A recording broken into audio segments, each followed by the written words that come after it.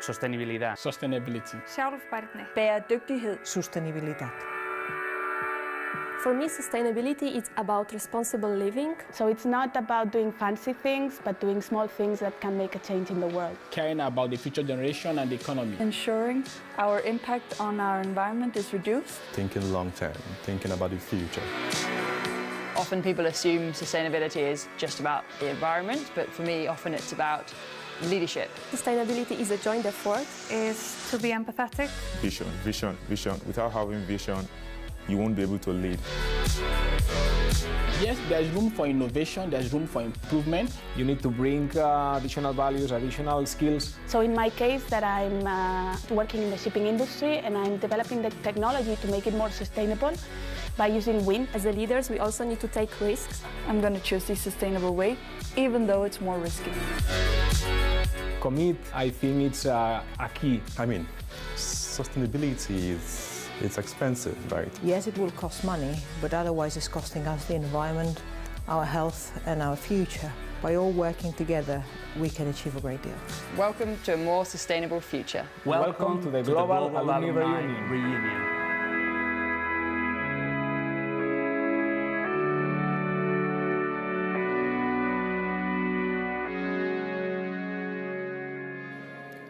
Welcome to the Global Alumni Reunion 2021. Brand new format, brand new building. I'm Greg Burke. I'm the Director of Communications at IESE. We'll be here for the next day, bringing you live. I'm here with Michelle Amato. Thanks, Greg. Good afternoon, good morning, or good evening, depending on where you're connecting from. Since we have people connected from all over the globe for this event, welcome to the 2021 edition of the Global Alumni Reunion, LAGAR. It's great to be here with you. My name is Michelle Amato. I'm Associate Director of Executive Education at IESE, but more importantly, I'm an IESE alumni from the MBA class of 2010. So over the years, I've had the chance to attend various GARs, but this is the first time hosting an event like this. So looking forward to being here with Greg and being with you for these next 2 days. Greg, can you tell us a little bit more about the content we'll be seeing? Yeah, we're looking forward to learning, but we're looking forward also to having fun. The main subject here is sustainability, which is really intimately connected with the mission of IESE. Anybody who's studied at IESE knows that we are a mission-driven school. That from the very beginning, we've been talking about purpose, we've been talking about why people are important for business leaders, for the mission being that they make companies a better place and make the world a better place. We've been talking about people, planet, and purpose for a long time. And more than sustainability, we're talking about sustainabilities, those skills that business leaders will need in order to bring their companies into the new era. We're looking at this from 4 different areas. Michelle, you can look at those. Sure, so we have 4 different challenges that the GAR will be looking at today. Understand, align, innovate, and commit. So during the sessions today and tomorrow, we'll be looking at these 4 key themes and trying to solve the mystery behind the 4 of them. So the GAR today is a full hybrid event. We have more than 5,000 people that are registered and connected online. We have approximately 1,000 people that are here with us in Madrid in the new campus, some in the auditorium, some here with us in this building where we'll have the track sessions. But we have a great turnout from our community of more than 52,000 alumni from across the globe. So a big welcome to those people who are connected on the YouTube streaming channel with us. Greg and I will be on this channel for the next 2 days. Live, we'll be going back and forth between the track sessions, between the main events, and also having some interviews. We also like to welcome the people that are connected on our attendee hub. So on the attendee hub, it's also online, and you'll be able to customize your experience over these 2 days. You can choose the events, the track sessions you want to see, and really just customize the journey. And of course, a big welcome to all the folks who are in the auditorium right next door to us, who are watching us on the screen as we speak. A big welcome to everyone here. And just one thing, we want this event to be interactive. Interactivity is key. Those are connected online, and here we want you to participate. The hashtag is IESE, so please join the conversation. But before we jump into the main content, let's watch a quick video about this event this year's the hybrid format from the event organizers. Alumni are the past of IESE, the present and the future. And we really believe that it's in our mission. That's why we think that the Global Alumni Reunion is really the celebration of this family reuniting.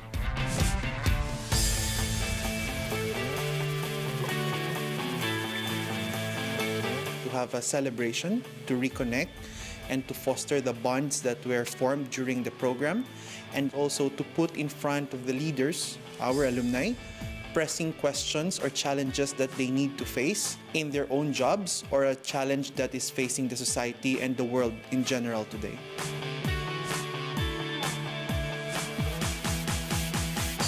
We had more than 1,000 participants on campus, together with more than 4,000 people registered for this virtual experience. The online experience is free for all the participants of the Global Alumni Reunion, and one of the highlights was even before the start of the GAR, we gave all the alumni the opportunity to connect with the professors for a live online networking chat.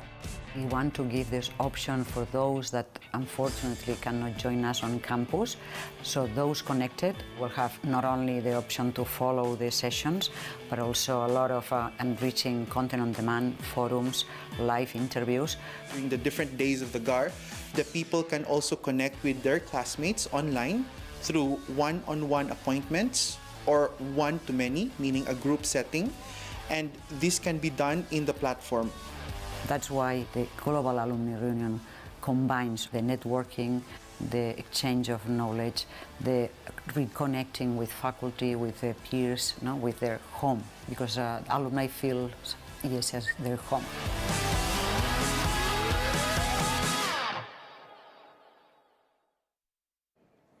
Well, as you heard there are many different ways of attending this GAR. You can be in the attendee hub, you can be watching on YouTube, as many of you are, but there are also 500 people each day here at the new building. It is an amazing building. We really call it the new campus, even though it's the same location. It's undergone such an amazing change with this new building that it is almost like an entirely new campus, and very much a green campus. There's a lot of open space here, and if you haven't gotten here yet, we hope to give you a great view of it today. We'll actually be talking in a short time with one of the architects to get a better idea about how this came about.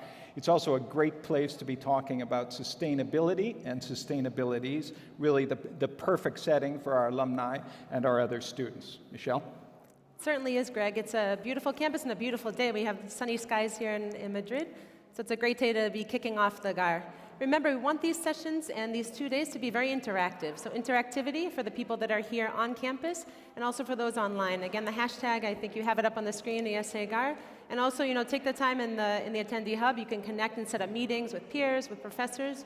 So take advantage and join in. We want you to feel as if everyone is here on campus with us today. That's what we'll have over the next 2 days.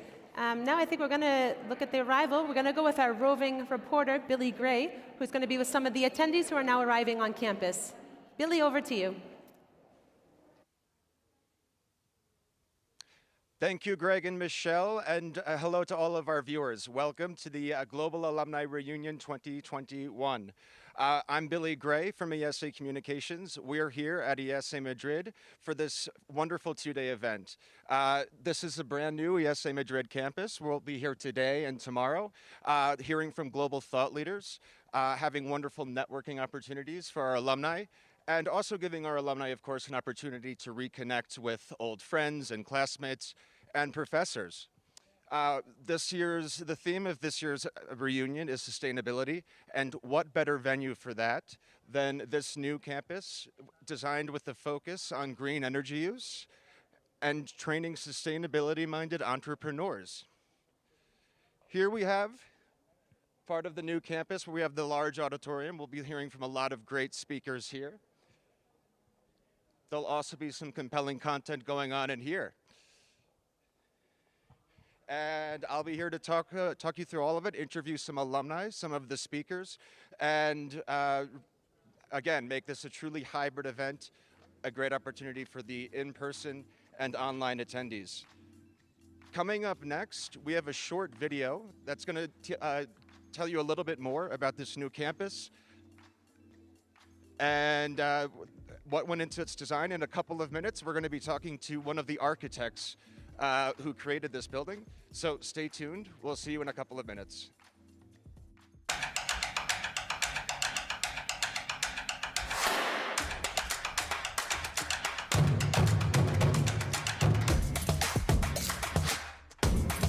This new campus pretends to help organizations and individuals in the Madrid area to foster entrepreneurship, to be more innovative. As part of the IESE, one of the greatest business schools in the world, the new IESE campus in Madrid is going to be one of the greatest hubs for talent in the world. This new campus is an important expansion for IESE in Madrid. It's in fact a growth of more than 50%. Madrid is a city that has grown a lot in the past decade. It's an international reference, so an important place for businesses. IESE has as its mission to help leaders have a deep, profound and lasting positive impact wherever they act.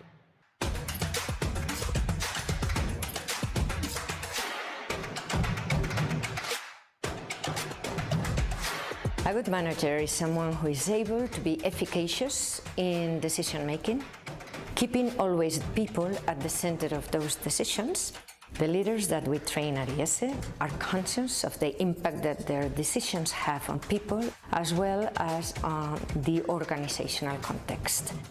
Good leaders at this moment need three main capabilities: to generate unity along the company with employees that work in it, exemplarity, to have a coherence along what you think, what you say, and what you do, and of course, courage to make decisions. The experience at IESE is like a virtual reality simulation to understand the impact that your decision has, not only in your business, but in the whole economy and even in the people that you manage. For today's leaders, it is indispensable to be able to take decisions with a long-term vision, but also keeping the speed necessary and the agility. At IESE, we need to offer the participants the right knowledge in order to approach digital transformation successfully. But then we also need to develop and help them to achieve the right management skills in order to successfully manage digital transformation as a change process in terms of mindset, in terms of culture, and also, for example, the teams.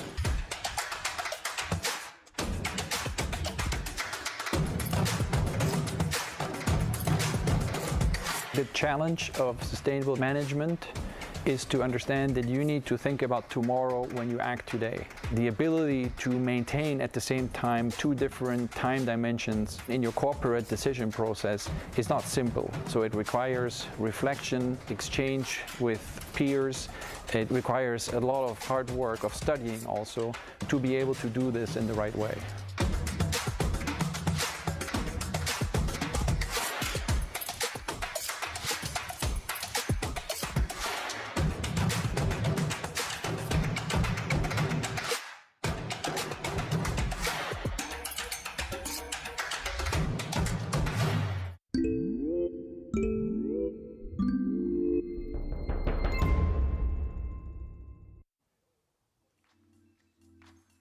Hello and welcome back. We hope you enjoyed that video.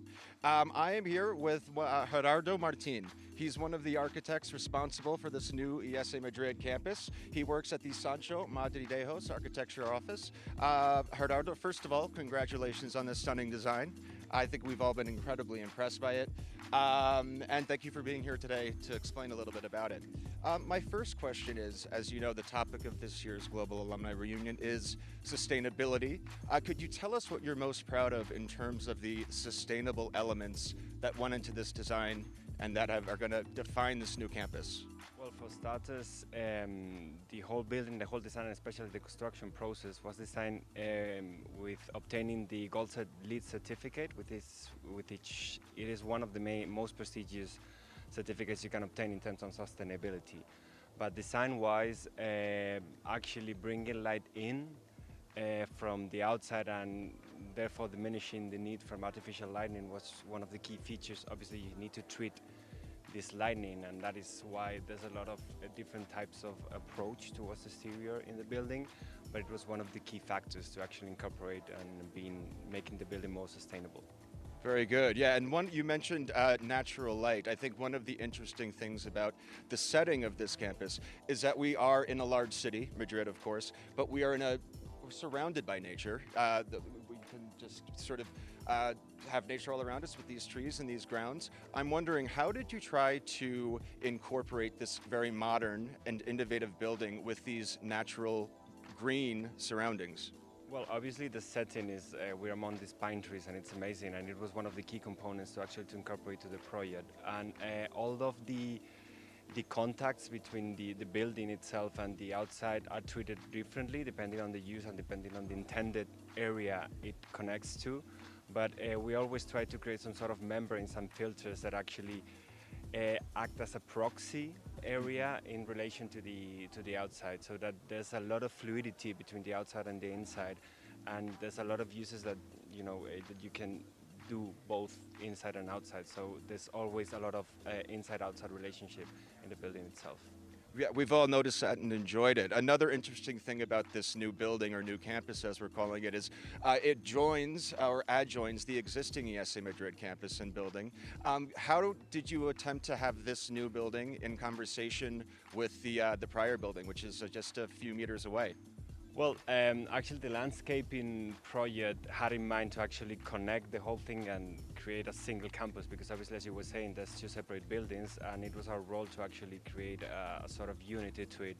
So actually all paths and all connections between the two buildings are as straightforward as possible to actually avoid, going around and having to actually traverse the whole thing in order to go from one place to another. So we tried the landscaping and this sort of pavement and design with the greenery, and everything was done in order to connect both things as straightforward as possible. Okay, and as we see some of the physical participants walk by us and enter this reunion, I'm curious, how does it feel to see a project you worked so long and so hard on come to life with excited people, alumni, professors, speakers? That must be, is that a rewarding feeling for you?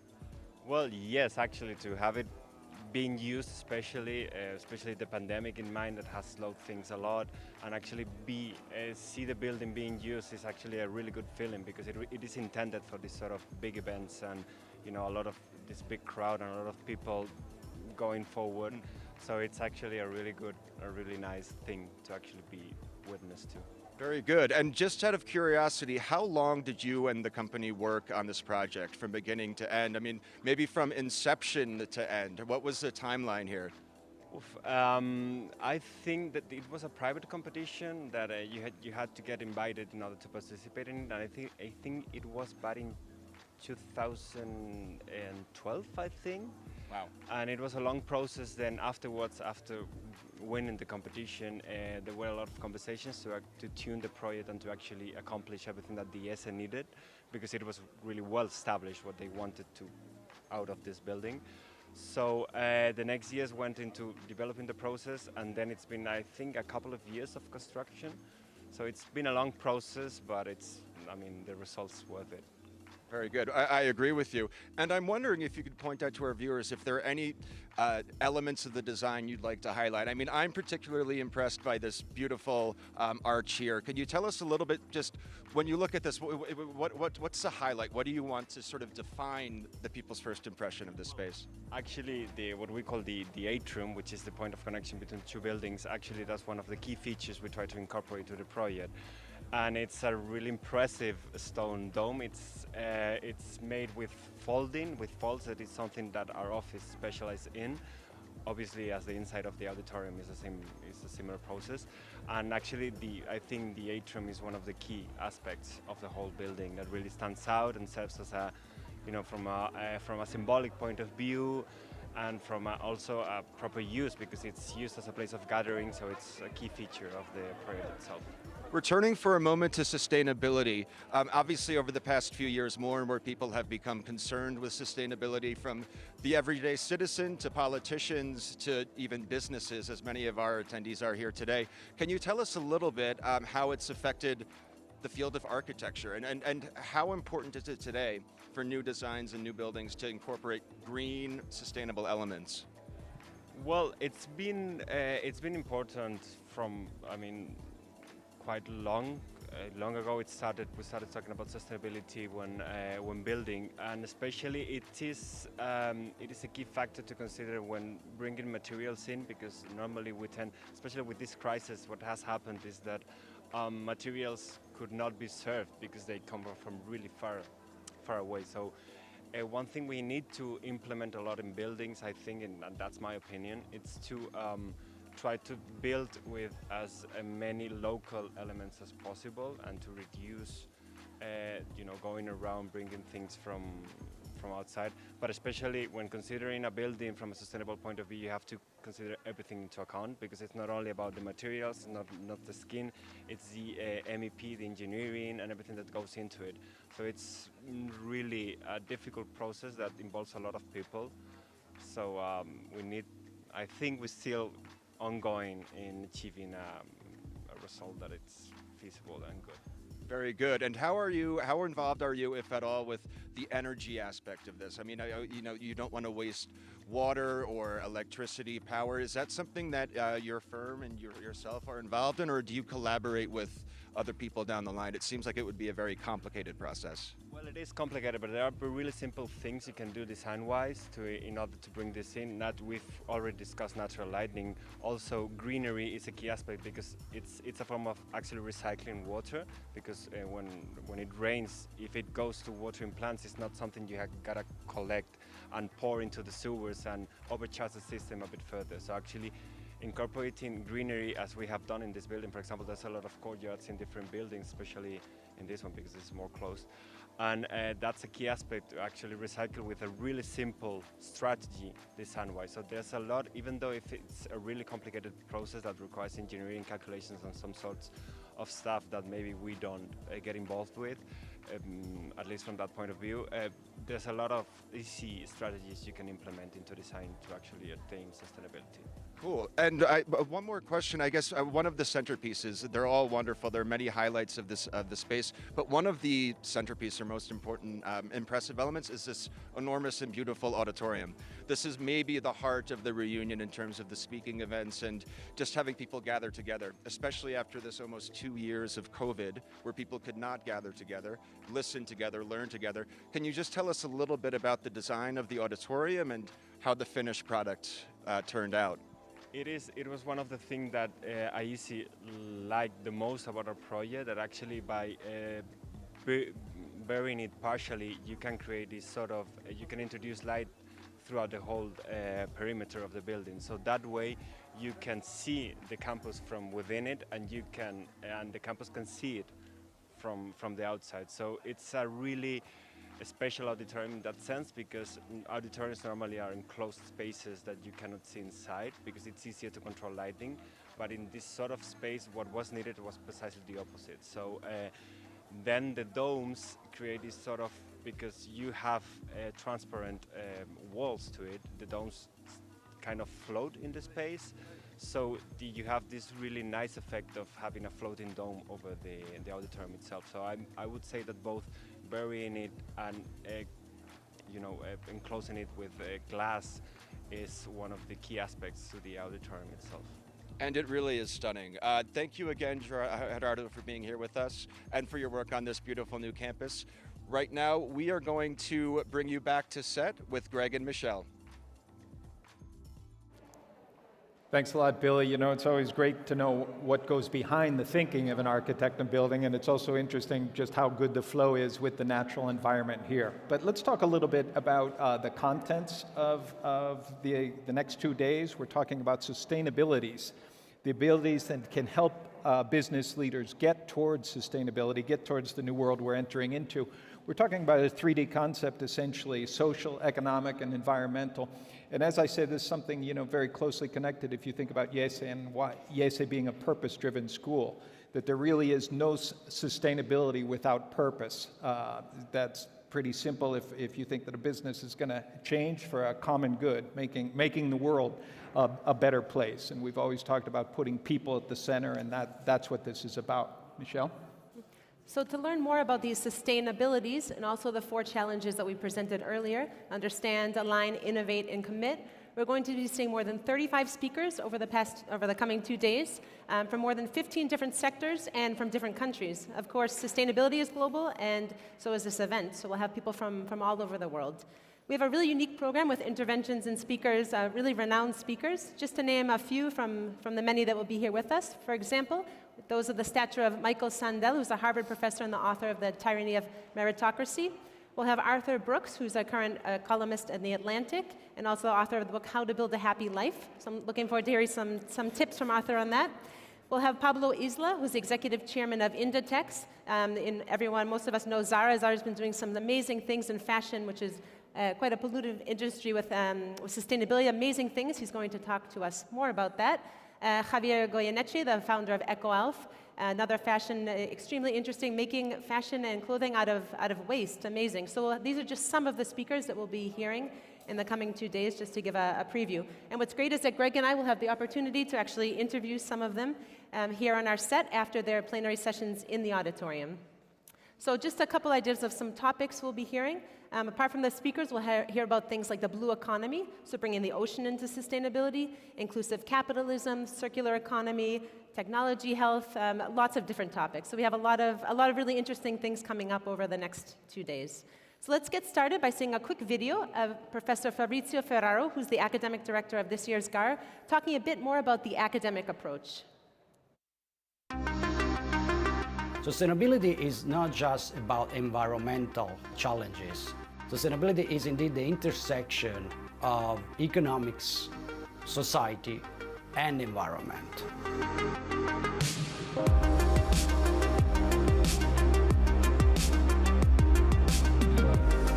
It's true that perhaps in the last few years, climate change has become more pressing because there are important decisions to be made there, but the social factor have always been at the core.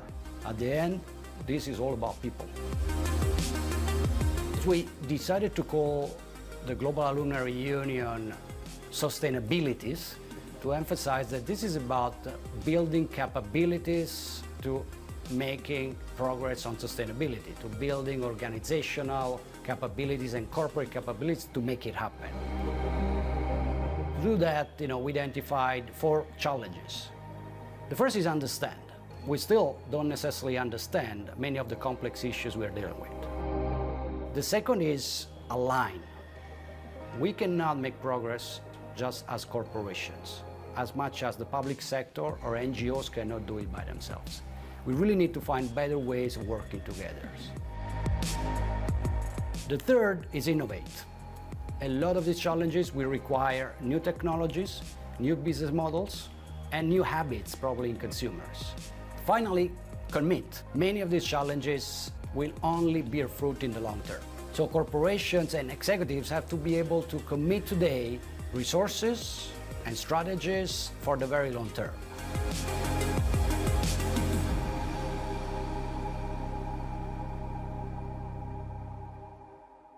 Understand, align, innovate, and commit.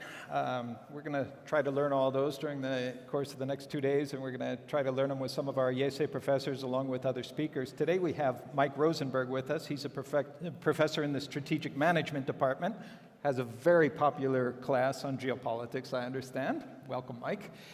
And first book he published back in 2015 was already about sustainability, strategy and sustainability. And I have to admit, I haven't read your most recent book yet, but if you want to start by telling us about that.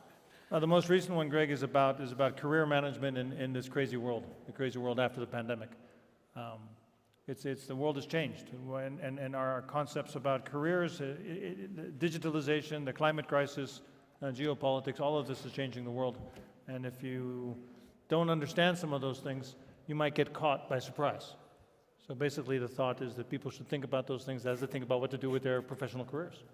Yeah, better to be ahead of the game, right? Well, especially if you have a family or you have responsibilities, I think it's your responsibility as a person to actually have an opinion about some of these things. And too many people, I think, they kind of say, well, this is all beyond me. Well, it's your life, so I think you should make it your own business to understand as much as you can. To go back to the theme, understand. Mm-hmm. And Mike, you mentioned in this book about the importance for business leaders to think more globally and kind of get out of their day-to-day, to have this more holistic view. How can you encourage this? How can you get people to get this global view? Well, I think, Michelle, if a business leader looks to the medium and long term, they will anyway.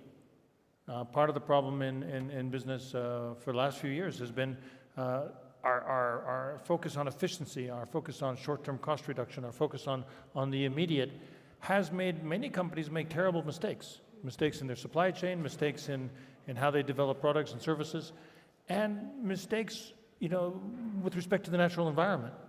Our move to disposable plastic bottles. Yeah, it's convenient, yeah, it's inexpensive, but once upon a time, nobody would ever think about putting water in a bottle. It was unheard of, So we've made all these decisions, but I think if we do take the long term, a natural world which is at peace with the humans on it, a world which is at peace with itself, peace and prosperity, these are conditions for business.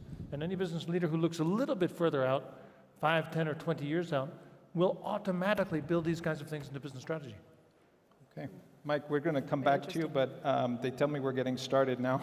In the big auditorium, or the big tent, the speakers, we have the mayor of Madrid with us, also the dean, Franz Heukamp, is here, Professor Fabrizio Ferrara, who's the academic director of the Alumni Reunion, along with two people from the alumni. Alejandro Beltran is the president of the association, and Mireia Rios, who of course is behind all this work going on in the next 2 days. Let's take a look inside.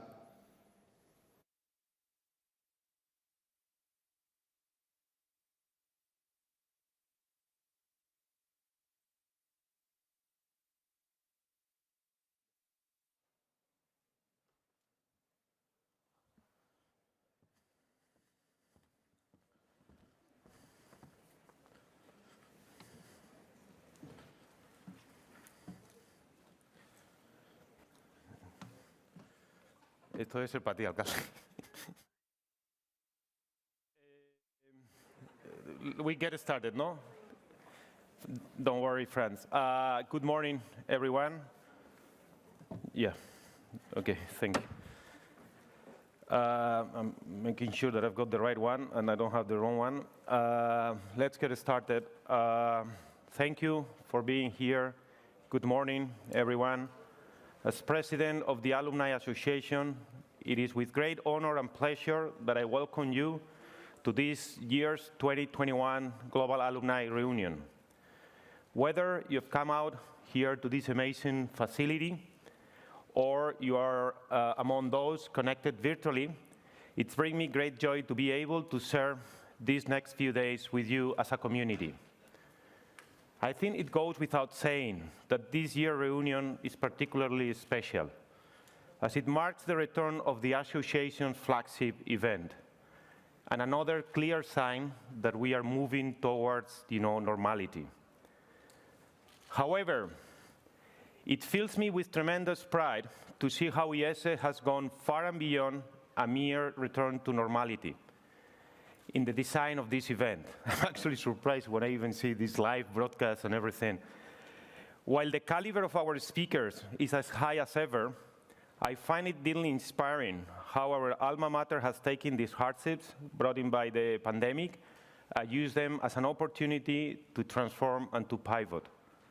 My sincere thanks to IESE for this example, and especially to Mireia Rius, her team, Alumni Division, IT, marketing, logistics teams, who have worked tireless day and night to offer this community something enriched and improved despite the public health emergency.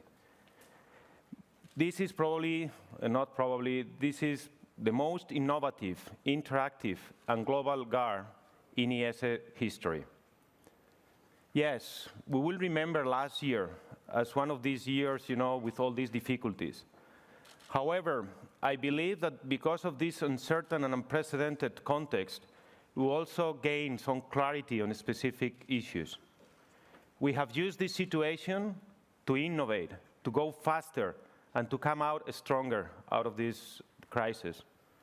Let me talk briefly about the GAR and the event.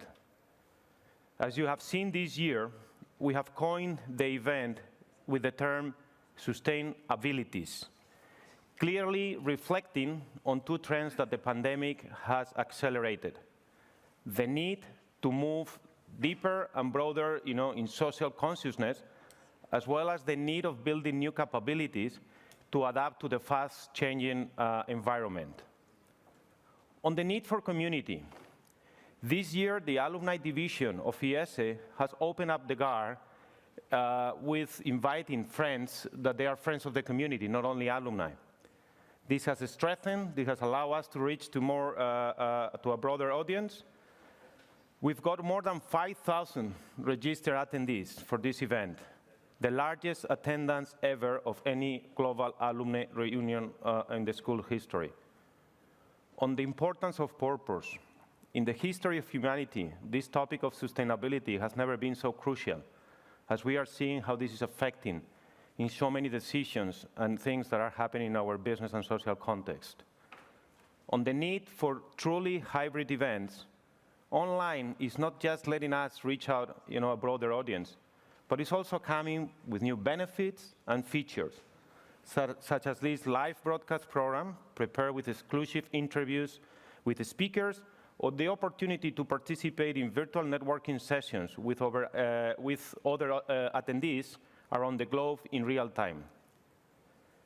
Beyond these next few days that we're going to be together, I would love to highlight how the association has doubled down in its commitment to accompany alumni throughout the entire career.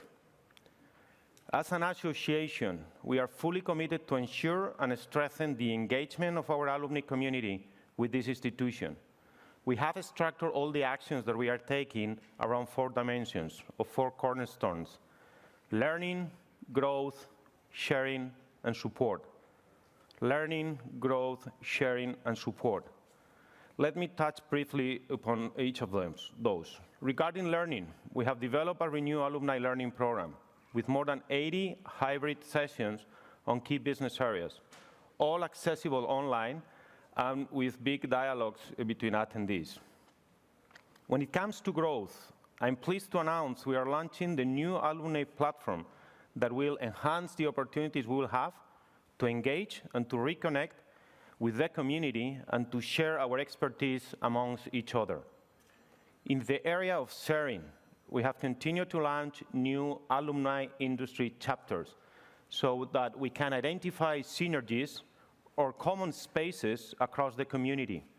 The last 2 that we launched, it was sustainability and it was health, and more to come.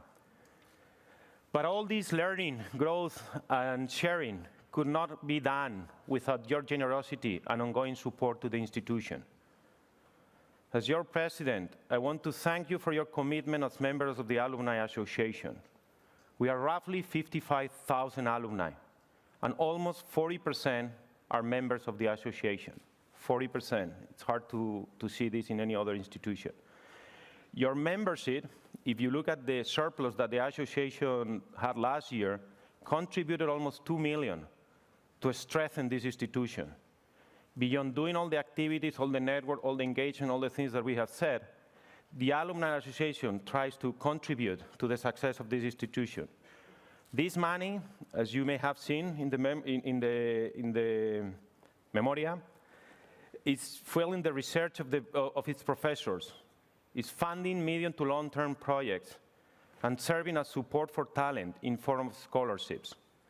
But beyond this more tangible and economic contribution, it's worth mentioning your invaluable time and experience. Share with fellow IESE graduates in the form of mentoring, your hiring of IESE talent, and your participation in events and programs where your exchange of experiences with participants really makes the difference. And for this, and many things that I may be missing here, thank you on behalf of IESE's Alumni Association. Now, it's my honor to hand the floor over to a good friend, to even a better politician, our Mayor of Madrid, José Luis Martínez Almeida. Mayor, the floor is yours.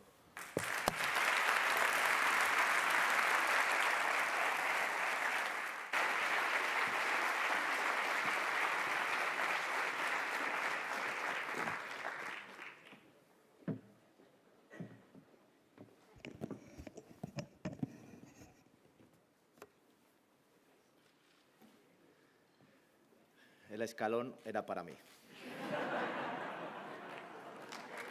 Querido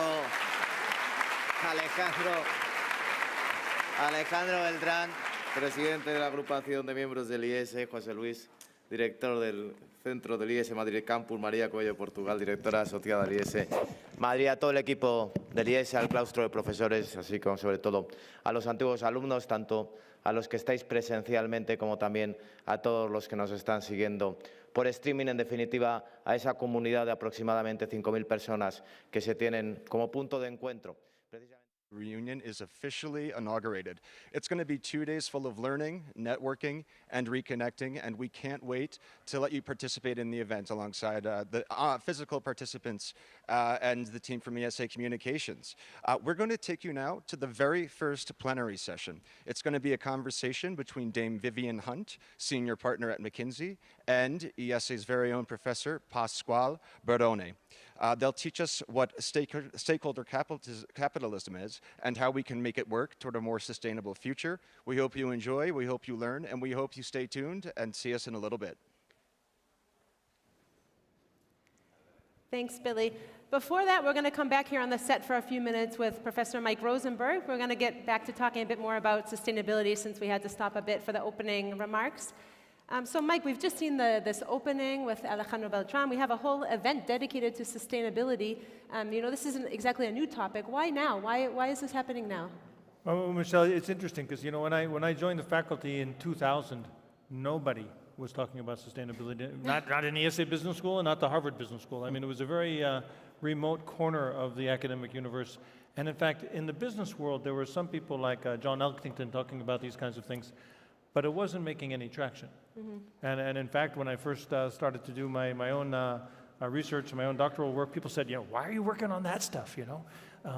And when I launched the course 10 years ago and wrote the book, 5 years, people were saying, well, you know, what is the sustainability stuff? But all of a sudden, it's gone mainstream. I think it's wonderful that we're here today. We've got, you know, 1,000 people on campus, 5,000 people online, and the whole school. And our new dean has embraced this topic as a central part of what we're up to. And I think it's just wonderful. What do you, let me be a little bit polemical here if I can. You know, we're just coming off a COP26, or I don't know. It finishes tomorrow. Yeah, okay. We're just, as I was saying, we're just about at the end of COP26. The thing, you know, my cynical view is talk is cheap. And certainly that's been, they were talking about what Paris was, and that was more than 10 years ago. You know, we're going to give $100 billion to the poor countries, and I think the best they've come up with is 18 billion or something like that. You know, yeah, that's something, right? But anyway, my point is that talk is cheap. What's going to change from there? Well, the Paris Accord was 2015, and in 2016 it was about 60 billion. Donated from the developing world to in all kinds of different financial mechanisms. I think it got up to 80 billion, but it's still far short of the 100 billion. And you're right, talk is cheap, but what's going on now, because of this wave of interest, driven largely by the financial community, companies like BlackRock and other financial investors, which are telling companies and telling them at the board level that if you're not interested in environment, social, and governance, we're not going to invest our money in your company. That's what's changed everything. And this has gone, a bunch of CEOs in lots of different industries have made, these amazing commitments, these bold statements, by 2030 or 2035, we're going to be carbon neutral, or we're going to stop making internal combustion engines, et cetera, et cetera. And now, whether this is real or it's what a friend of mine calls green wishing is another story. But Greg, to your point about talk is cheap, so it's relatively easy for the CEO of a big car company, for example, to say by 2030 we'll be net zero. But the implications of that is that the purchasing executives in that company are now telling its suppliers that by 2025 they have to certify that the parts they're selling that company are made in a zero manner. 2025 is around the corner. And it is not cheap to change your industrial processes. It is not cheap to change the architecture of the cars. It's not cheap to actually reinvent the world. And on the one hand, it's very expensive, but on the other hand, it's the biggest business opportunity of all time. Okay, but let me ask, will there not be a pushback from consumers if we see, these things are all beautiful, but they're not cheap, as you say, whether they be electric cars or solar power or whatever it might be. Will there be a pushback from consumers at some point? Well, there is a view, and this is supported by a guy called Vincent Petit, who's the chief thinking guy at Schneider Electric. He's responsible for their sustainability research tank. He says this transition to a low carbon economy is going to happen partly because the government wants it to, but mainly because green is better. Electric cars are wonderful. You don't have to go to the gas station ever again. Yeah. I mean, this is amazing. The thing is, as the technology gets better, as we make the changes to the world that we have to make, this thing's going to fly by itself. I mean, this is a beautiful building. The fact that it's ecological is almost a detail to how wonderful it is to work and to do business here.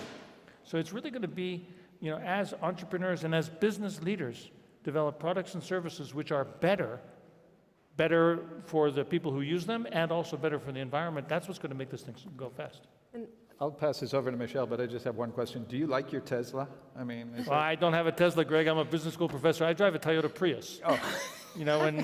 Someday I'll get an offer from a CNN to be on television, and then I can get a Tesla. But I would love to. Now, the issue about Tesla, and just on Tesla, Tesla's market cap Tesla as a company is worth more than General Motors, Ford, Volkswagen, Toyota, and all the other manufacturers combined times 2. Yeah. So that's where we're going. This is amazing. And Tesla, they don't make that many cars, but it's also a battery company, it's a solar roof company, and they have the data from all of the stuff that they've ever built. And that data is worth a lot of money. Really interesting. So Mike, one of the main themes here is align, and I'm just wondering with what you're saying, there's so many people now moving sustainability, the CEOs giving messages. How do you get all these different stakeholders to align? It must be complicated, they set goals, but how do you really get people to commit? It's really complicated, Michelle. There's another company, and the CEO made a very bold statement, and I know those guys pretty well. This was not automotive, this was in a different sector. When the CEO made the bold statement, he hadn't talked to the vice presidents about how they were going to make it. And 2 years later, they are still scrambling, but they have to fundamentally change industrial processes, change the way they design and produce products to manage that pledge, which is a 2025 pledge. So this stuff is real. Alignment becomes very, very important. This is part of the process that's going on in COP26, which is the world to become aligned. It's part of the process going on in different countries where the countries are trying to get aligned. And I believe it's also going on at the board of directors of a lot of companies. You were talking about the change in mentality in the business school and the communities and society at large, but you have a lot of experience with students. What have you noticed over the last 20 years? You came 20 years ago, right, to here? Well, one thing which is real is the students know a lot about this stuff. In fact, last year I realized I had to change my sustainability course because these guys, the men and women coming into our MBA today know a lot more about the topic than they did just a few years ago. So they don't need the basics anymore. They want to know how to do stuff, how to make things happen, how to actually change the world. They're not interested in learning. And in fact, the students have driven us for example, to have glass bottles on campus. The students have driven us to make changes to how we do business. And you see a similar thing in many companies where in some cases it's the financial community, in other cases it's the company's employees. So Google, Facebook, Apple, all these companies are carbon neutral, and I don't think it's their shareholders. And I don't think it's the government. I think if you want to hire our students or the best and brightest men and women in California, if you're not doing the right thing by the planet, they're not going to come and spend their time and energy with you as a company. So Mike, we have a lot of great sessions coming up over these next 2 days. Just out of curiosity, you know, what are you most looking forward to? The highlights, apart, of course, from your track session that you'll be running. Yeah, well, I have to admit, I'm sympathetic to the track session. This is Gunther Pauli, the author of The Blue Economy. And his basic point is that the green economy that we normally talk about is for rich people. It's expensive products and services for people who can afford to pay for them. He believes we have to build a whole new system where nobody gets left behind, where we use local products and services, where business models mimic nature. For example, in nature, nothing's ever destroyed. But we have this industrial process where we take raw material, turn it into something, and then we throw it away. This is a terrible waste. You know, basically everything can be used. This goes beyond the circular economy to something. So he made up a word for it. He calls it the blue economy, and I think it's a brilliant concept. Other things which will be exciting, you know, this whole change from the financial industry is really important. And my colleague Fabrizio Ferraro, our chair, you know, he's been studying the impact investing for many years. And impact investing was a relatively small segment in the financial community, but ever since 2015, 2016, it has become the financial community. And that is really what's changing everything.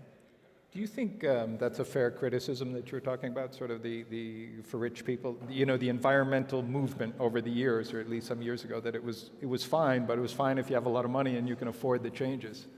Well, one of the issues about climate change in general, and you know this, Greg, we're part of a group called Business Schools for Climate Leadership. These are 8 business schools around Europe and are working together on doing stuff. This is ourselves, the schools in England, 2 schools in France, and a school in Switzerland, and another school here in Madrid. We're working on this thing, and one of the professors has done a lot of work on inequality, because in fact, the poor people of the world are the ones who bear the biggest hit when the climate gets worse. Storms, fires, et cetera, they suffer more than anybody else. And many of the measures that we're taking to mitigate the climate crisis, for example, producing electricity from renewable sources, which might be more expensive. You know, if our electricity bill goes up 5%, we're okay with that. If you don't have too much money, it's a lot of money. So this thing is not fair anyway, and we have to be careful that as we work our way out of it, we don't make inequality worse as we try to do the right thing. Really complicated stuff, but really interesting things. Great. Thanks, Mike. We'll be hearing more from you during the course of the next 2 days. Right now, we're going to go back to the big tent for the opening sessions.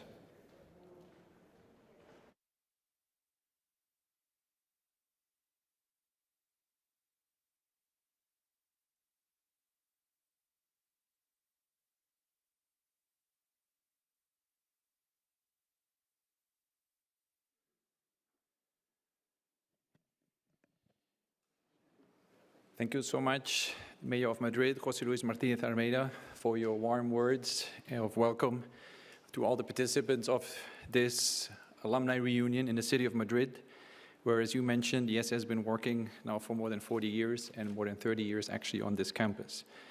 I'm less sure about Alejandro's golfing abilities, but very much appreciate the welcome and the support that we receive and perceive so much from the public administration and specifically from the Mayor of Madrid. And thank you also, Alejandro, for your words of welcome and for your leadership that you provide to the Alumni Association and you have been providing for the last 4 years already. And also on behalf of everyone who works at IESE, staff and faculty, let me welcome all of you to the Global Alumni Reunion this year, both online, virtually following us, and here on our Madrid campus. It's great to be back again in this format, in an enhanced format, and being back together after 2 years. Of course, COVID has changed plans for many of us in many ways over the past 20 months, and that's been no different, of course, for the Alumni Association and for the formats of reunions, of meetings that we provide. An alumni reunion like this one here, I think, is also a good occasion to remember and pray for the alumni and family that passed away during the pandemic.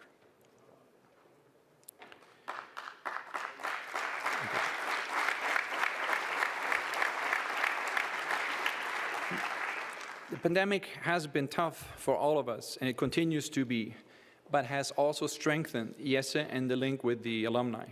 I remember the early days in 2020 when we started to broadcast live sessions with faculty, thinking that this could be helpful and maybe of interest. And in just a few months, we have reached more than 500,000 participants, many more than in any other normal year. So that's why we are proud also about the design and the organization of this year's alumni reunion, which we believe blends the best of both worlds, online and in person. And the reach is much bigger, actually, than any other reunion, and it's much more global. More than 5,000 alumni have signed up from many, many countries and different continents. A special thank you, of course, goes to all who contribute to make this event a reality. The speakers, of course, the alumni team around Mireia Rios, the campus experience team, and all who are part of this event. So thank you so much for making this possible. The theme of this year's meeting is sustainability. We have chosen it quite some time ago to prepare well under the leadership of Professor Fabrizio Ferraro, who is up here with us, and whom I want to thank for that. We've been in conversations with hundreds of alumni who have highlighted their desire to have IESE take a leading role in the debate and advancement of sustainability solutions in the world. Sustainability is at the heart of IESE's view of good management. We talk about long-lasting positive impact and cannot imagine a manager or leader who doesn't deeply care about sustainability. And we also recognize that it's not simple, that it requires reflection, exchange, learning, trying to find jointly good solutions. And we want to take the occasion of this year's alumni reunion to launch our own sustainability initiative at IESE. An initiative that consists of a combination of research projects, teaching programs, and our own actions as an institution. In the research area, several colleagues on the faculty are working on the sustainable transition in the financial sector with projects around ESG investing, impact investing, and climate change finance, among others. We also work on sustainable communities and cities with well-established projects around smart cities and many others. Moreover, in a set of topics around leading corporations in a just transition, several colleagues on the faculty work on the enormously important tasks around preparing the economy, its institutions and private citizens for the transitions that are needed. We provide opportunities of cooperation also with companies. That's why we call it an open initiative. It's a platform with companies and organizations that want to be part of this conversation and of the idea exchange. On the teaching side, we believe that IESE has to be leading, world leading also in teaching the concepts and elements of sustainability. We are in the process of creating specializations on sustainability in our MBA program, and we'll make it present across all general management programs as well. And in addition to the specialized focus programs that are already in preparation on this so important topic. These past weeks, we've all been following the conversations, the gathering in Glasgow of the COP26. Many business and government leaders have gathered there around discussing climate-related policies. And IESE as well, in cooperation with several other leading business schools from Europe, we have also formed a group that offers research insights and our management training abilities to provide support for the great task of transforming the world economy to be less carbon dependent with all the complexities that this entails. And as an institution, IESE is also making commitments about how we manage ourselves with respect to our impact on the environment, carbon footprint, etc.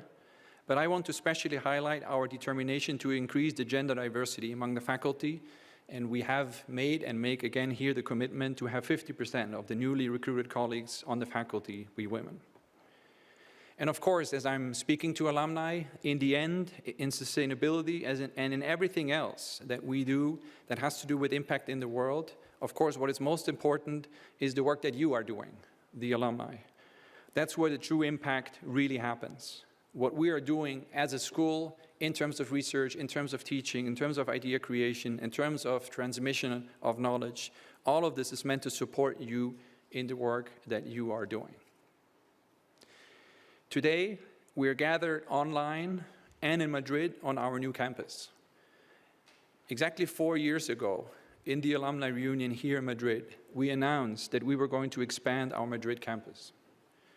The campus was originally built in 1991 and expanded once before, but we needed more space to accommodate the new activities like the Master in Management program for recent graduates, executive education programs, entrepreneurship activities, and also more faculty here on campus. So today's event is very special for us here in Madrid because it also marks the opening of this new campus, and it's the occasion to thank the many, many alumni that have contributed to make this dream a reality. This actually deserves an applause.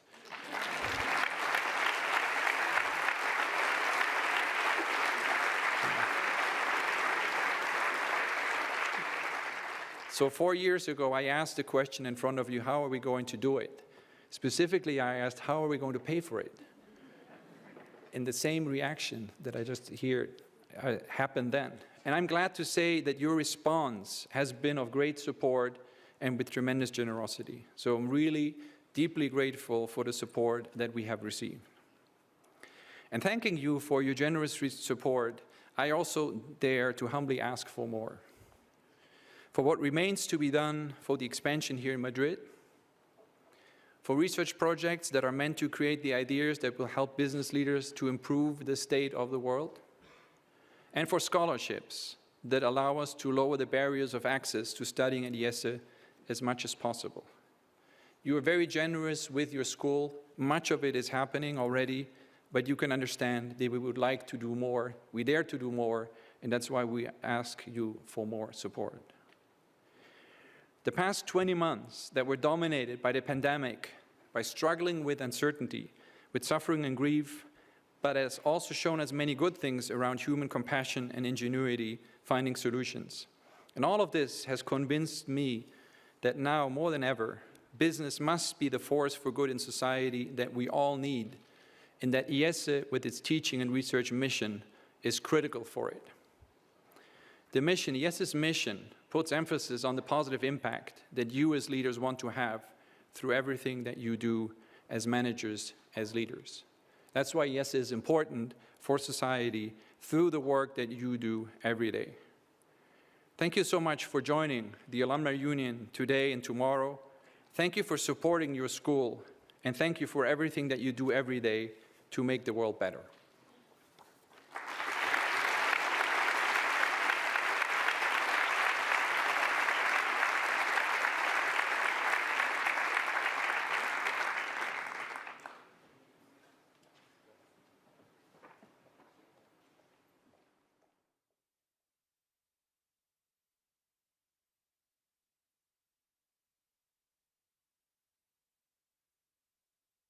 Afternoon. As an academic director, one of my jobs is to actually keep you entertained as they change the room and they move to the new setting. That's But let me take actually this moment to say a little bit more about the program. So, because this has been a great opportunity for me and the alumni team, to put together, to engage so many speakers and so many people around the world. So we hope you will enjoy, this new format where essentially you are setting up your own journey. We have some plenaries, but you will choose across 3 different sections, for the dialogues. One thing I want to emphasize that, of course, we're going to talk about stakeholder capitalism, energy transition, gender equality. We're going to touch so many industries: apparel, waste recycling, sustainable fashion. So in many ways, this is a very transversal opportunity to actually see what people are doing across a variety of different industries. But in trying to bring this together, we always kept in mind kind of these 4 capabilities that we believe we have to strengthen. And so I'll invite all of you to reflect about these 4 as we go through this journey, and then at the end of the day and tomorrow, we can say if we've learned something, if, as usual in IESE, for us, content is key, learning is key. We hope this will not just be entertaining, and we hope we will reflect about the need to understand, because sustainability is a new challenge that we need to think about in new ways. We cannot just keep doing what we were doing. We need to think differently about it. Learn to align across sectors, public, private, NGOs. We will have speakers from all sectors, and we hope that this will help us better understand each other and work together. Innovate, both in the corporate, startups, public administrations, NGOs within new business models. So many of the dialogue will focus on innovation.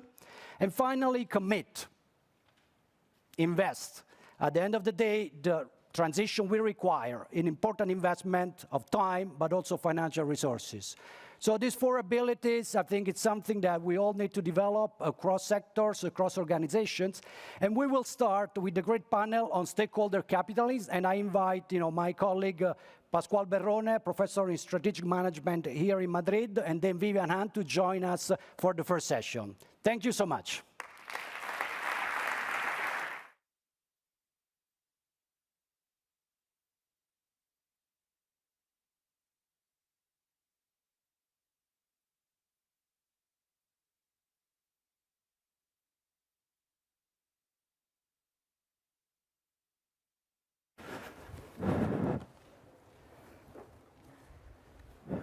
Well, thank you, Fabrizio, and welcome everybody to the first plenary session of this GAR entitled Making Stakeholder Capitalism Work.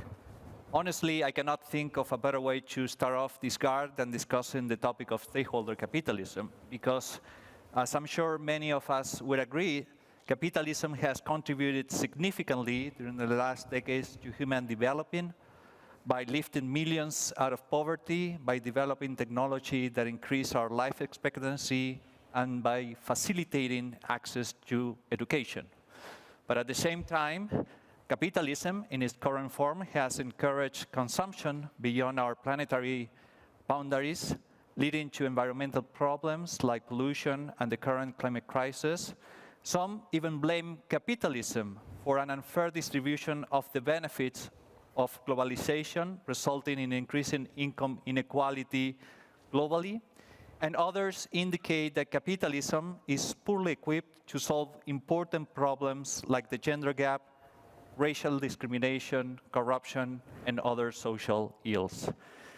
This is what some people call the prosperity paradox. We've never been so prosperous, so rich, so innovative, but at the same time, we have never been so unfair, unequal, or polluted. Given the multiple critiques to capitalism, many economists and business leaders around the world have made calls to reform, to regenerate, or even to entirely reimagine capitalism. They're advocating for a more advanced version of capitalism. This is what they call stakeholder capitalism. And today, to better understand what it is and to discuss the implication of stakeholder capitalism for business, we are privileged to have with us one of the most reliable voices about the topic in the consulting space, Dame Vivian Hunt. Vivian, if I may. Vivian Hunt is a senior partner for McKinsey & Company. She is a leader within McKinsey, advising corporate, public, third sector clients on topic of performance improvements, productivity growth, and leadership. She has been previously named the most influential Black woman in Britain, one of the top 25 consultants in the world, and one of the 30 most influential people in the City of London. Vivian has co-authored some of McKinsey's most influential publications, including her pioneering work on the link between innovation and productivity, diversity and inclusion, and more recently, several articles on the case for stakeholder capitalism. Vivian is on the board of several influential business groups, charity organizations, and education bodies. For instance, she is chair of Teach First, the UK's leading education charity. She's also trustee of the British Museum.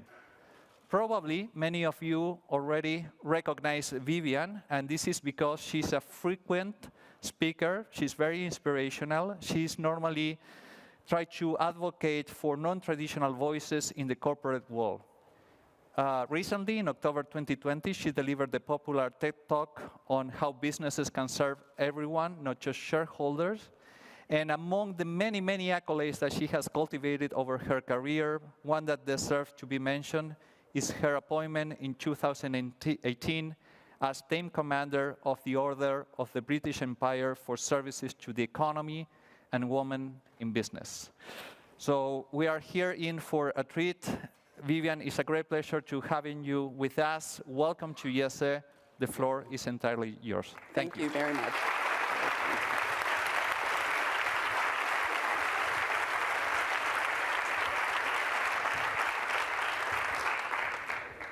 We're going to spend some time together talking about the paradox of capitalism and how we as business people and leaders manage through that.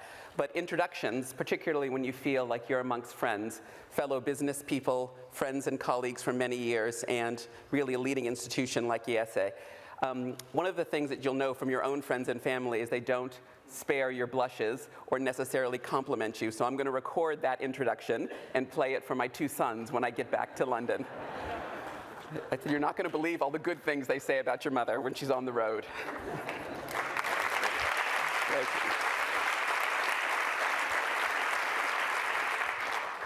It really is a pleasure to be with you today at IESE. It is a moment of rebirth. Your physical transformation at this site is just a signal of the intellectual research as well as practical business relevance of this institution, and it is just my pleasure to be with you today. I admire IESE.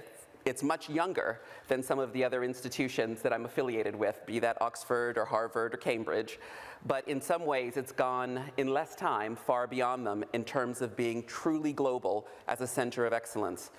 Now, that includes, I'm told today, alumni from 147 countries.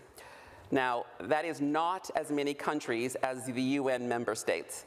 So you have to keep graduating many more talented IESE graduates, and you might even achieve that ambitious goal, an alumni body that really is representative of the world in which we live. At COP26, ongoing meetings really on climate change, we saw many leaders and companies looking to demonstrate their commitment to net zero. A simple question, are those pledges sincere? On the whole, I think they are. History has shown that people do intend to do what they say, but setting ambitious goals is much harder than delivering them. But aspiration is a good thing. As the 19th century English poet Robert Browning wrote, a man's reach should exceed his grasp, or of course, a woman's reach. Stakeholder capitalism, the idea that capitalism should seek to serve not just shareholders, but also employees, suppliers, communities, and the planet itself. It's another aspirational idea. It should seek to resolve the paradox that frames this conversation and the conference today. At McKinsey, we see every day that free enterprise is the best way to create the wealth and innovation that the world needs. At the same time, we see every day that business in all sectors, energy, technology, consumer goods, and even consulting can and should do better. Embracing consumer perspectives and new points of view, stakeholder capitalism is a modern version of capitalism, seeing it at the core of your business strategy.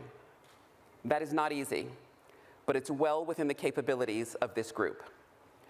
That's because it's about the things you already know how to do: defining objectives, creating metrics, driving accountability, evaluation, and risk management. Yes, there will be trade-offs, and as we certainly know at McKinsey, there will be criticism. No company can do everything, and for some companies will never do everything right. But so be it. There's no point in delaying real progress in the hope that we're going to achieve perfection. In fact, Many of you are making progress.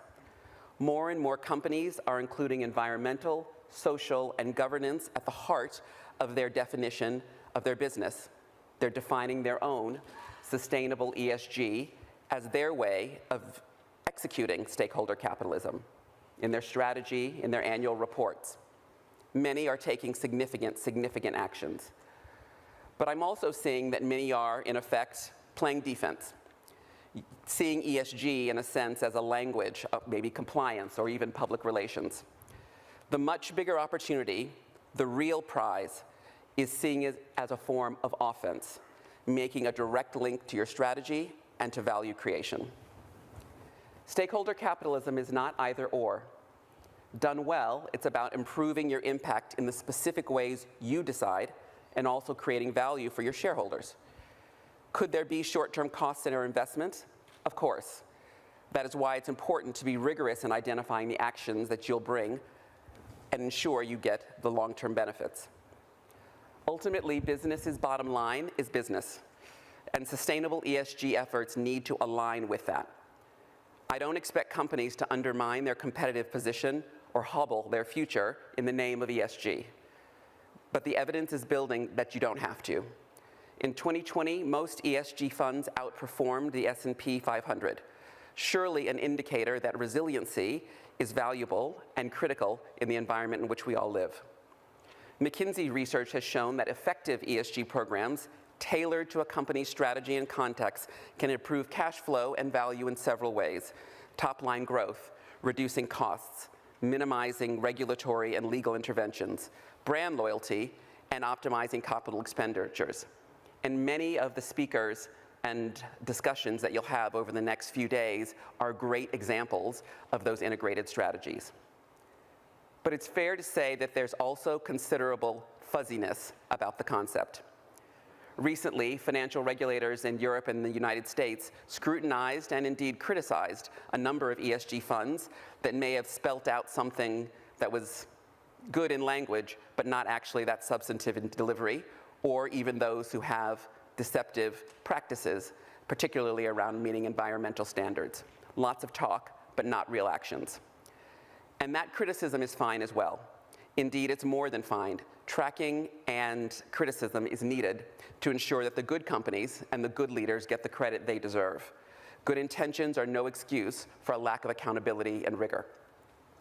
We're business people. We like metrics. And what's for me been missing in the ESG conversation for too long is measurement. What works, what doesn't work, and what you can do to improve. If you believe in stakeholder capitalism, as I do, you cannot be afraid of subjecting its components to the kinds of cost-benefit analysis that you'd apply routinely to any other investment: reskilling, office furniture, any decision that you make in business. A few years ago, a McKinsey report wrote about the granularity of growth, arguing that by looking in more granular detail across your 147 markets, across your product and service line, in more detail, you could find new sources and drivers for growth. Companies could improve their long-term trajectory. I think granularity is also a useful and powerful concept to apply to sustainable ESG. So let's look at the elements. Environment. This is probably the most developed component for stakeholder capitalism. Not coincidentally, it also features sophisticated and wide-ranging need for measurement. Greenhouse gas emissions, air quality, traffic, waste, water, land use. Moreover, regulators and investors, and increasingly consumers, are taking keen interest in what you as a leader and what your company's environmental performance is, in part because it is so urgent and so measurable. You can tell what makes a difference in mitigation, transition, and innovation, concepts that are at the heart of COP26 for governments, companies, and of course, NGOs. If your company hasn't started or is new to this, it's time to step in and step up. And that means talking to your investors, employees, and other stakeholders about what their priorities should be. This is a long-term set of objectives, and real results take time. Base your decisions on evidence. Different industries, even different companies within an industry, will have a different path to sustainable net zero.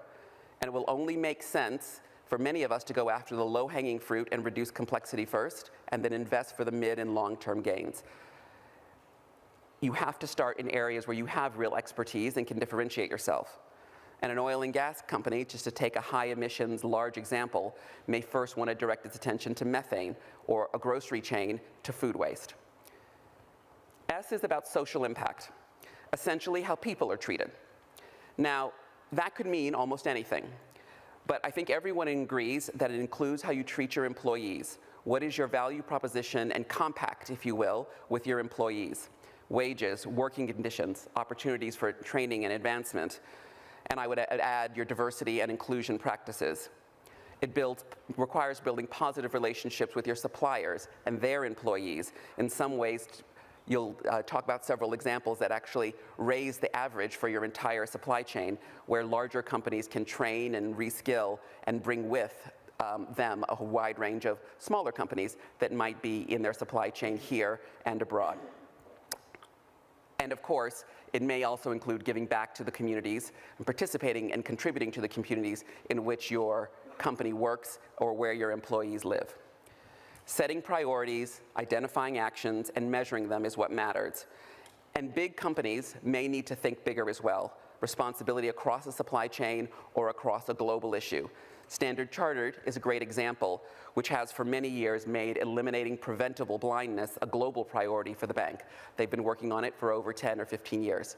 They have many other priorities, but that's a red thread for many of their employees, in addition to their recent work on the carbon markets initiative that you'll have heard about during COP26.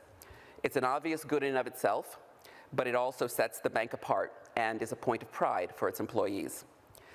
It's important to remember that social is not necessarily the same thing as philanthropy. Indeed, it's most effective when it's woven into your business's skills and capability. PayPal, for example, decided to improve the financial health and wellness of its workforce, looking not just at income or maybe stock options, but also looking at household income, overall sustainability, and building up financial acumen and skills. How much are my employees saving, investing? How much are they investing in education? There was an explicitly social dimension to this. They felt they were a good, high-paying, fast-growth company, but found during COVID that many of their employees had health as well as financial fragility in their households. It found that it had a more engaged and loyal workforce when it began to work on these issues, and found that retention improved and profitability, labor productivity in their business also improved. Business does operate on a social license, and it's not wrong to ask that that license be earned and renewed. COVID-19 has, I believe, highlighted and demonstrated the importance of S within ESG in very urgent ways. It's very clear, very fast, which companies truly cared and engaged with their employees' health and well-being, and you see that now as we all begin and continue the transition back to work, how employees are reacting to many different employers' approaches. Capitalism is a paradox, and it has many, many critics. They tend to caricature the relationship between business and society as a struggle between them, the corporate fat cats, and us, everyone else. The S in ESG stands for making business part of the us. Many business leaders get this. We know we're members of and contribute to our community. 44% of Fortune 500 CEOs agreed that their companies should actively seek to solve social problems as part of their core business strategy. And I think many other companies would agree that taking a systematic approach to sustainable S is part of their success formula. Again, during the IESE conference, you'll see many towering global examples of that. G stands for governance, and there's an obvious minimum standard here. Obeying the law, regulatory requirements, and making decisions in a transparent and ethical way. Still, you can't get real traction in the environment or social S without a good governance framework. It includes many aspects of how you follow the guidelines, but also where do you choose to set higher standards. Examples could include data privacy, cybersecurity, board diversity. In the last example, that means going beyond the obvious points of gender and ethnicity and looking at skill sets or lived experiences. People with experience in nonprofits, community members, activists, or young people. Those who represent a broader set of stakeholders. Now, this will mean your board will then ask you different and sometimes harder questions. Where should we source our goods from? Can we demonstrate and prove the quality of our supply chain? Which social issues should we take on and which should we leave to others to work on? How do we work or collaborate with our competitors? In India, the Board of Pie Industries and Agribusiness made the strategic decision to work with farmers to conserve water. The result? A stronger relationship with their consumers, lower costs for their dependent farmers, and 1.7 trillion liters of water saved, one farm at a time. Now that is E, S, and G in one powerful package. The dynamics of modern business are evolving, and those who resist the direction of change will find themselves not only on the wrong side of history, but also at a competitive disadvantage. Why? Because stakeholder capitalism can't be done overnight. It is an intrinsically long-term play, and that prospect and perspective is good for the best companies. There is then this small matter of money. It is striking the extent to which the financial industry has really weighed in and taken aim to make their presence known both as investors as well as markets at COP26. 300 institutions with $90 trillion in assets have pledged to transition their own investments and businesses to net zero by 2050. The US Securities and Exchange Commission is looking at disclosure rules for how it could include climate risk.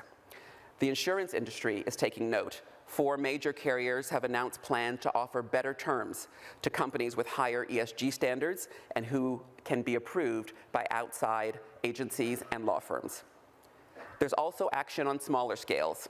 A Latin American bank has linked its interest rate to targets related to hiring more women and lowering greenhouse gas emissions. The notion that there's less volatility and risk in companies that are paying attention to these long-term goals. I'm convinced that we're going to see more and more examples, and you really are privileged that the IESE has put together such a world-class range of content across the next 3 days. If we're right about stakeholder capitalism, businesses are going to see their cost of capital rise or their investability eroded if they don't invest in sustainable ESG for the long term. I recently read a report that identified 435 definitions for stakeholder capitalism. Honestly, I don't think it's that complicated. It's about understanding who your stakeholders are, defining their needs and your unique way to meet those goals as a business, and then measuring your progress. Profits and return matter. Of course they do. They're essential. Companies with impeccable values and no sustainable economic model will not be competitive or last for very long. Stakeholder capitalism is capitalism. It's a way of doing business, not a repudiation of it. Jane Fraser, the CEO of Citigroup, who you'll hear from later in the conference, phrased it well. The biggest impact that we can have today as a bank is through our core capabilities as an institution, doing what we do well.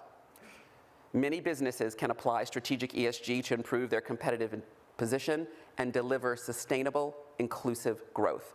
It's a powerful, powerful concept. It means the economy is environmentally sound and broadly improves a wide range of outcomes. In a sense, stakeholder capitalism is just the process.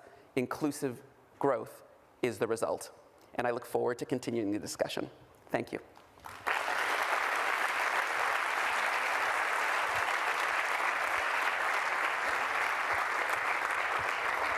Well, excellent. Thank you very much, Vivian. Before we start the conversation, a reminder to the audience, remember that you can ask questions through the application of the event. Feel free to post your questions, and we will try to accommodate as many as we can in the next 20 minutes or so. So Vivian, we have a few already. Many are around the COP26, and definitely we have witnessed how the COP has unfolding with many headlines, many commitments about the end of deforestation or to curb methane emissions or to stop public investment on coal power, and also the, in a way, unexpected announcement by United States and China about working together on cut emissions.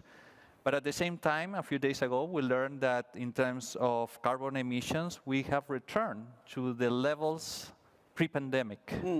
And this is not surprising that many call the COPs in general a big failure, that we've been talking a lot and not doing much. And granted, Greta Thunberg recently labeled the COP26 as a big greenwashing festival. Right. In your view, in your experience, are the commitments reached in the COP26 in line and sufficient to push for this idea of stakeholder capitalism? And if so, what type of implication has this for firms, and how can firms actually avoid the temptation of greenwashing? Well, in many ways, I think two things will be most memorable about COP, and I attended for the first 5 days of COP, and then we know really it's still finishing even as we speak at the conclusion of this week with the announcements. And I think it will be remembered for 2 or 3 big changes. First is that the private sector was present at the table in a way that you've never seen at a previous COP. And even though there were a number of commitments, notably at the successful and framework-setting COP23 in Paris, the degree to which the private sector participants in the financial sector around how do you track, measure, value markets, be it on minimization and mitigation all the way through the right frameworks for innovation to actually solve and substitute in renewable energies, whether it be the investment frameworks behind those things so that you know you're going to get a better rating or good ROI on that, and their long-term commitment to stick by those through the launch of the Carbon Markets Governance Initiative. I don't think that while it's easy to criticize businesses' presence as corporatizing the conference, activists and government can't actually solve the problem on their own. And I would rather see the most complex supply chains, the biggest emitters, the companies that have depended on the old sources of energy, modernize them quickly so that we can actually scale those improvements into society. Governments can require us to do it. That's why framework agreements coming out of these conferences are important, the US, China one in particular, and the 20 countries that have, of course, accounted for 70, 80, 90% of the climate damage do have a disproportionate responsibility to make sure the benefits of economic development in a clean way are sustainable and shared around the world, just so that you don't have big emitters that are growing like India, Brazil, China, not participating in the net zero objectives. So there will be paradoxes, there will be criticism, but I'd much rather ensure we keep the private sector and the financing of strong investment in this space at the table. But that's going to come with it, some criticism and protests, but that's okay. You have to listen to that as well. Let's focus a little bit on the S, on the social aspect. And you definitely have extended experience on topics related to diversity, to inclusion, to ethnic minorities, even about the future of women at work. You were talking about measures. Some of the measures indicate that, when we talk about inequality and gender inequity, the gap seems to be constant and in some cases continue to widen. Based on your experience, can you talk a little bit about how to close those gaps, how to link gender equity, racial inclusion, and economic prosperity? Well, we know that historically underrepresented groups, the biggest group, of course, is women in the economy, always do worse in a crisis. If you look at the financial crisis, when we came out of that, women and also investments in female-owned and led businesses were lower after the financial crisis, and we're still seeing the same thing now. Both the impact of COVID on women, part-time workers, frontline workers, poor households was much bigger. And that was because of educational, health, and other types of inequalities that interact with how you show up at work. So I would first say at an individual level, we as leaders have to be able to lead a dialogue with our companies that really is inclusive of underrepresented parts of our workforce, underrepresented parts of our communities in a mature, balanced way. I certainly learned when the call for racial and human rights justice was added to the COVID pandemic through the murder of George Floyd and a really global reawakening and recommitment to racial justice. Many managers just had never talked about these things at work before. in as overt a way. In some ways, you can talk about gender, or you can talk about maybe skills or geographic, cultural diversity, but not other types of diversity that might be religious or relate to ethnicity. They're just not as normed. So there is a leadership challenge around awareness, educating yourself so that all of you in this room who are leaders of companies can help your managers be more confident in these topics. Because if you and I are uncomfortable about a topic, we'll fall back on what we are comfortable, and we won't have the trust to start the conversation. But having a good conversation does not solve problems. It's an anecdote, not a system. So the second thing is to realize that all companies who are more diverse in their decision-making, gender, ethnicity, culture, skill set diversity, neurodiversity, are higher performing. And so it's not causal, but it just happens that in our research, all of the companies that are high performing are also more diverse in their decision making. So if you believe that, and you want competitive advantage, the question then becomes how. And oftentimes the initiatives that you do around S for your workforce interact. So PayPal, for example, found that when it was looking at household income, this issue was a bigger issue for its frontline employees than it was for its technology engineers. It was bigger in poorer communities than it was in others that might have had dual income households or family wealth. Whether you owned a home or not, whether you rented or you owned, was a big correlation factor as to whether you were able to save and build long-term equity. You know these things if you live in a world where those are the norm for you, but imagine finding out that for 30 or 40% of your employees, as PayPal did, these assumptions weren't true, even though they consider themselves one of the most successful, highest paying, fast growth stocks out there. You still had this fragility in your own workforce. So I personally feel that a more structured approach on S is helpful because it depersonalizes it. It's not how you feel or what is the morally, or what only is the morally right thing to do, but it gives it business imperative and a link to business outcomes. Now, you should do it because it's the right thing to do and a better society in which we want to live. You think about Spain's global competitiveness, it won't be competitive if it only benchmarks against itself. IESE compares itself to the best learning institutions in the world, not just in Spain. And so it also makes sure that you stay high performing relative to global competition as well. So there's lots of good business reasons to do it, in addition to the ethical reasons and employee satisfaction reasons that all of us can relate to. There's actually a question coming from the audience related on the how, right? Yep. So how do we create gender equality and equality rules without creating positive discrimination? Can you give us some concrete guidelines on how to implement? Well, I think one is you do have to get comfortable with the idea of targets. In my personal background and experience in the US, the legislation and the laws of the country were so unjust that it prevented people of color, at one time women, from voting and participating in the system. So sometimes you do have to agitate and change the laws. But once you do that minimum, in a company, you then have to make sure that you understand that there is just both business as well as social benefits to doing it. So you do have to look at your record.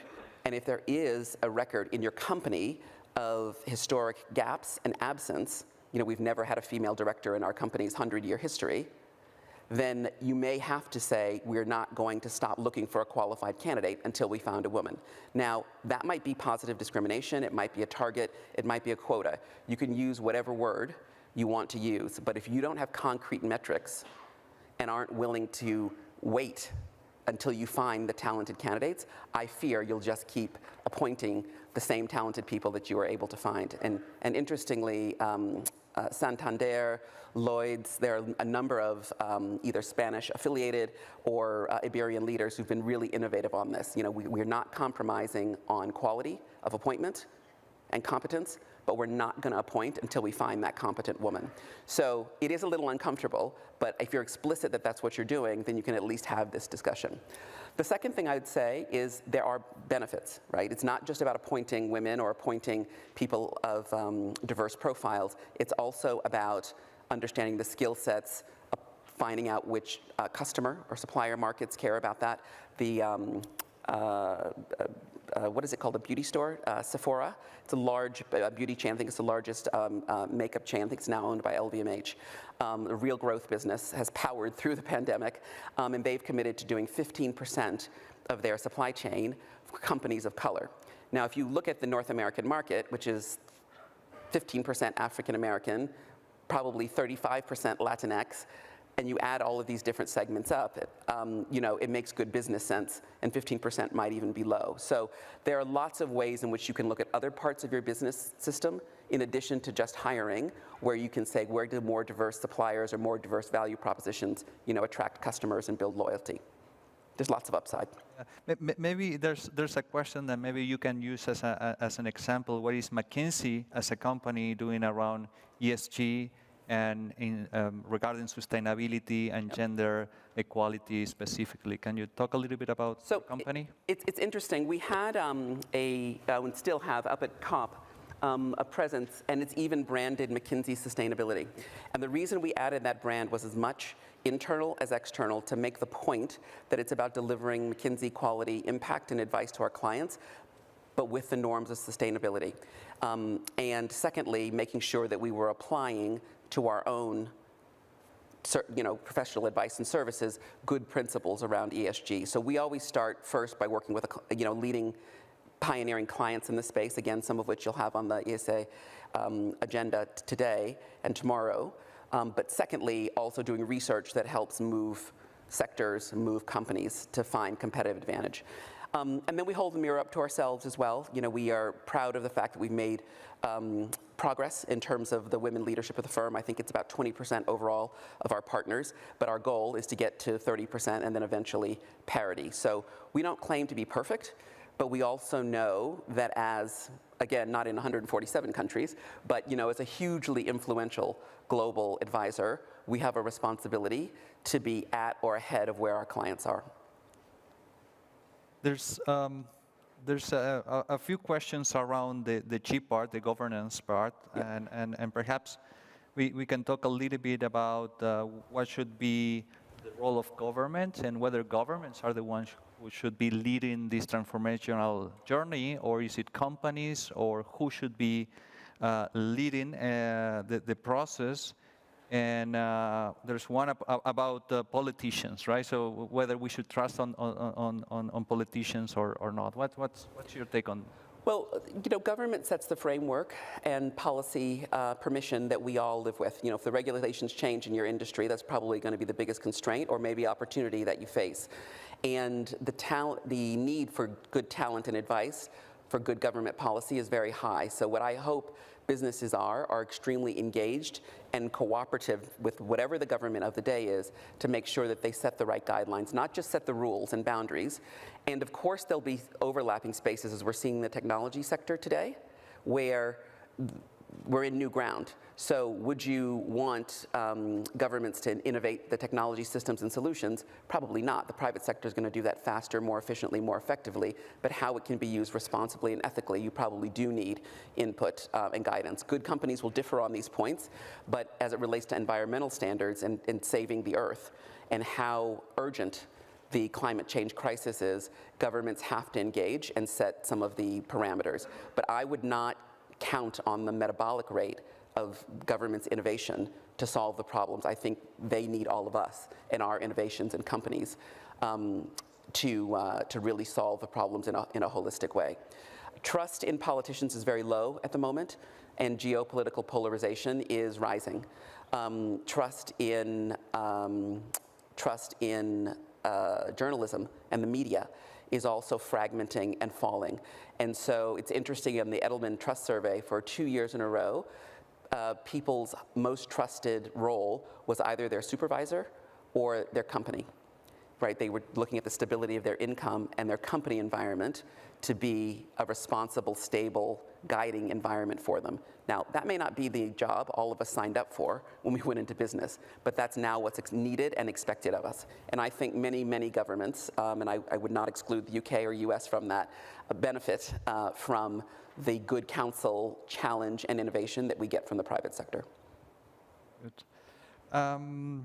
There's one question about how we can speed up the net zero goals and be social and at the same time be consistent with underdeveloped countries which need cheap energy for the growth. How do we solve that tension? Well, this is where the metrics of what you're solving for on these initiatives can be really much more robust. You know, climate, a just climate transition is very interrelated with the impact on poor communities, no matter what they are. It's not an accident when you look at where some of the impact, both health as well as community, of climate change is most damaging. It's in poorer countries, communities, and neighborhoods around the world.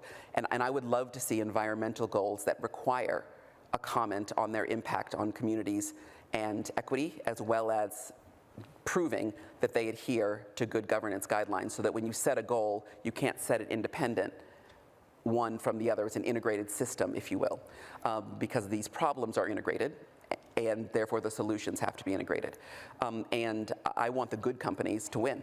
I want those to be celebrated for the progress they're making, more investment to flow to those companies, and then hopefully they'll get more good work done. Al Gore gave a really interesting talk at COP26 talking about how even companies within the same industry approach the problem of how do you get to net zero very differently. And if a company's going too fast or using any one instrument too much, let's say offsets, as opposed to structural innovation and replacing technologies with renewables, that he gets a little suspicious of it. So there are always shortcuts and ways to cheat and not go for the more complex goal. But we have to do the tough job with climate change, and that requires us doing it properly. It'll take longer, and that's why cooperation with the Global South and with poorer economies and poorer communities in our own neighborhoods is important, because telling a community that hasn't contributed to the creation of climate change that they now have to either slow down their development and or pay a higher price to modernize and develop and lift people out of poverty, that's a very difficult conversation to have. We have an obligation in developed economies to help.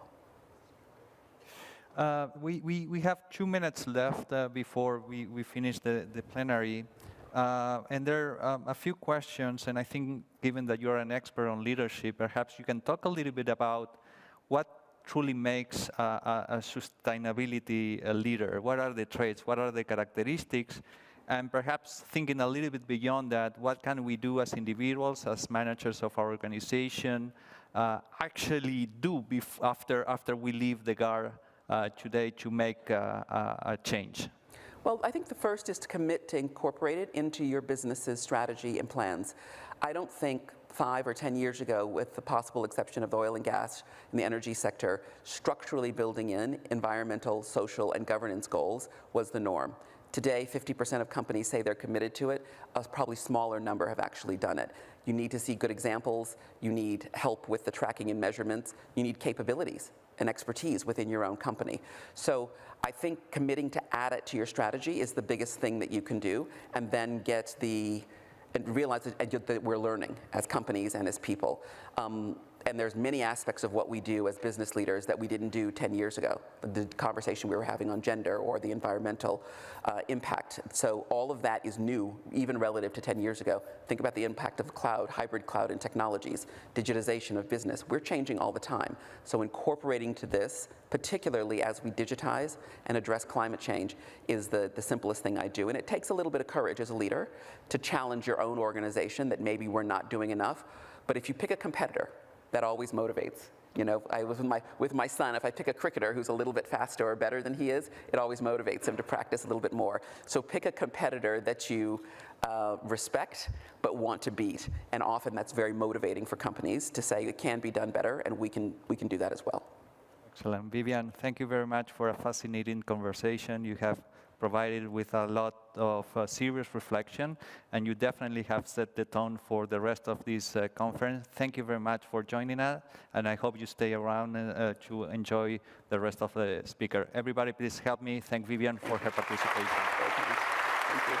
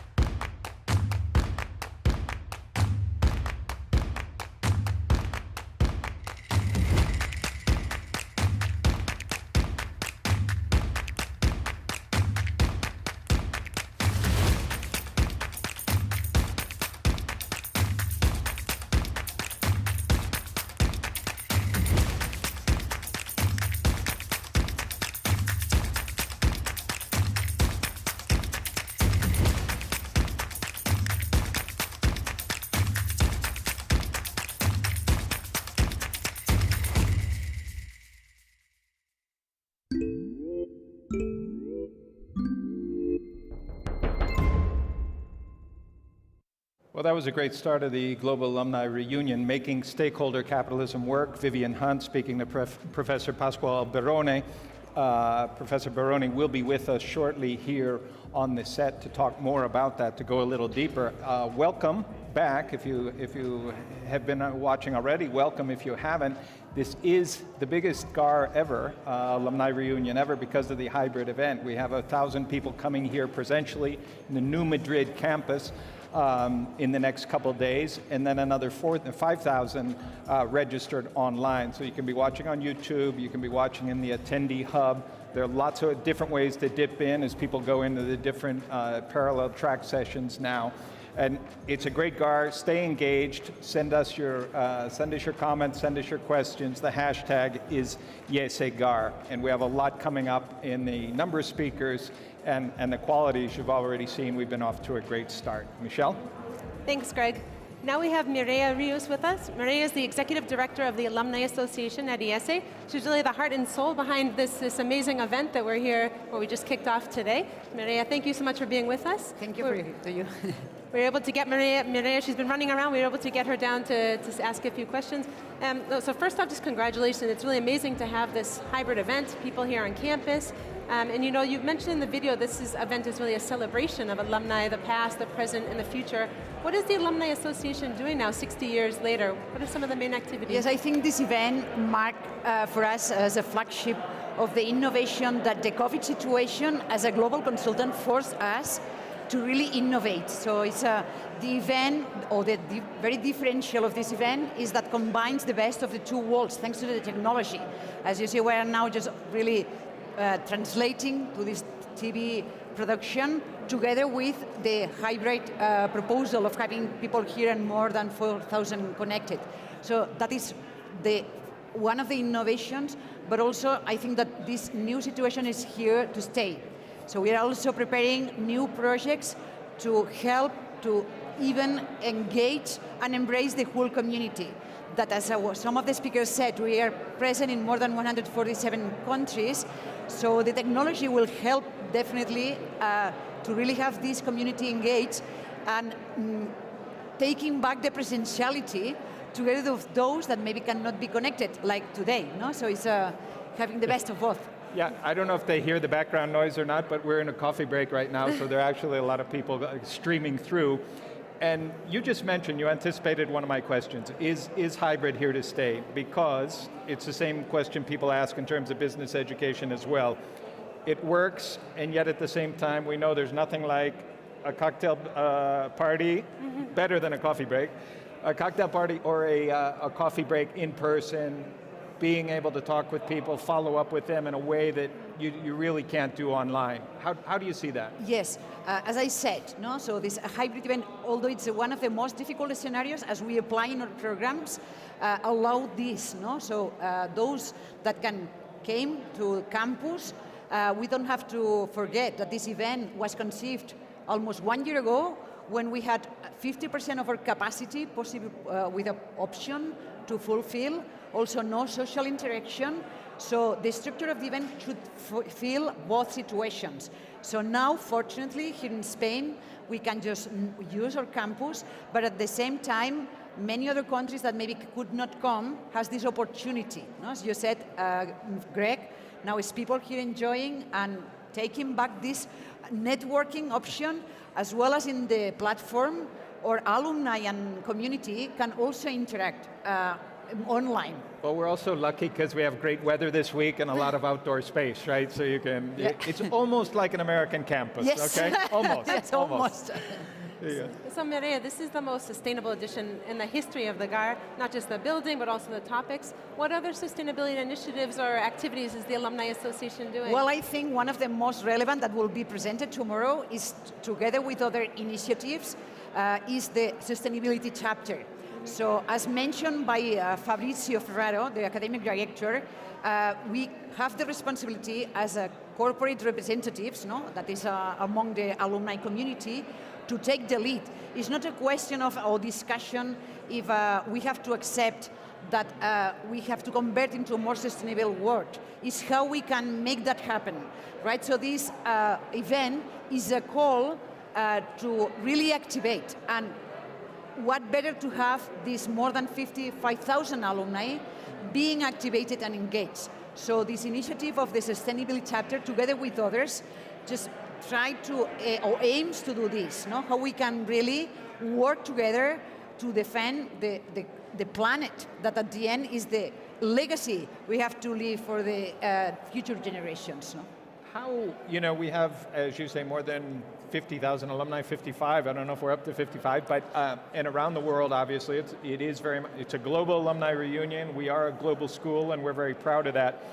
At the same time, we have a big alumni base in Madrid, I think around 15,000. How important will this new building be for that alumni group? Well, I think, as you said, half of the community, almost half of them are here. So for us, it's a fantastic opportunity to also recover this presentiality and combine with always the option to be connected. So we are also offering the alumni learning program, the coaching program, the TTP program to grow on the career services, always in this hybrid format. With no doubt, this new building that also has been conceived as most sustainable than ever will allow us with these gatherings, this recovering, this interaction with the alumni community here in Madrid, as well as we have in Catalonia. That's the other half of the alumni community. So today is just the first day of this amazing event. What are some of the highlights? What things can we expect to see over the next coming 2 days? Well, I really think that it's coming a lot of innovation. So we combine together with the academic core team, not only top leaders like Vivian or Michael Sandel or Pauli, but also entrepreneurs, alumni, who also are taking the list and going beyond this, as well as CEOs that are already applying many of the initiatives, that how we can convert that into reality. So it's a lot expecting with these different profiles. I really encourage people to stay connected. You have a long history with IESE. You know the school very well. And I think dealing with alumni, you have a great sense of the customer satisfaction that we have. It's quite high. What do you think? I mean, if you had to sum it up, what makes IESE special? I think this human touch. So it's the person is always in the center, right? So what they appreciate, and I think makes a huge change in our programs, is that we, for IESE, participants are not a number. No, we really take care of how we can help them and guide them to grow. And the proposal for the Alumni Association is really aligned on this. It's the concept of lifelong learning. So each individual has to take the lead of their own development. And IESE can help on this. But how we can really personalize this experience, understanding the individual. And I think it's now more important than ever, right? So just to engage people, to make them passionate, because at the end, our proposal is very ambitious. It's how we can change the world, And we can do one by one, but together. So I think it's very differential, this aspect, of the human approach. And the technology is actually going to help in terms of engagement, Absolutely. Right? Yeah. Because through technology, and I think now applying artificial intelligence, that by the way, next year, as you know, the Munich GAR will discuss around this, can help us on even personalize that better.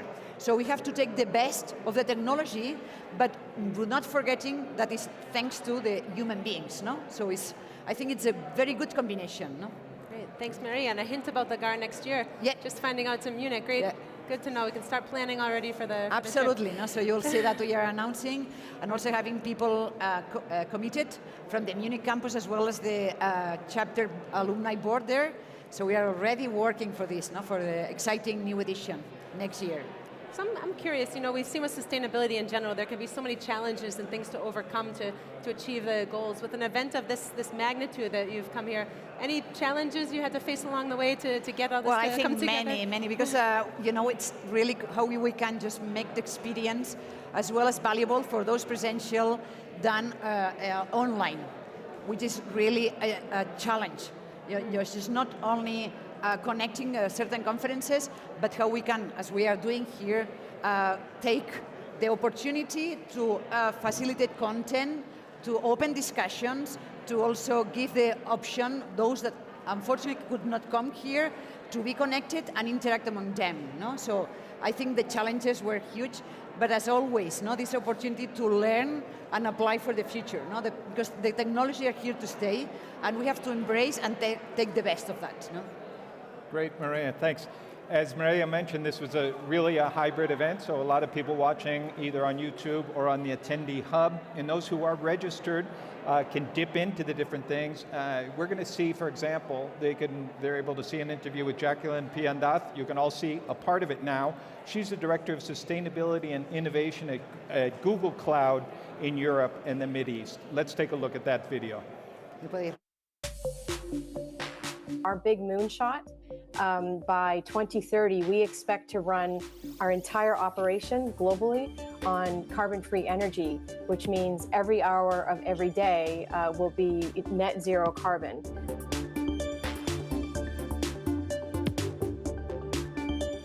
Everything that we do in terms of building new products and services to help the world, we've always built them with sustainability in mind. A big part of our business, too, is our cloud business, which is really servicing a lot of our enterprise clients. We claim that we have the cleanest cloud when it comes to our enterprise customers because we are net zero carbon emissions. And then, of course, on the consumer side, we have all the great things that we do bringing that into play. The pandemic really accelerated that climate change is here and that we actually need to make changes. Investors are kind of demanding that companies make this change. The future economies, I would say, are very much focused on, having sustainable choices in everything that we do. So it's becoming the new standard of how to run a business today, is that kind of what we're seeing in this transition for companies to kind of embrace this. We're really committed to sustainability, helping companies to make sustainable choices, helping individuals like you and me. If you're getting ready to go, fly somewhere, we just now are putting the carbon footprint per flight, in Google Flights, so you can actually see there. It's pretty interesting. Same thing on if you're using Google Maps. You can make more sustainable traveling choices or more fuel efficient choices, so that we're trying to infuse this into everything that we do, so that, because at the end of the day, sustainability is a personal journey, but it's also, it's not just the power of one, it's everyone. We all have to do something. So that would be the thing I would say, is that as a company, we're committed to this. So you work with us, then we pass that along to you.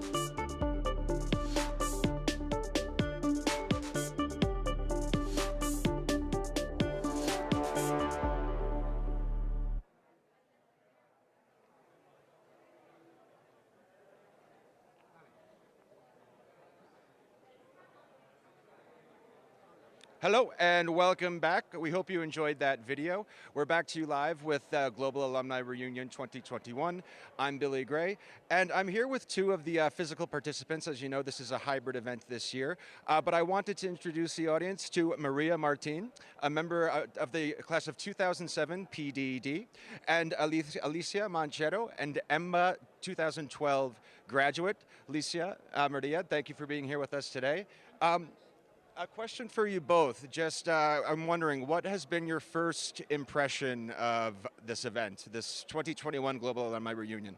Maria. Well, I'm particularly impressed about the setting. I had never been here before to the new campus, because I started 15 years ago, so it's been quite a long time. So the setting is really amazing, and the quality of the speakers. It's the McKinsey senior person was amazing, and the next speakers are going also to be relatively well known. So that's very impressive for me, to be able to gain so much momentum, considering that we are in the midst of the COP26 meeting. And Elisa, for you, what have been your first impressions of this Global Alumni Reunion? Well, you joined the campus, the new building, and you see the auditorium and say, wow, this is really the auditorium this campus needed. This is to the height of the school, which it didn't happen before in Madrid, just in Barcelona. And then the list of speakers is amazing. Also the speech given by not only Vivian Hunt, also the speech gave by the mayor was amazing as well. I enjoyed it a lot. Fantastic. Yeah, we have quite a lineup of speakers and guests here for all of you. Speaking on that note, do either of you have any favorite sessions that you're looking forward to that you really, really don't want to miss?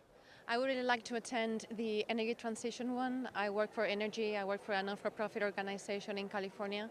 And I'm looking forward to hearing from Starace and the vision of Enel and their leadership on the energy transition in Europe.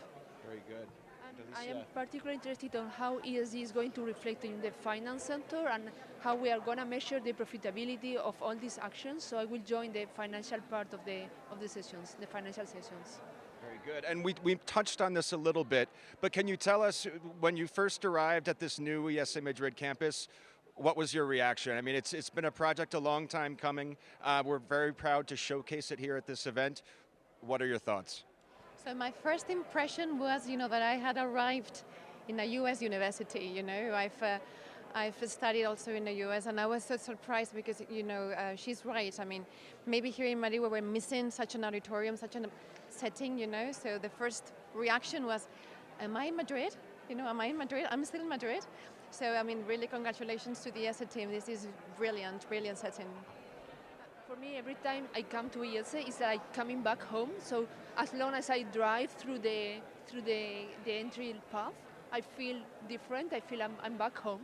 So coming here and having my home refurbished and all the people welcoming us was also very good. I enjoyed it a lot. That's fantastic to hear. And speaking of feeling like you're at home, can you tell us, have you been able to reconnect with some of your friends and classmates, professors? How has that been? Are you doing any networking here or online as well? So I haven't seen any of my former classmates yet, but I expect to meet them at a cocktail, at the end of today's meeting. But I've met Luis Arias, who I was looking forward to meeting for years because I've been living abroad for many, many years. So he saw me, I didn't see him, and it was really a very emotional moment. So it's a great community to be part of. Well, it's great to have you part of it. Thank you for joining us and thank you for speaking to us. We're going to go back to Greg and Michelle, who are with the IESE professor, Pasquale Bardone. Thanks so much, Billy. Welcome everyone back to the set. It's great to hear from the people that are here, alumni who are here on campus, to hear about their experience, everything that they're just starting to see at the start of the GAR. Now we have here with us Professor Pasquale Bardone. Pasquale is Professor of Strategic Management here at IESE. He's also the Academic Director, of the Executive MBA here in Madrid. And also he's the Co-Academic Director of a very interesting research platform called Cities in Motion. It has things about rankings and sustainable cities. So Pasquale, thank you so much for being here with us today. Thank you for having me here, Michelle. Thank you. Very interesting session with Vivian Hunt. I'd like to ask a question. Vivian has made this comparison that she's known for about comparing stakeholder capitalism to parenting. As a parent myself, I can understand it can be tough, with each kid to be equal and that being fair. What are your thoughts about this comparison? Well, I think that was one of the highlights of the session, because any parent can actually relate to the situation. And when you think about your kids and you want to stimulate or promote certain type of behaviors, you normally make the comparison, or you try to make your kid compete with the best of their class, or a better, or one of their brothers and sisters. And I think the message was very clear. So if you really want to make progress when it comes to sustainability, you need to make sure that you compare yourself to the best in class. You need to have this idea of, looking at who is the role model, who is leading the pack, and therefore you can make progress in a significant manner. Pasquale, what are the keys to making stakeholder capitalism work? It's a big question, but if we could just talk about one or 2 points, If I look at most American companies, I think despite the move towards trying to make the world a better place and talking a bigger game, it's still about share price, right? And shareholders and taking care of them first. How do you move from that to a bigger picture, a common good, if you will? Right, so I think there are a couple of elements that are important. First, I think you have to be genuine, right? So whenever you commit to social equality or to the environment, it has to be honest, it has to be genuine. Otherwise, what's going to happen is that you're going to start greenwashing or bluewashing. So that's the first element. The second, I would argue, and I think this is one of the characteristics of or the abilities that we're trying to promote here, is the notion of innovation. In many situations where there's tension between the economic pillar of sustainability and the social or the environmental, and the only way to really ease those tensions is through innovation. So there's also a deep commitment to innovation to find better solutions to break those trade-off, those tensions. Okay, and if I can just follow up on one thing there, one of the questions on being real and genuine, you know, there's a big push for diversity, and rightly so, I think, in companies. But I had this very interesting discussion a month ago with somebody, and they said, well, there's a difference between sort of hitting the numbers and making people belong, feel that they belong, you know, that genuine diversity. Is that solvable, or is that just is that a dream? Well, this is one of the big questions, and again, we need to go back to in many situations, to the origin of each firm. What is truly purpose? What they're really trying to get? And granted, some companies were born just to profit maximizing. And for those cases, it's very, very difficult to turn things around. But many others, the original intent was not only profits, were broader in their scope, broader in their ambitions, really trying to make a positive contribution to their community where they belong. And I think going back to those original roots is one of the elements that we can do as companies to really make a difference, to really make the change. And the same goes when we talk about gender diversity. I mean, and in my personal research, works a lot on family firms. I think family firms is a great example where we can learn. We can take as role models, because in a family it doesn't matter the gender. It doesn't matter you are part of the family, and that spirit, that environment is very important to replicate in other type of firms. Pascual, I'd like to ask a question about one of the challenges, the commit challenge. So as we know, sustainability goals are very lofty and very long term. How can you get people to commit? How can CEOs achieve such long-term goals? How do you get people to commit to this? Well, again, first you have to believe in it. You really want to do it. I would say second, you really need the alignment. You need the support of the board.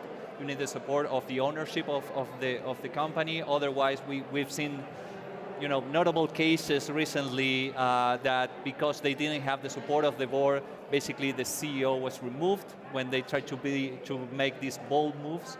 And again, I think also communication is important, not only externally, but mostly internally. You have to convince your people to join in this journey. If people are not convinced, you're not going to succeed. So as a CEO, you have to look up, you have to look at the board, at the ownership, but also look internally and have a narrative that is convincing enough, that is real, that is genuine, so people join you.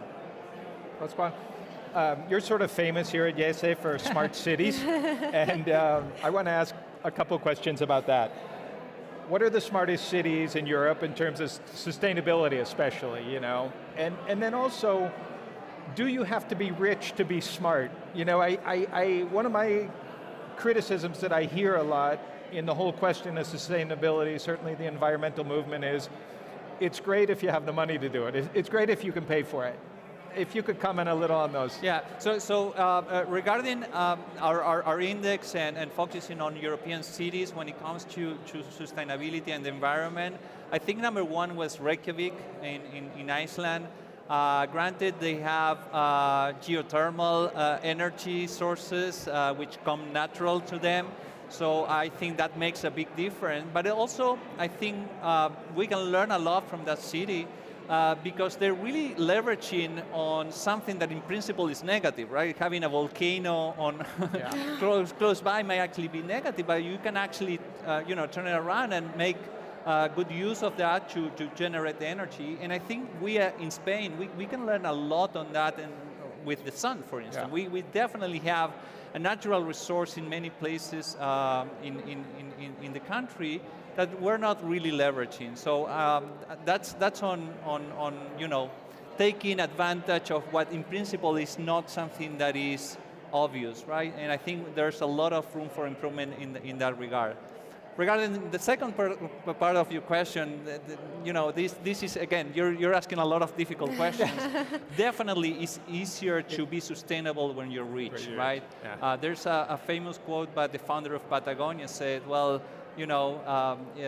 something like, I'm paraphrasing here, but it's something like, well, of course, if you're rich, it's easier to be sustainable, but if you're poor and you want to become sustainable, it's just crazy, right? Yeah. So they're connected, but here is where, again, going back to my previous point about innovation, I think sometimes necessity is the mother of innovation, and I think even those companies that do not have enough resources can really find in those difficult situations new ways of doing things, new ways of doing products, of doing services that might actually align profits and the environment. Great. Thank you so much, Pascual. And now we're going to jump to a quick video about the blue economy. This is going to be a preview of one of the upcoming track sections. Sustainability is about balancing the needs of the people on the planet, together with the planet itself, together with our quest for economic prosperity. And too often, what people do is still kind of only partially solving the equation. Gunter's approach is to solve that entire equation at once, using ingenuity, using technology, science, and using business models which have sustainability built into them from the very beginning.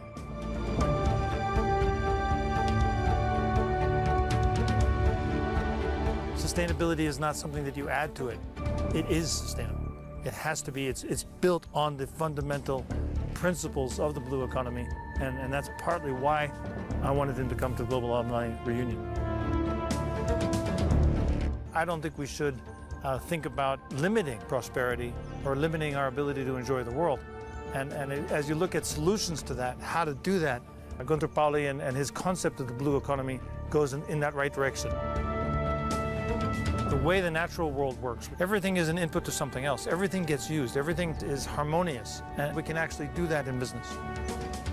Gunter Pauli is an amazing speaker, he's an amazing person, he's an amazing entrepreneur, an amazing creator.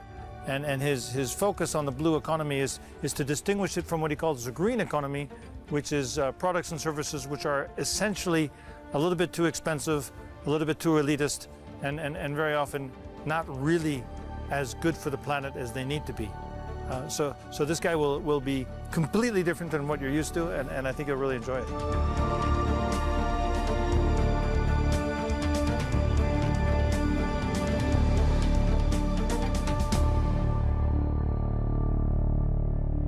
Welcome to the New Madrid campus. We're off to a great start at the Global Alumni Reunion. Actually, right now, people are finishing their coffee break and moving into the parallel sessions, or what we call the track sessions, which have just begun. Those of you who are registered on the attendee hub can choose one. Those on YouTube will be dipping into them as we go. Michelle, tell us about what the options are.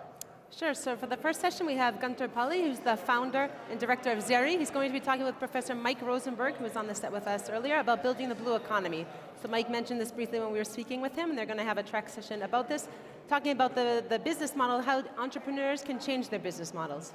And the second session is Future Fit Leadership. That's with the IESE professor Mireia Ginet. She'll be speaking with Hala Thomas Dottir. She's the CEO of B-Team from Iceland, and also Hiromichi Mitsuno. He's a special envoy for the United Nations for innovative finance and sustainable investments. And last but certainly not least, we'll have a session on the leadership pipeline, a session already underway, the leadership pipeline, promoting female participation. So here we'll have Inger Ashling, the CEO of Save the Children International. We'll also have Marta Gaizanchi, the founder and managing partner of Nina Capital. And this will be a session moderated by Professor Sebastian Brion from our leadership department. So I think let's go live to the track sessions. I hope you enjoy. Projects we have implemented. 204 projects implemented means that we have demonstrated that it is not being the cheapest that counts, but the one who generates most value. Most value for investors, most value for the environment, most value at the social level. And having done that over the past 42 years, 204 times, I have a certain arrogance. because they don't tell me that it's not possible. When they tell me it's not possible, I don't debate. I invite them to come and see for themselves what have we done. It's the only way to discuss today. It's not for and against. It's simply doing better. And this is the mentality of how we operate. Simply do much better. So we're going to have this trip, and we're going to take our ship to Kenitra, Morocco. Every one of you have been there? You go to Casablanca, you go to Agadir, you go to Marrakesh. But Kenitra is the old Art Deco city of Morocco. So that big hall in the back you see there, that big hall, is Art Deco, 1920. I'm going to put the ship out of the water, I'm going to put it right in there, and I'm going to have a restoration of the boat in Art Deco. Not because I love Art Deco. No, it's true. I do love Art Deco. But that place will become for 1 year the engineering school of the world, where we will be putting the new technologies into the boat. For example, a new technology is fishing with air bubbles. Have you seen David Attenborough? The famous movie where he shows that the dolphins are fishing with air bubbles.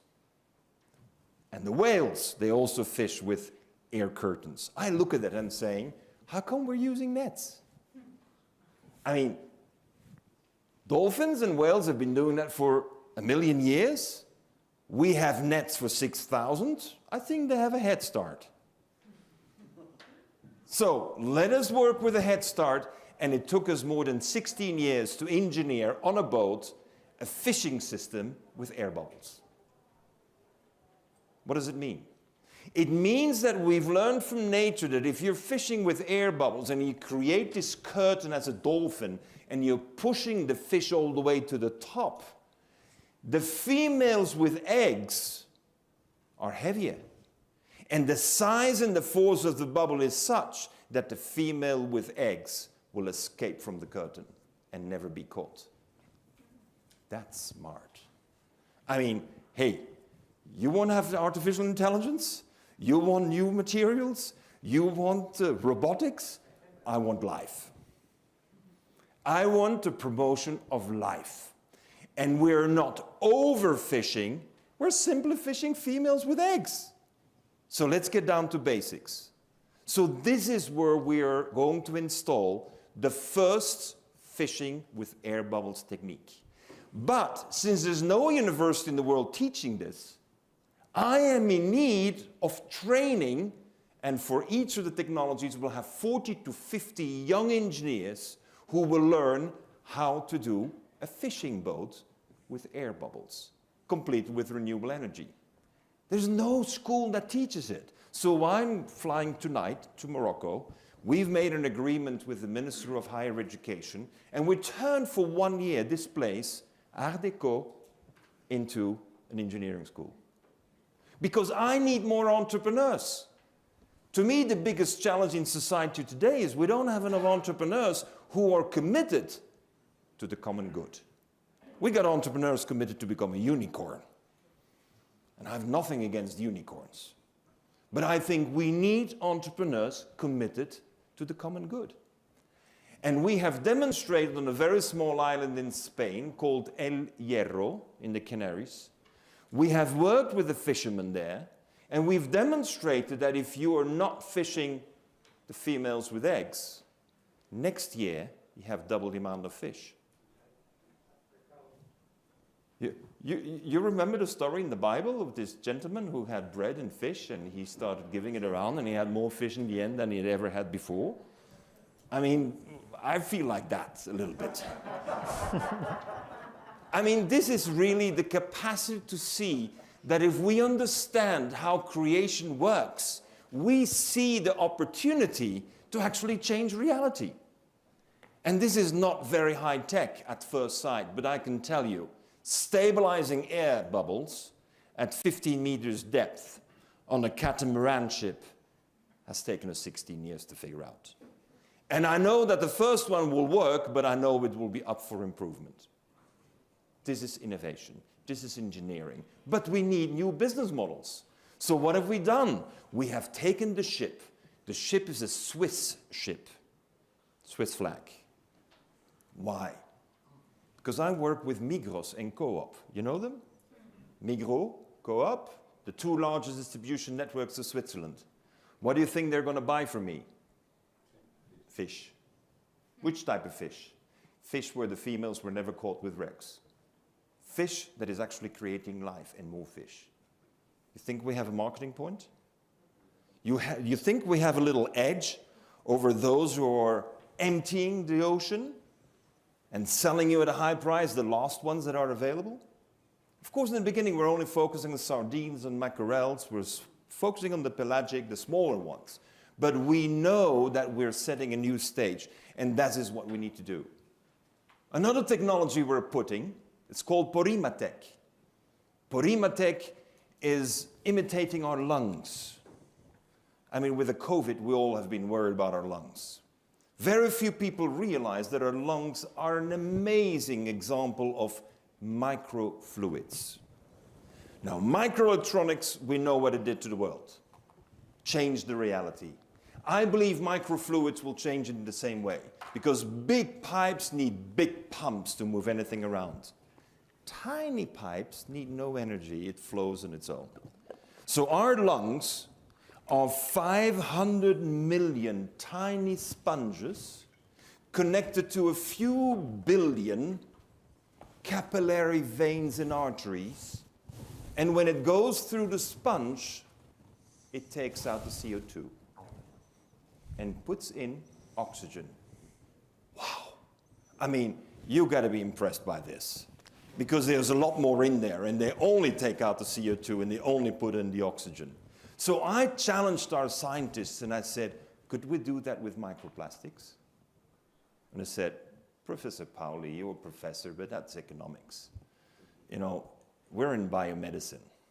This is bioremediation. That's not our task. So I arranged a little budget. When I got the budget, 3 months later, they called me and said, that's easy. I said, what do you mean easy? He said, taking nanoplastics out of the water is very easy. I mean, it's much more difficult to take the CO2 out. So I said, let's do it. Our boat will be the first ship in history that actually, with 4 of those installations, we will process 200,000 tons of seawater per day in order to take out 15 kilograms of nanoplastics. And those nanoplastics we destroy. I mean, I just want to ask if you know that in Rome, at the hospital, they started checking babies for nanoplastics. The placenta is not protecting the baby anymore from nanoplastics. Ladies and gentlemen, we got an issue. A baby born today has 15 times more nanoplastics in tissue than you and I. Are we in agreement we got to do something about it? And I'm not a member of Greenpeace. I'm not the one who goes out and canvass against and accuse. We need entrepreneurs who design the business models that make a difference. You don't design the business model, the technology is dead.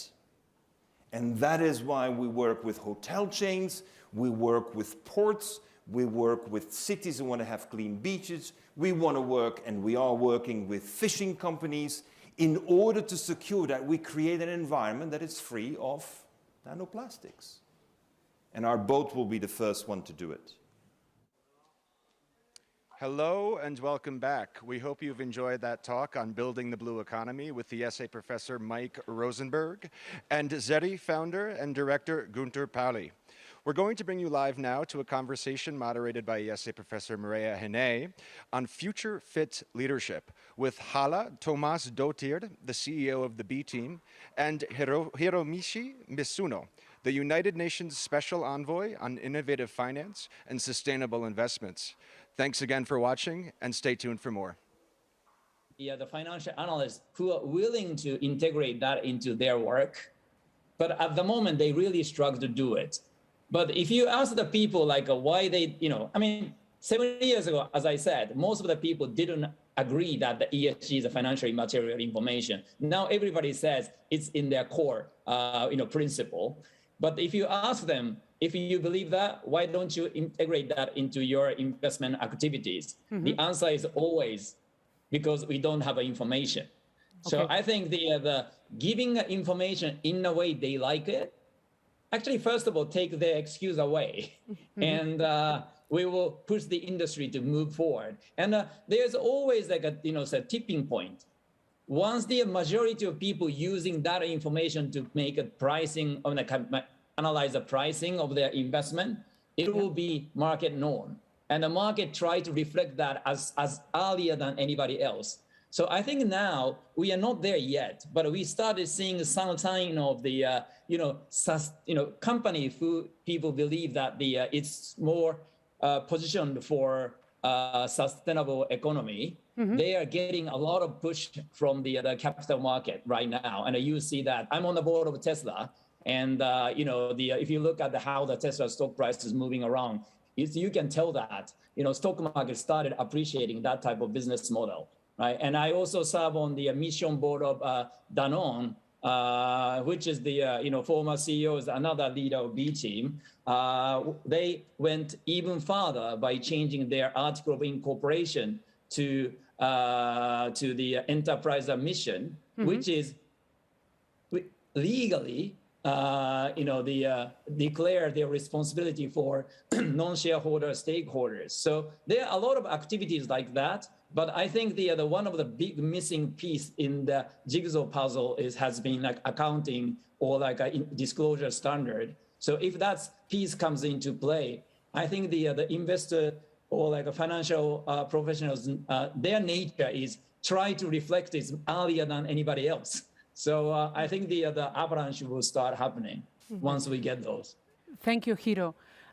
So, Hala, you work with these courageous organizations that are, challenging what you call the conformity of leadership. Mm. But, is this enough? Can corporations move the needle to a large extent? Or what is, how much must they work with governments to actually, move substantially into?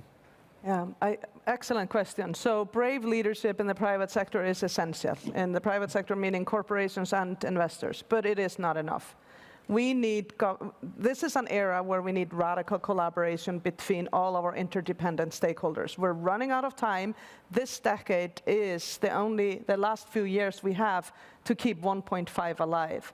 And that is just what we have to do for our children and grandchildren. This is no longer a question whether we want to do it, we have to do it. There's no business beyond the planetary boundaries. So it is in our interest, and it is also our duty to respond. Governments have a very important role. They have to write the rules and make sure that we are all on a level playing field. We need to put a price on carbon. We need to mandate transparent disclosures. Governments need to commit to the 1.5-degree pathway, so they should set the big rules of the game.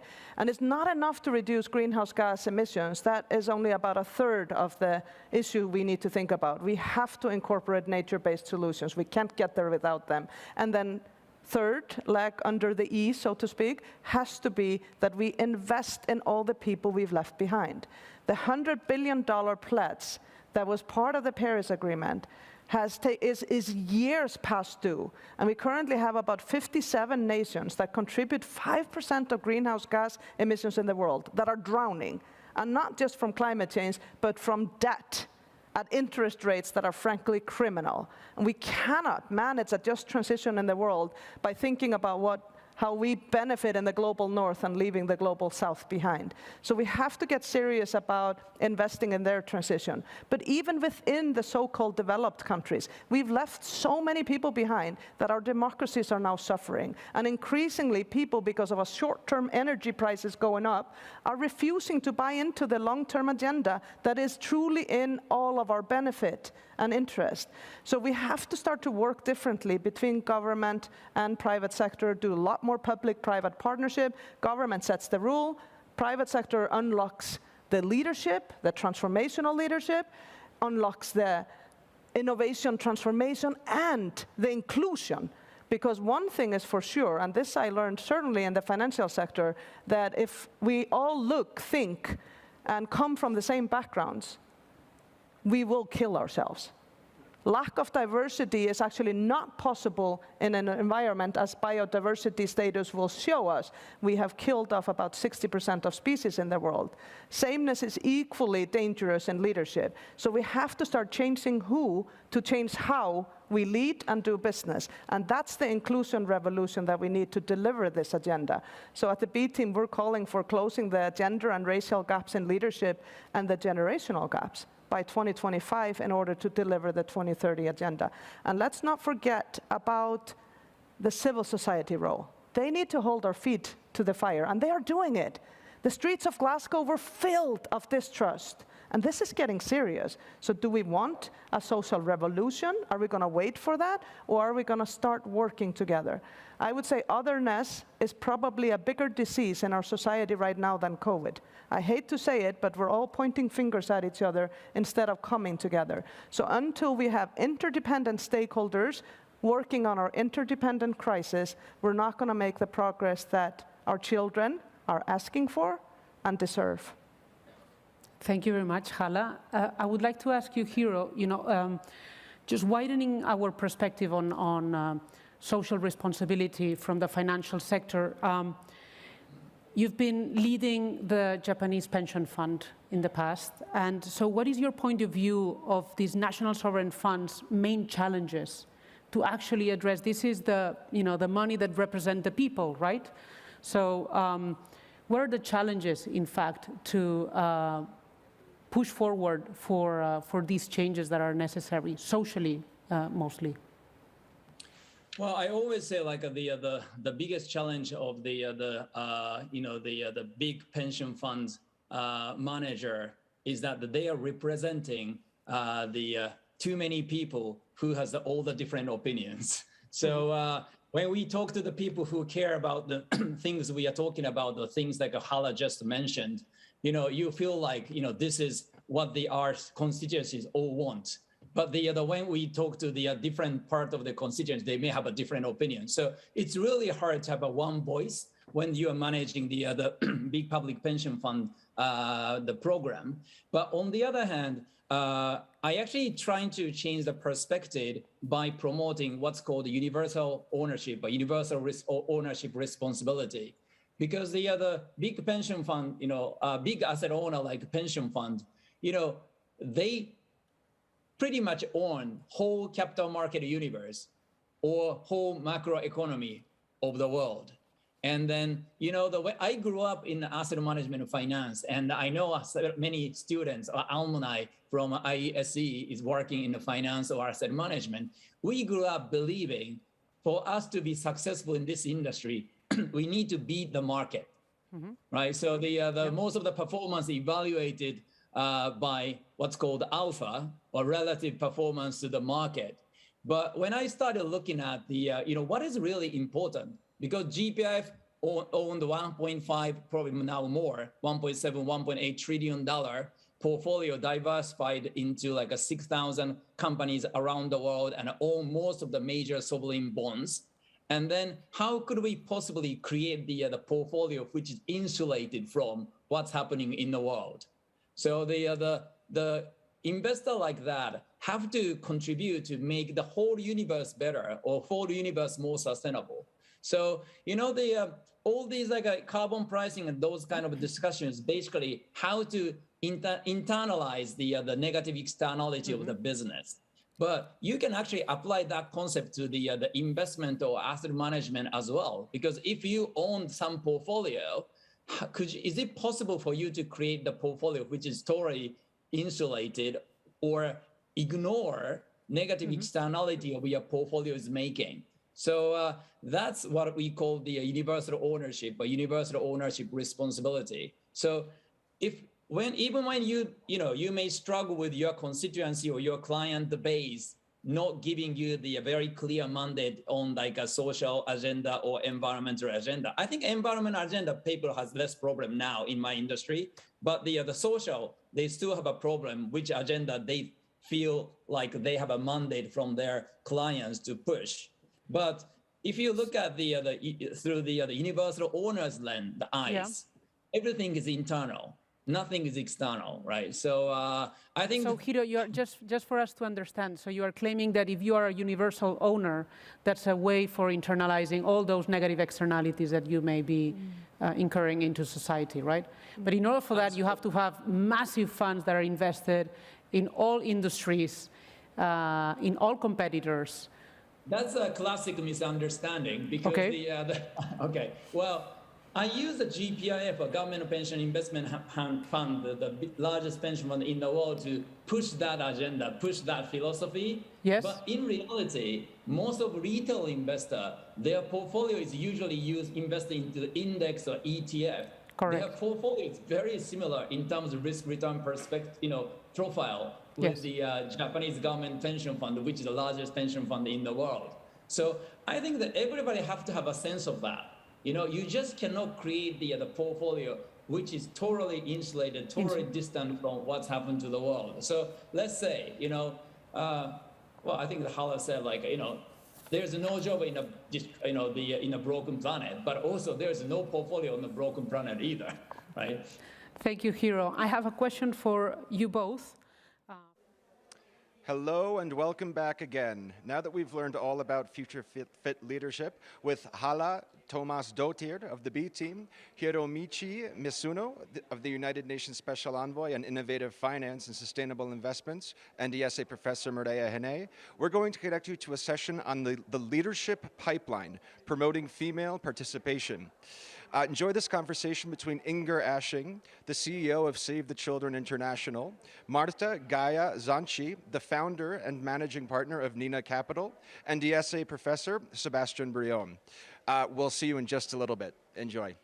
I think it's again, governments, the private sector and civil society all have important roles to play.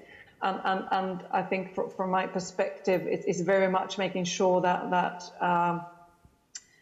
around the world, in countries like Spain, but also in countries like Burkina Faso that I talked about earlier, there's a need to institutionalize children's including girls' safe and meaningful participation. There's a lot of recommendations and guidelines on how you are providing meaningful participation and making sure that that is in place. I think it's key to dedicate sustainable and flexible financial and technical resources to support girls' civic knowledge, skills and capacity, because we will not have a strong pipeline unless we equip girls with the ability and the skill sets to play that role, both in having leadership positions, but also speaking out more broadly. And in that, I think it's critical to identify and address gender-related barriers to safe and meaningful participation. From a, again, global perspective, I do see a lot of positive examples of how the corporate sector have engaged with organizations like mine, but also with governments to make sure that there's a lot of focus on participation and girls in particular. And in West Africa, to give you one example, we have a lot of work with corporates addressing children in the coca industry, and collectively we are focusing on making sure that they are having access to education so that they can be active citizens in their own communities and be active adults as they grow up, versus being held back through negative upbringing and lack of access to education. So I think that's really critical, and the corporate sector can of course also play a critical role in funding some of these things. What we do as Save the Children, and many organizations in our sector are doing this together, we are focusing very much on setting up frameworks for girls' empowerment to make sure that we are equipping girls throughout the world to play a key part, to be part of the leadership pipeline. And we have joined something that is called a gender equality process together with world leaders from government, civil society and private sector. And we are committing to join the global community in preventing child marriages, addressing access to school, etc. So I think that there's a lot of things that we can do within our own organizations, but also to advance society when it comes to girls' rights, women's rights, and their ability to be strong advocates in their own lives. Thank you, Inger. Maybe open it up to questions from the audience, if there are any.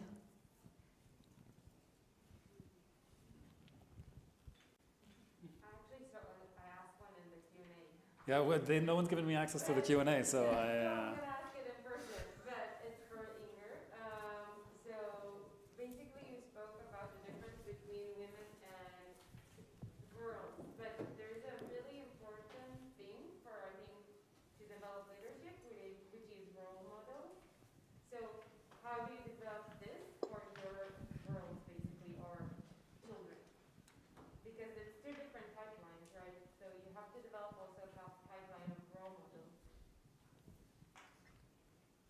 Yes, I think that's a great comment, and just to share some reflections, I do think that role models are really, really critical, particularly for the girls, I mean, for girls everywhere.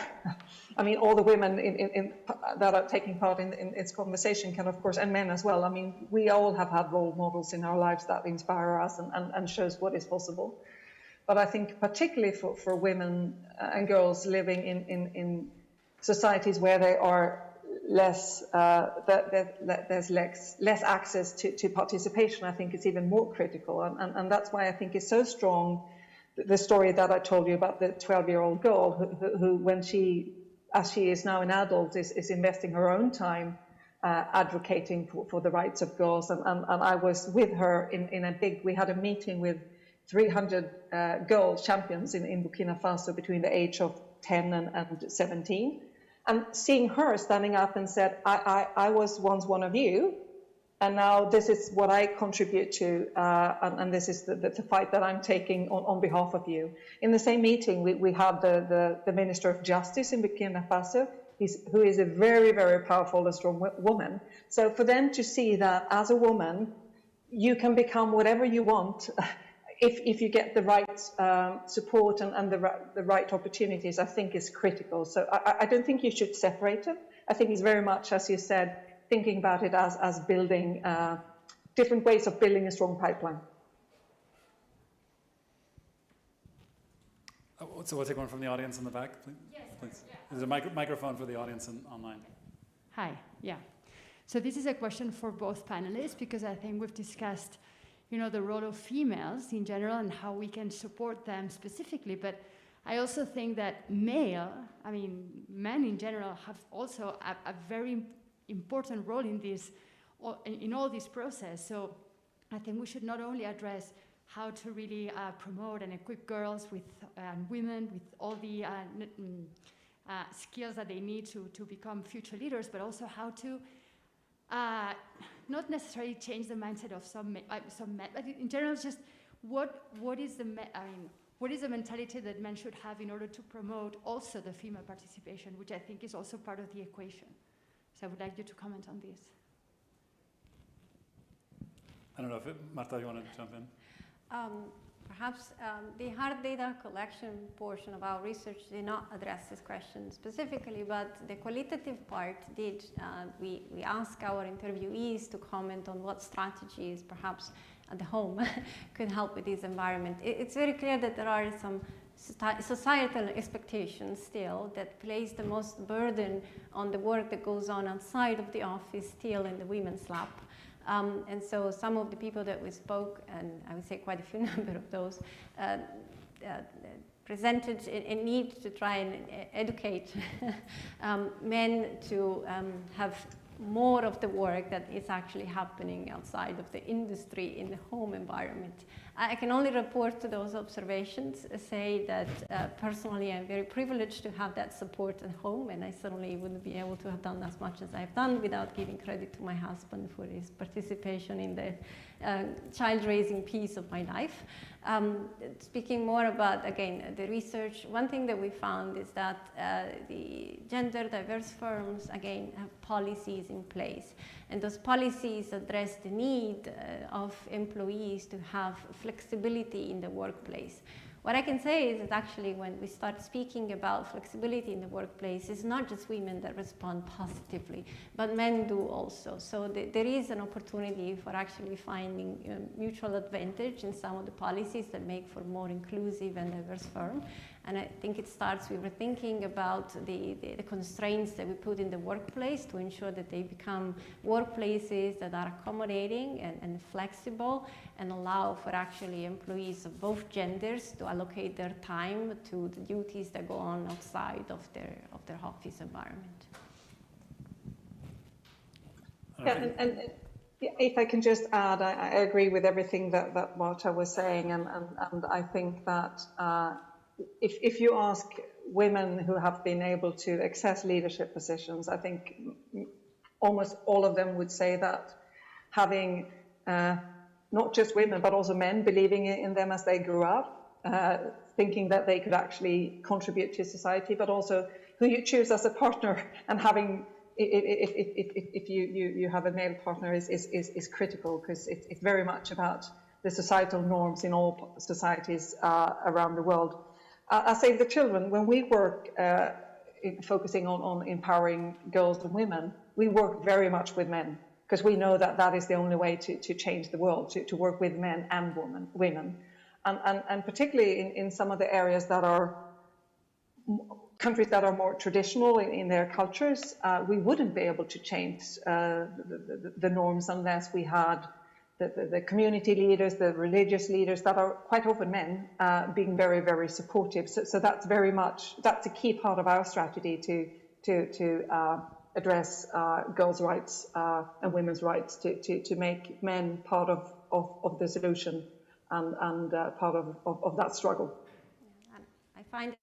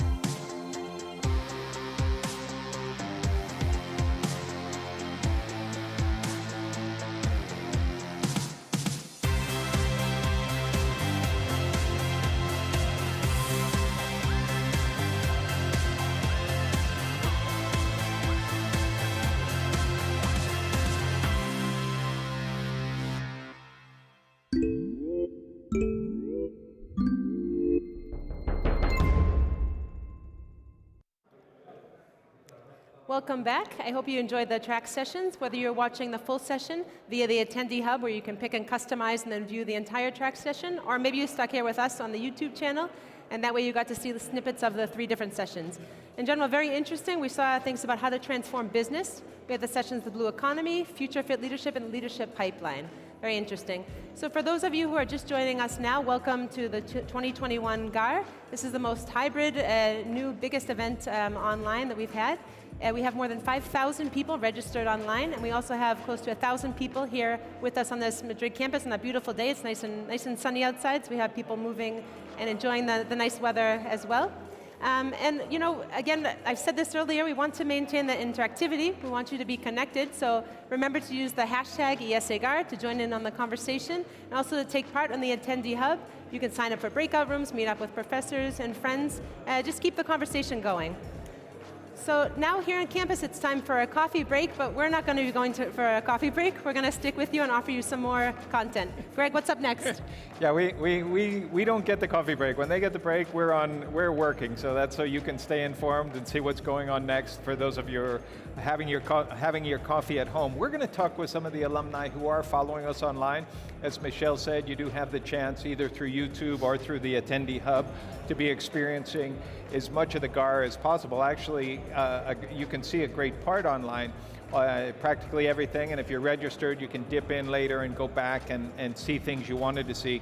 For example, the track sessions, which as Michelle pointed out, were great. We're going to go now to Zoom and try to hook up with Gustavo Noriega in Peru. He's an MBA from 2003, and if the technology works, we'll be talking with Gustavo about the experience remote. Excellent, how are you? Nice to be with you. Hey, Gustavo, we got you there. Hi, Gustavo, nice to see you. Hi, how are you? Nice to see you too. Good. Tell us, how is it? Are you getting a good view of the GAR from there? You are in Lima, right? I'm in Lima, yes. Okay, and how's the connection? Is it okay? It's working good, it's working perfect, yes. Okay. Wait, what have you seen so far? But excellent, it's an excellent opportunity to have a look about what is going on around the world, especially with ESG. The voices that we are listening through these sessions are really relevant, and in general are assessing that ESG is not a choice anymore, right? And it's related to a planet in which we live, and we wouldn't have another one. So it is time to promote real change in our minds around the world. So Gustavo, have you had the chance to connect any of your classmates online, to connect with any of the professors, any peers, any networking? No, not I have recently connected a couple of hours ago, but I will do it, of course. Perfect. Well, you have the opportunity. You can, of course, catch up with the classmates from your promotion, from your class, and also if you have any questions and want to connect through the hub to ask out to the professors as well, you can reach out. Gustavo, you were an MBA from 2003. How did you end up in Barcelona?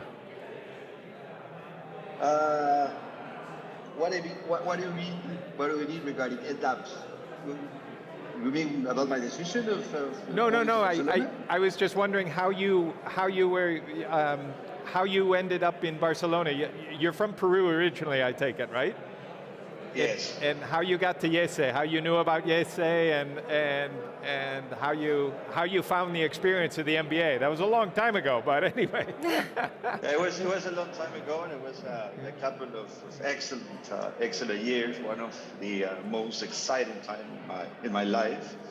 My older daughter, born in Barcelona, she has a Spanish nationality, and it was I chose the IESE. So I chose the IESE because of its reputation at that time. Right? It was the academic proposal was very exciting, was very strong, and it wasn't difficult to catch the idea of having an MBA from IESE. Gustavo, have you had the chance to come back to the IESE campus since you did the MBA? Either in Barcelona or to the new campus here in Madrid? You'll have to make a trip.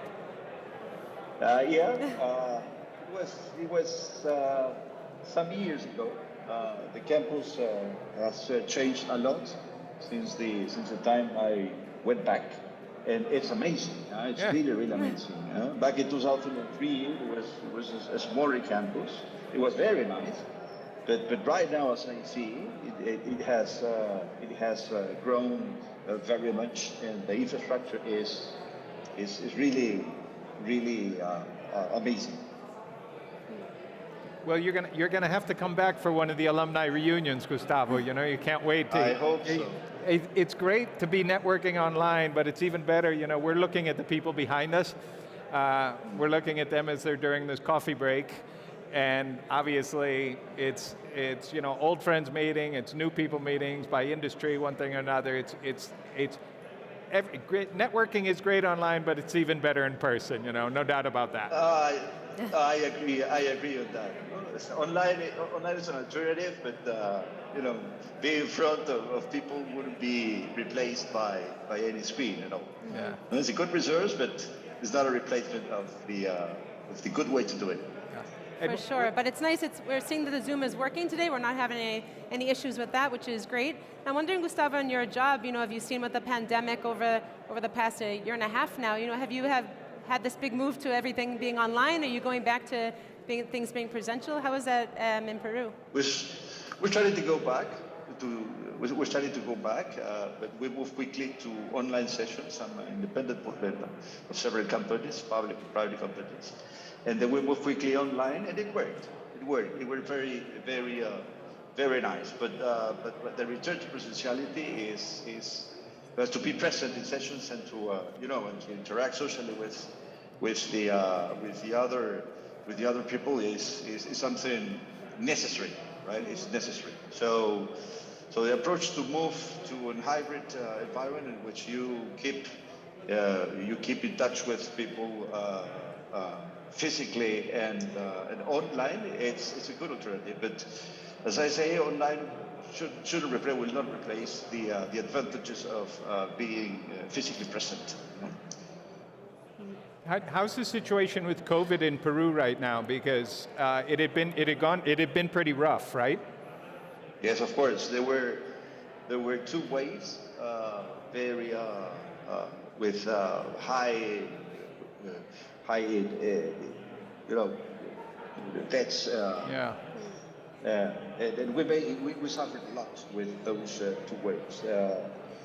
And now, third wave, we are estimating that third wave will come, but we're not sure when. But we are pretty much more prepared than the first 2 waves with vaccination. Right now, more than 55% of the population is completely vaccinated, so it will be very, very positive to go through the third wave if eventually comes in the country. And your work, Gustavo, we didn't ask before exactly the sector you work in. How has that been affected? Are things starting to get back to normal? I'm sorry, say again. The sector where the sector where you work in, we didn't ask about that. If it's things are starting to get back to normal, quote unquote. Yeah, one of the companies I serve in is a machinery company, dealer of the Caterpillar machinery, and it's closely related to construction, closely related to mining, and both activities are completely operating. So the company, the principal company where I serve in is working normally too, with quite a big proportion of its activities developing in on-site, right? Right. Okay, Gustavo, thanks a lot. Great connecting, and we look forward to seeing you back on campus, either Barcelona or Madrid. Thank you. It's been a pleasure. Thank you so much. Thanks for the time. It's been a pleasure. Great. Thanks. Thank you. Bye-bye. Great. Bye-bye. Thanks. Now we're going to go to an interview with Hala Tomasdottir. I hope you're going to help me with that. And Mireia Genet.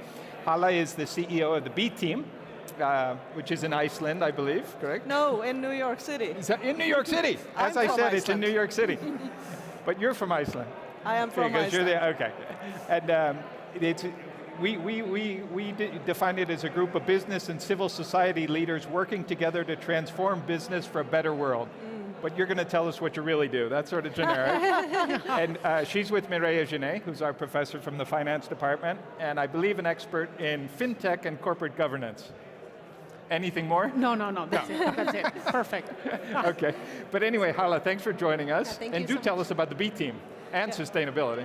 Yes, the B team is a team of global leaders that came from both business and civil society together in 2013 to say business as usual is no longer an option.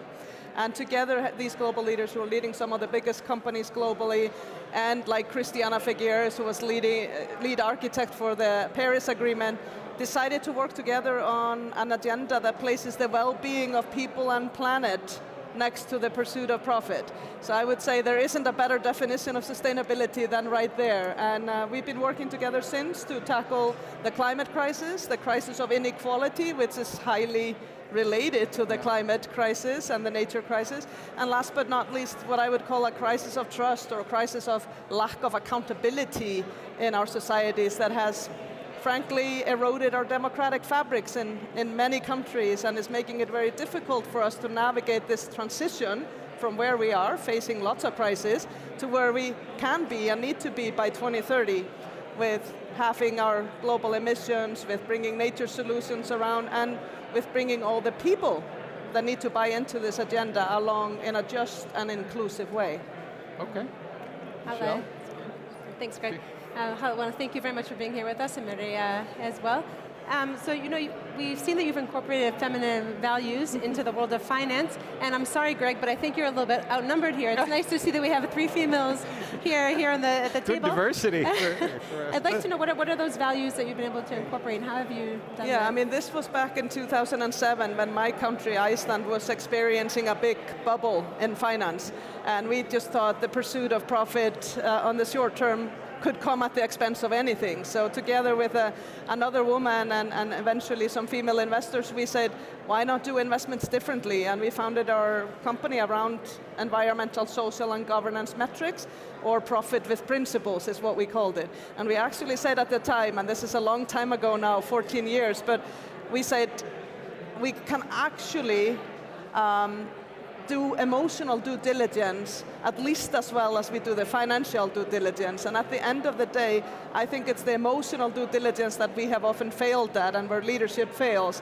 And we keep, for example, investing in the past. If you think about it today, we put $1.8 trillion into environmentally harmful subsidies. And then we get together in Glasgow and say we want to navigate this transition to net zero by 2050 or to 1.5 degrees. But we continue to invest and incentivize the past, not the future. So there's a lot of alignment that needs to happen with sort of how do we not just look in the rearview mirror when we look at investments and portfolios and how business has done, and start looking forward with a long-term lens, with a next generation lens, and start transitioning, the greatest transition for humanity that we'll ever go through. It's going to have to happen in the next 8 or 9 years because we only have until 2030 to really keep 1.5 trajectory alive. Yeah. I have a couple questions for both of you, which are how do you convince people to, I want to say, go against their own self-interest or go beyond their self-interest, talking about the common good. How do you, a company, a typical American company, what do they want? They want to make more money. They want to make more money for their shareholders. Maria will do the finance perspective, I'll do the human one. Okay. Well, I mean, I think that this discussion about expanding the metrics and going beyond the financials, and certainly from a board perspective, understanding that the corporation is something beyond what's presented in the P&L and the balance sheet, to look at the other metrics in terms of the social, how the corporation is working to make progress from a social perspective, how your corporation is impacting the environment. This is very much now a momentous, we are in a momentous situation, whether it's because it's now our common discussion or whether it's because there is enough regulation to push both corporations together with financial institutions to be actually pushing this forward. So yes, it's being done, and I think that if we reflect on what's going on, why do we keep talking about financial institutions in all of this? Well, it's because, let's say, 70% of the funding in Europe is done via banks. how can we actually make a reasonable transition into sustainable technology if we cannot financing? Banks, being 70% of the channel, need to participate. So we are, as of now, we are seeing most of the banks having ESG at the top corporate priority, absolutely top priority. Maybe 2 years ago it was not the case. It is now certainly the case. Is it just a kind of a dream, the CEO message, or is this something that the companies are really measuring? Sorry, I'm saying, is this just a dream, you know, kind of this wishing, or the messages they're really actually doing now, the metrics? Oh, what it's are companies absolutely, doing? no, it's absolutely tangible. I think that we've waited long to get a taxonomy. The taxonomy is not necessarily complete or absolutely closed, right? But we know for each sector what is material, right? So when we talk about sustainability, sustainability is very much a technical topic. We need to know for the chemistry industry, what are the material metrics for airlines, for this and that. So for now, it is all set up, and therefore, if you are within an industry, you know which are the metrics beyond financials that you need to disclose in order to start conforming with regulation and to be part of, and to be able to classify your activity, whether it's green, brown, or gray. The mapping is already there, so there is no excuse at not tackling it from now on. That's a great message. There's no excuse to get started, to make this a priority and to commit and make it happen, right? Hala, did you want to add? Well, I mean, I think we're facing a technical transition, and it's about the technology, it's about unlocking the dollars, but it's also about making accountants the change catalysts that we need, meaning we have to start measuring what matters, and our impact on the environment, social and governance fabric matters. Best announcement out of COP, in my opinion, last week was that the IFRS, the International Financial Reporting Institute, launched an International Sustainability Standards Board with the support of 36 or so nations. So we're actually going to start really make the metrics that matter part of a global baseline standard. This is very important, but ultimately this is a human transformation. Yeah. So I try to reach people by asking them to drop from their head to their heart and think about what they care about, what kind of a world they want to leave for their children. Right. And I actually think we need that kind of a transformation now. We're not going to solve this crisis with technicalities alone. You need a religious conversion, the Blues Brothers, I saw the light, right? I mean, something like that. But one of the criticisms, I don't know if it's criticism or skepticism, I tend to be cynical and skeptical because my background's as a journalist, is that this is great for rich countries and rich people. You know, they can afford to be cool and green and environmentally conscious. How do you get beyond that? Thank you for asking that question. One of the issues that we stood up on the B team in the first week at COP, we stood with the Climate Vulnerable Forum, which is basically the 57 countries or so that contribute 5% of greenhouse gas and yet are being hit the hardest. And they're not just drowning because of climate change, they're drowning in debt at unsustainable interest rates. So we are so self-serving in the global north that we don't understand that it is in our own interest to invest justly in the transition and the leapfrogging of technologies in those countries. We have an opportunity to leave coal and fossil fuels behind and go directly to renewables in these countries, but we need to unlock the investment to make that happen. And we need to unlock leadership that is of service of all of humanity and not just our own self-interest. And I think this is happening, but a little bit too little and a little bit too late. So this needs to be accelerated, and is one of the critical questions for anyone in leadership now. Because if we don't do this right, we will have social unrest on our hands. We already have that on our hands. That is going to make anything difficult. We're in a crisis of trust. I think our crisis of trust is as big as the climate crisis, if not bigger. And we have created headwinds for ourselves by leaving so many people behind. And that's the global south, but it's also within countries. Look in America, so many people feel left behind that they have found no option to believe in the future anymore. And that's not good. So just an inclusive transition, more women, more next generation, more people from the global south at the table, creating the table, is critical to solving this challenge. Are you willing to give a grade? It's not over yet, so I don't know if you can give a grade before they finish the exam, but COP26? It's not over yet. Mexicans are promising tequila and Russians are promising vodka if we can finish on Friday. So I guess there's some humor left, but I think it's still the jury is out. But I would say we've made progress, but we're not on track.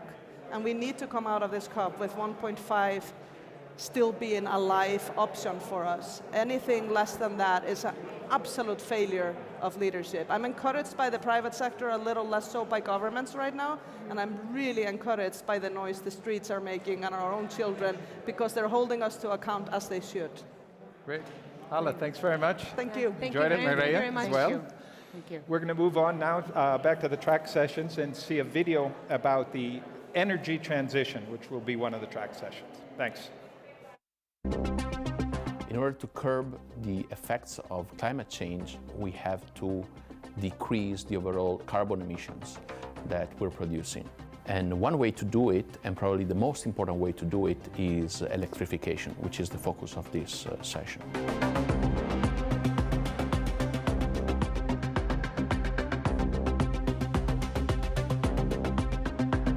If we want to meet the sustainable scenarios, we have to increase the share of energy consumption that is based on electricity, up to 31% by 2030. And part of the reason is that electricity can be produced in a sustainable manner through renewable sources. Electrification as a process will fundamentally change the overall supply chain of the energy sector from upstream, midstream, to downstream, meaning that we will change fundamentally how we produce energy, how we consume energy, but also how we transmit and deploy and distribute energy. The first speaker is going to be Mr. Francesco Starace, the current CEO of Enel. Enel is the biggest European utility and one of the leaders in the energy transition in the world. He's also the chair of Sustainable Energy for All, an international organization that closely works with the United Nations in order to make sure that the Sustainable Development Goal number 7, based on the targets of sustainable energy, gets reached in time. The second speaker is Mr. Axel Timman, and he's the CEO of Sonedix, an independent power producer which is fully based on renewable sources, specifically solar. Axel is also a IESE alumnus, graduated from the MBA program.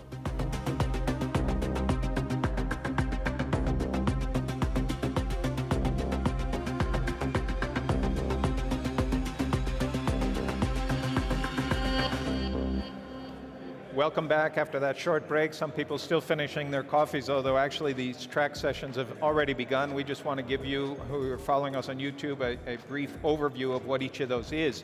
The first one is Professor Fabrizio Ferraro talking about the role of investors in tackling climate change. This is something we talked about with Mike Rosenberg the other day. In fact, one of the people is from BlackRock, Stephen Cohen, the head of the European and the Mideast for BlackRock. Professor Ferraro will also be speaking with Gilbert Van Hassel, the CEO of Robeco, and Mike Hugman, the director of the Climate Children's Investment Fund Foundation. And another session already underway. It starts with Design the Circular Economy of Tomorrow. In this session we have Javier Goyeneche, who's the founder of EcoAlf, the recyclable fashion, which we mentioned earlier. And we'll also be interviewing him later in our set. Herbert Wilms, the managing director of Redmondis, and they'll be with Professor Desiree Pacheco from the Environment Entrepreneurial Department. We're actually going to be talking a lot about the apparel and fashion industry and what it has to do with sustainability, but also, of course, about the energy industry. And one of the track sessions is Leading the Energy Transition. Francesco Starace, the CEO of Enel, the Italian energy company, is there. With Alex Thiemann, CEO of Sonedix, they'll be speaking with IESE professor Massimo Maret. Let's go to the track sessions. The transition as a technological evolution of the way in which we produce and consume energy, but the two things are going hand in hand. And basically, that is the key flavor of the energy transition, that the evolution of the energy sector in the world is no more a trade-off between carbon and economic growth. It's a hand-in-hand walk, and that is a positive evolution of the debate. It took I would say, 10 years for this to kind of finally come up. I think there is growing consensus, and that's on the optimistic side, that it's no more a compromise between growth and environment, but it's a synergy, because decarbonizing the energy sector makes it more competitive, and making energy more competitive stimulates growth. So this is now kind of deeply understood by most people. Not all, but there are always people that think the Earth is flat, but it's basically understood and shared. And that's great. Then, of course, on the negative side, there is a growing sense of urgency because time seems to be running out. It is indeed. I mean, the planet is clearly warming fast. And so can this transition happen fast enough to contain the damage and give us the century and a half or 2 centuries that we need to remove from the atmosphere all the carbon that we have thrown into that in the past 2 centuries. And so this is a little bit the negative end, that we all feel that this is not moving fast enough. Now, my point of view is that this is not just an energy transition. This is a transition of much larger proportion, and it has to do with basically the industrial and widely agriculture and economic activities of the world. It will move from a sector to the other with repetitive patterns similar to the ones that we have observed in the energy sector, and they are now unfolding in front of us, for example, in the automotive sectors. But you will see this going on and on in waves. And so the learning that we have from one sector can be used to accelerate and reduce the obstacles when you go to other sectors, which is an optimistic flavor to the discussion. You can understand things and prevent them from being slow or removing dead ends or avoiding dead ends. In general, I think we'll all have an incredible transformation of the economic life of the world because of this transition that starts with energy but ends everywhere else. And this is really to be understood yet, because I don't think most governments or stakeholders understand the depth of this transformation across the wider spectrum of economic activity of mankind. That is an incredible opportunity for those that understand it fast enough, and it's a tremendous risk for those that fail to understand it or even try to resist it, because there's no way that this can be stopped. It's inevitable.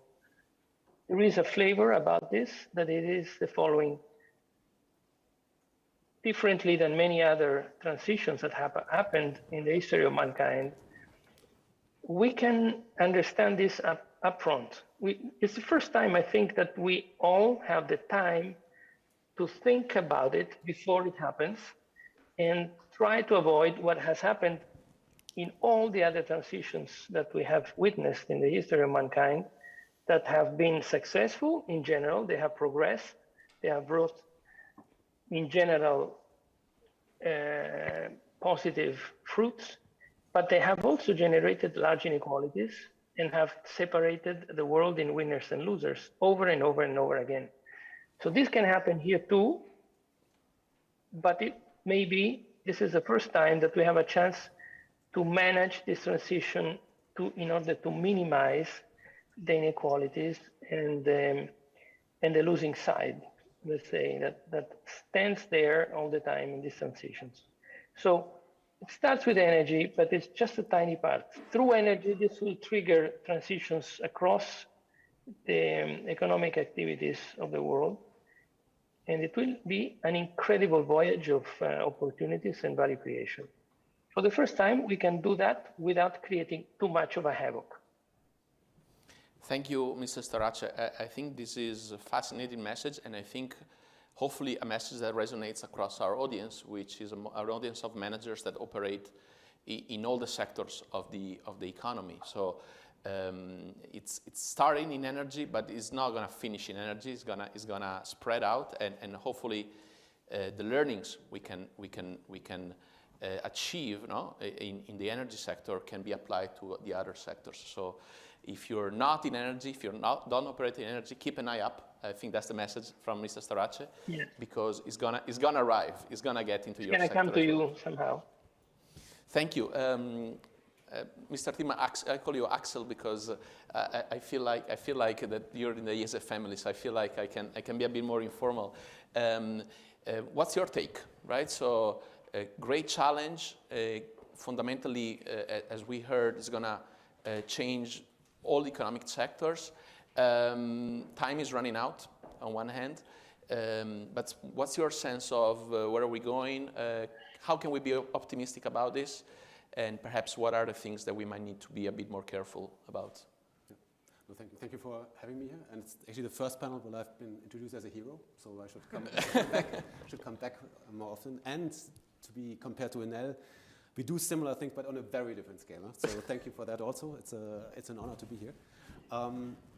So I think we largely aligned.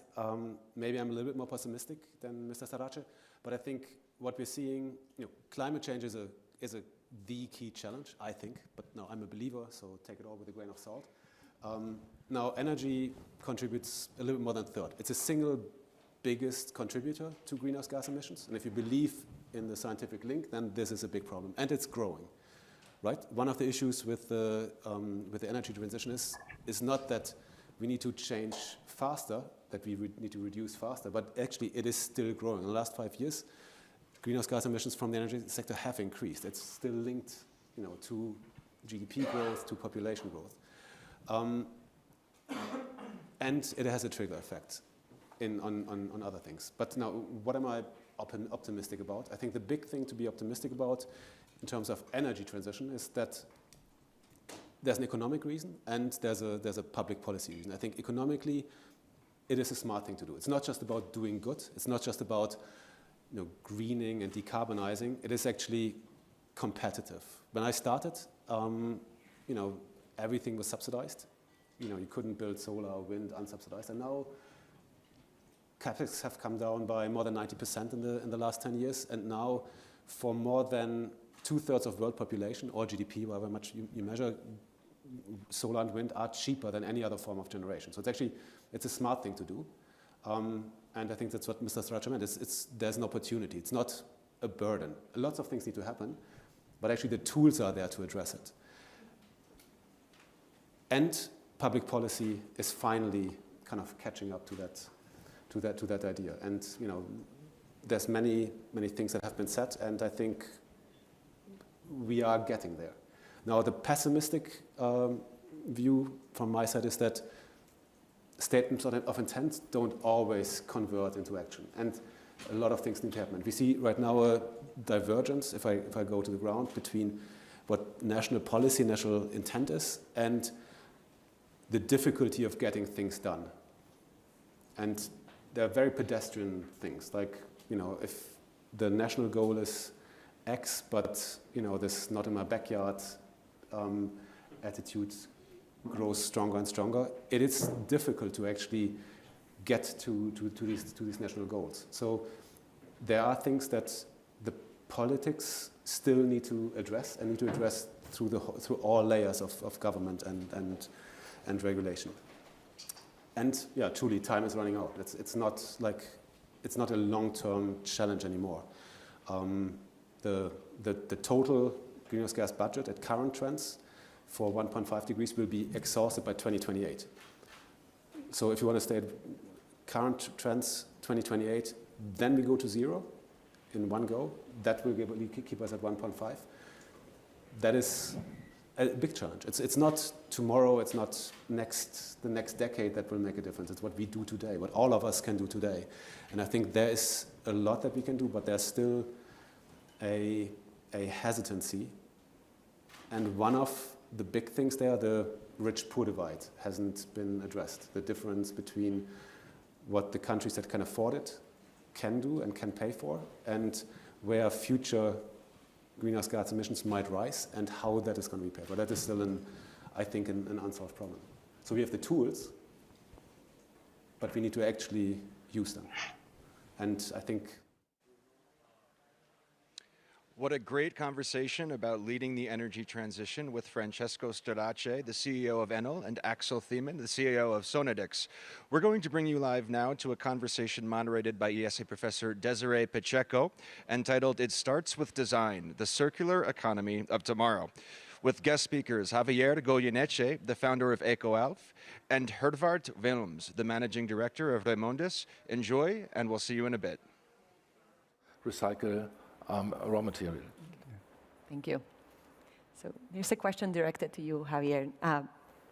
Speaking of design principles as well, what key design practices have you put in place or principles that have helped you at EcoAlf to really get to circularity or in that process? And do you collaborate with anybody in that process? Yeah. Well, I agree with everything you've said. No. Well, first of all, yeah, we are part of the Coalition for the Circular Economy in Spain, which we work with all different kinds of stakeholders, no, from people who collect the waste, recyclers, fabric manufacturers, yarn manufacturers, spinners, and brands. No? So we're working together in this project for already 2 years. And then I absolutely agree. Everything starts with the design. So we have to start eco-design. No? When we start designing, we have like different aspects we have to see. You know, first of all, we work for a timeless design. So the fact that your design can be much further in time, it's more sustainable. Then quality, because at the end, quality is a synonym of durability, and durability is a synonym of sustainability. Low quality products are the less sustainable. It doesn't matter if they're made with recycled or sustainable materials. And then monomaterials. I think for example, the first time we launched a fiber with cotton recycle, it was 50% recycled cotton, 50% recycled polyester. It was a big mistake, no? Because at the end of life cycle, it wouldn't be able to recycle it again. No? Since 2018, we never mix materials. So even when you see our down jackets now, the main fabric, the lining, the filling inside, all is recycled polyester. So working with monomaterials is the first or one of the most important things for future circularity. This is also a reminder to the audience that you can start entering your questions as well in the system. And so with this, you know, we're talking about design being important. I'm going to take us off script here for a moment, because I hear monomaterial, I hear timeless design and all of this. But that also means that we need a particular consumer, or we need the consumer and the demand for timeless designs, or the demand for these monofabrics, or you know, other sort of design impediment or boundaries here. So how do you consider that, for example, in your case, Javier, what the consumer wants versus what you want to give in this design for circularity? Well, I think it's very hard for the consumers to be able to start reading all the labels, no, to understand what is the materials of this. That's too tough work for them, no? I think it's the companies who have the responsibility to design in a way that product will be circular in the future. No? I think that's our biggest goal. Expecting the consumers to read all the labels, I think it's not very realistic. But there would be some kind of demand for those designs as well, right? So we would expect that it doesn't affect demand necessarily. Well, absolutely. I think there's more and more consumers every day which at the end want to buy brands which represent certain values they feel comfortable with, no? And the more information that people have, the better. Okay. I'll get back to some of that later on as well. So we're going to be asking now some questions regarding barriers to circularity. So we talked about design, now let's talk about some of the barriers that you've encountered throughout your time working on this. So this is to Javier. What parts of the value chain have posed the biggest challenge to scaling circularity? What strategies have you implemented to overcome them? And have you had to make any trade-offs as part of those challenges? Well, I think we have a huge challenge right now because, for example, we recycle mechanically, no, the polyester and the cotton. But if you want to recycle finished garments, they're using chemical recycling. Chemical recycling right now is the technology is still not there. So at the end, more than recycling is downcycling. So the problem is that the result of chemical recycling is a very low quality fiber, which at the end, it's not worth again to do garments. And that's and on top of that, the big percentage of the garments which are collected right now come from fast fashion. In fast fashion, the quality of those fabrics is not good. So the fact of low quality fabric plus low quality technology, at the end, the resultant fiber is not is not good enough. So, I mean, you can make kitchen clothes, but that's not upcycling. We like to say, okay, you recycle a plastic bottle, which has a span life of 30 minutes, and you create a coat which can last 25 years. That's what we call upcycling, no? And that's what we like to do, no? And then what you said was obviously sometimes you have to make decisions, no? What is more important, durability versus circularity? We tend to think circularity is more important than durability. But right now, circularity is still not there. So there's still a lot of investment to be done. And meanwhile, we also advocate a lot for durability. Okay, thank you. And so this is a question directed to her ward. What do you think are the main barriers for scaling circularity from your perspective as a recycling company? And how can these barriers be reduced? Have you seen or occasions where the barriers have been reduced as well? I think the first barrier we have discussed it is a bad design. If it is not designed for recycling, it is not recyclable, and it is a lost resource.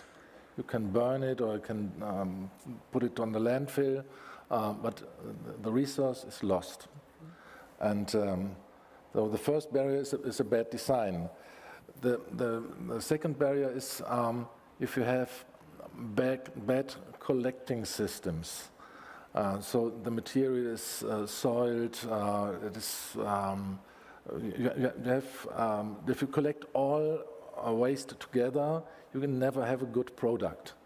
All machines are not good enough to do that. What our citizens do, they separate their waste, the paper, the plastic, the glasses, and so on, the biologic waste, and so from this material we can build good raw materials. Recycling raw materials. But if it is all collected together, second barrier is a bad collecting system. The best material you get from deposit return systems. So I think the future, if we want to save our resources, is in the deposit return systems. The third barrier sometimes is the price. If you produce plastics and you produce it from oil, and sometimes the price of the oil is $0 per barrel, you make plastics from oil. But it's for the environment, it is a very bad solution. So the internalization of the external cost into the product is doesn't happen in Europe, doesn't happen in our market, but we need it to bring the good goods in the market. And the last barrier is that the producers, most of the producers, do not understand that the kind of producing makes them to their own deliverer of good raw materials. The producer who builds a good product has at the end a good raw material. And if we discuss at this moment the shortage of some resources, we have to look at the kind we produce. We have the combining several materials means they are lost forever in a time where we have not enough resources. So what is the solution? I think first of all we need a labeling for good goods for your products, because the purchaser, the public purchaser, the industrial purchaser, the private buyer, he has to recognize good goods with the help of a label. we have no label for this. From this seed, you cannot see if it is it produced with the idea of design for recycling, and is it designed for recycling?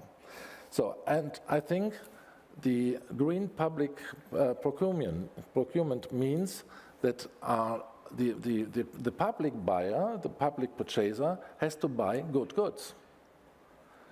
In Germany, the public buyers sell 450 billion euros per year. So if they buy good goods, we have a good sign to the market to produce exactly those products. Thank you. Hi again. We hope you've enjoyed that talk on the circular economy of tomorrow with EcoAl founder Javier Goyeneche and Red Montes Managing Director Hervart Wilms, along with moderator Professor Desiree Pacheco. We're going to bring you live now to a conversation moderated by Professor Fabrizio Ferraro on the role of investors in tackling climate change with Gilbert van Hassel, the CEO of Robeco, Stephen Cohen, head of EMEA BlackRock, and Mike Hugman, the Director of Climate at the Children's Investment Fund Foundation. Thanks for watching, and stay tuned for more. And financial institutions are not going to be compliant with the various laws around Paris alignment. So I think I agree that there's some really good stuff happening, and I think we can start to really get optimistic about some of that. Thank you. And I think, again, this idea that you need actors with different approaches, some perhaps more collaborative, some maybe more aggressive if you want. I think both help. I think there is no way to probably get it done only in one way or another.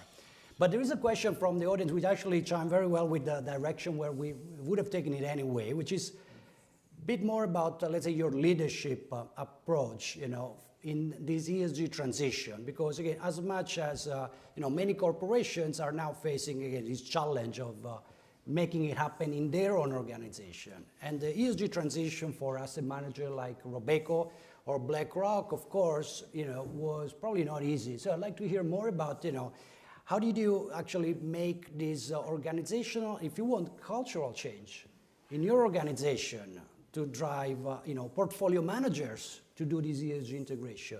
And perhaps we start with Gilbert and maybe Stephen, probably might have different perspective, but. Well, I must say that has been relatively easy. We have in our mission statement as a company that we are there to make sure that we solve for our clients economic as well as well-being problems. So it's basically within the DNA of the company. So that was not that complicated. ESG is a very complex subject. Multiple organizations that you need to know, multiple different terms, multiple ways of. The man in the street doesn't even know what it means. We had to invest massively in engagement and voting people, data scientists, climate specialists. I think we hired something like 65 people over the last year, and every time we exceed budget and we approve something, the next demand is there. We announced our net zero ambition and the transition path towards that. By 2025, we will have decarbonized our portfolios by 30%. By 2030, it will be 50%. As was already mentioned, selling your exposure to somebody else is actually not helping. So engagement again here is a very big factor. We're going to engage with the 200 worst emitters. That's about 40% of total emissions, where we will be in contact with the CEOs. The 50 worst one, we will be much more active. And there are 15 that already have a red signal, which means that in the next 1 or 2 years, we don't see significant progress and don't see significant measures, we will exclude them. That is happening. So the other thing that you can do is basically make sure that your own company basically contributes. That we do through travel budgets have been significantly reduced. We will reduce air travel by 7% every year in the coming years. We basically already have one of the most ecological buildings using geothermic heating and cooling for the building, using the water to flush all of our systems. Having all of our people from next year on can only drive electrical cars when they're company cars. So all of that you can do. On the portfolio management side, it's difficult, and particularly SFDR generates huge debates. Will we still have Article 6 funds? Well, the world is not homogeneous, and there are still quite a few that need Article 6 funds. Let's think about US ERISA funds, where the Department of Labor basically tells them you can only invest to maximize the return for your stakeholders and not in ESG. But also, you know, imagine we're having over 75 billion of algorithmic quant business, which is, you know, smart beta business, where portfolio managers are saying, well, I mean, ESG is great, but you are increasing our tracking errors, and how do we solve that? Well, one of the ways of basically solving that, and you can be very creative with that, is that you use tracking error not for having return risk, but for basically for ESG. And that works. But these debates are frequent. It's not easy. We are lucky that it was part of the mission, and then it's part of the DNA, and quite frankly, it's part of Holland. The country is far ahead of most countries, so it's a little bit easier for us. Steven, how has it been your experience in this transition, which you probably started later, but you've been actually going through very fast? So. Yeah, I think it is interesting. I think a transition like this, at least for us, kind of it started in products, which is kind of, for an asset manager, probably in the natural place where things start. And I think that what we've done over the last 2-3 years is really change the culture, to your point earlier on.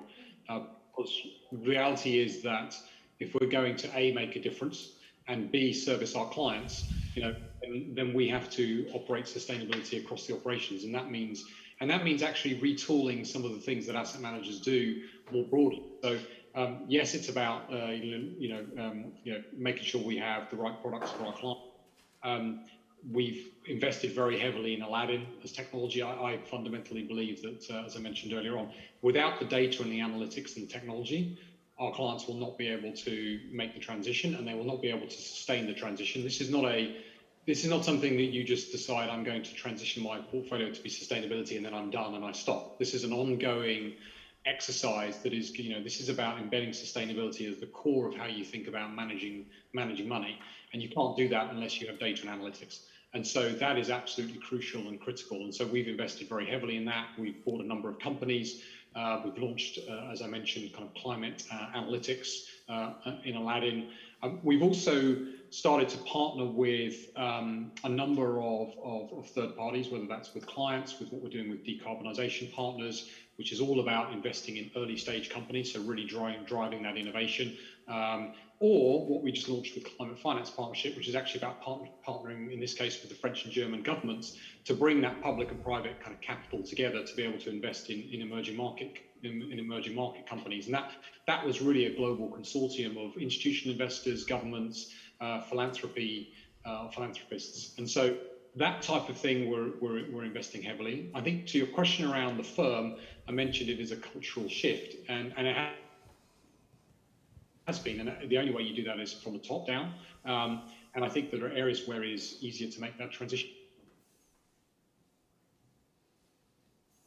Many of our portfolio managers are going through an education exercise, and I think for some, absolutely no problem at all. Very, very straightforward. In fact, it's opened up new opportunities for them. And for others, it is more of a challenge because you are asking them to incorporate something into the way they think about investments that is different. And that's why we come back to this concept of investment risk, because that's the way you have to think about it. Is if you're going to manage money in the future, and so it is a journey. I think we're very much on the journey. I don't think this is something, as I say, this isn't something to do and say by the end of 2021 or 2022, we're done. This is something that we've talked hugely about climate in the last 12 months. As I said, we've invested very heavily in climate technology, climate scenario, climate data. One of the biggest topics of the last 3 months or so has been kind of natural capital, and how do you think about the full spectrum of environmental, the full spectrum of ESG. So this is going to be a constantly moving environment. So we're very much on the journey, but as I say, I think we're aware we've become aware of the challenges that we just have to force through. Yes, there are two questions from the audience that I think I'll probably try to put together, because one is about greenwashing, which again is especially given the recent case in the US where one large European asset manager came under SEC attention for greenwashing. And the other question is about the ESG bubble, which again, and I think both questions actually, I go back to this point of education that has been raised before, in terms of educating clients. So what can we say about, so how do clients, especially maybe at this stage, retail clients, how do they know? Because again, there is a lot of asset managers now claiming to have, the capabilities and to be doing this. So if we have to give them, and we have only a couple of minutes, in a few words, what should they look at? Well, it's a difficult question, and clearly, I think that SFDR is going to help tremendously in that direction. And of course, it is only about climate, and ESG is much broader than that. So we still have a lot to go on the S and on the governance side. But the classification in 6, 8, and 9 is a very good way. I think that everybody of the asset manager kind of made their first deadline in March. But I would suspect that if you look at all asset managers and you compare all the 8s and the 9s, that there still will be tremendous differences. So I think you should do your homework when you look at that. Just like we need to do our homework on the data and do our own research and analysis to make sure that we deliver what we are saying. Not easy. And I also think that over the next couple of years, one of the biggest compliance issues is going to be whether we actually do what we are saying and whether we're going to be in line with SFDR in Europe. Thank you. And I mean, this is consistent with, again, one of the comments Stephen was making. I mean, one of the key steps moving forward is to actually kind of work together and, continue to, as Mike was saying, as well, lobby for regulation that will make it possible for all players, to know perhaps what the good ESG players are in the space and the not so good. I think, again, this is part of this need to align different type of stakeholders that we are kind of raising in this conference. And I'd just like to thank both, all the speakers, Gilbert here and Stephen and Mike, connecting, and all of you for being with us today, both in this room and at home. Thank you very much. You're welcome. Thank you.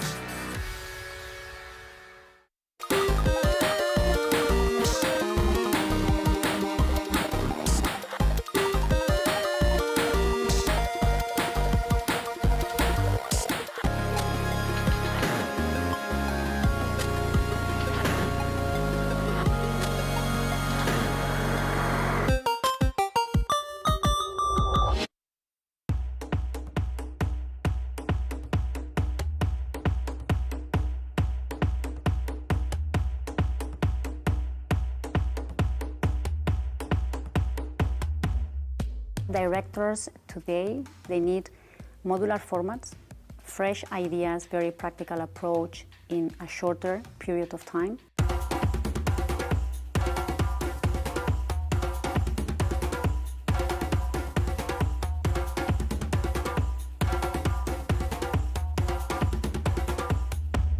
The transition is seamless, it goes along very well. Adaptation for us means ultimately to offer more and better options to our participants while being able to keep the essence of our pedagogical model, or even being able to get the best out of both worlds.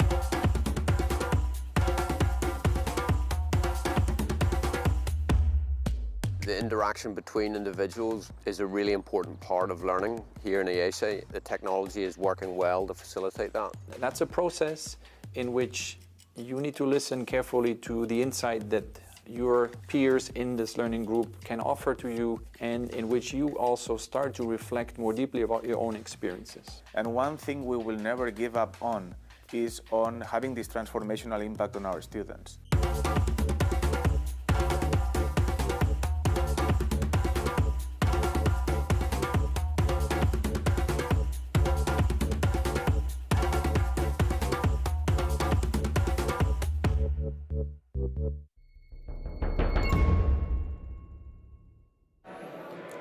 Welcome back. I hope that you enjoyed the track sessions. We just had 3 great sessions on energy transition, the circular economy, and investors in climate change.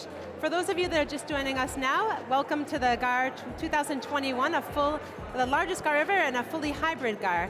We have more than 5,000 people registered online. We have more than 1,000 people here on campus. You can hear them, we can hear them at least in the background, moving around between the track sessions in between the auditorium. So here, just a reminder, the focus of this GAR is sustainabilities, the abilities and capabilities, skills of leaders to be able to drive sustainability forward in our society. And we've identified 4 key challenges: understand, align, innovate, and commit. And this is what we're going to be looking at. We've been looking at today, and we'll be looking at as well tomorrow. In just a few minutes, we're going to be talking about the entrepreneurial mindset and why that's so important in terms of sustainability. We're going to have Javier Goyeneche with us. He's the founder of EcoAlf, which is all about eco apparel, and also Professor Desiree Pacheco from IESE. Now, you know, startups are really a good example of what needs to happen in terms of sustainability, not just because of the technology, but because of the mindset. They're thinking about something radically different, and that's what's needed. So we need startups, we need new ideas to create things that are radically different from the status quo, and that's the mentality that's coming. One interesting thing, before we have Desiree and Javier come, we're going to look a little bit of a preview to what we have coming Saturday. On Saturday, there's a very interesting IESE alumnus, a concert pianist. He'll be here, but we want to take a short look at a video of his work. Great.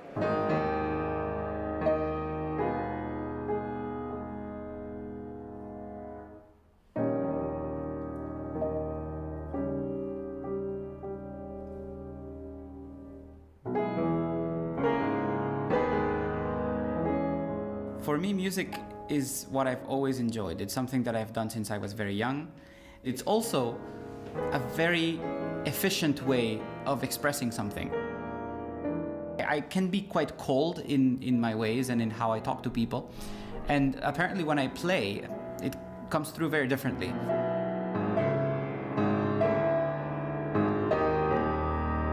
But of course, as a soloist, it is a lonely career in a sense that most of the time you are practicing by yourself. And that's something that you have to do alone, and that's just part of the process. One of the things that I miss the most purely as a performer is that part of feeling that I'm actually contributing something to society and helping people in a way. So that's probably why I'm at IESE, to be honest.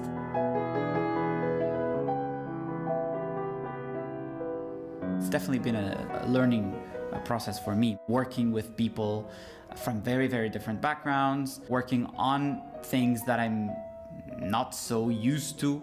And in that sense, yes, it's been very different, and it's been a very good experience. Well, business is life. At IESE, in a way, we are almost using business examples to illustrate many different parts of real life. In the end, it's all about trying to understand situations and to understand them correctly, or trying to have a bit of a system, of a framework. And there are so many things that makes us biased.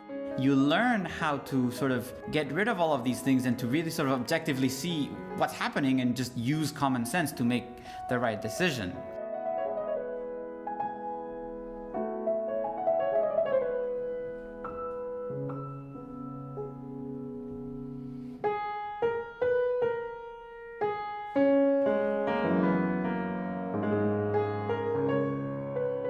Something that people always tell me is, okay, it's incredible that you play by memory, except everybody, pianists in general, sighted or not, play by memory.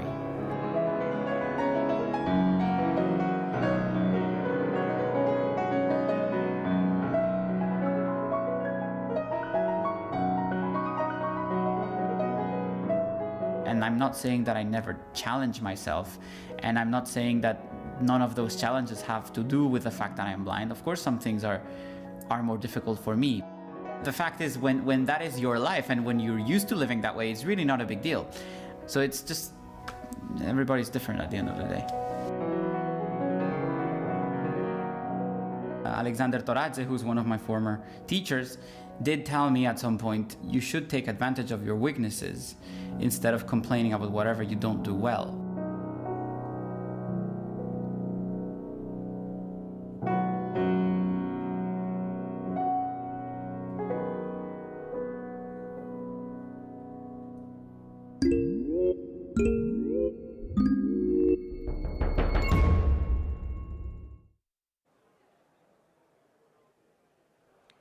Hello and welcome back to the IESE Global Alumni Reunion 2021.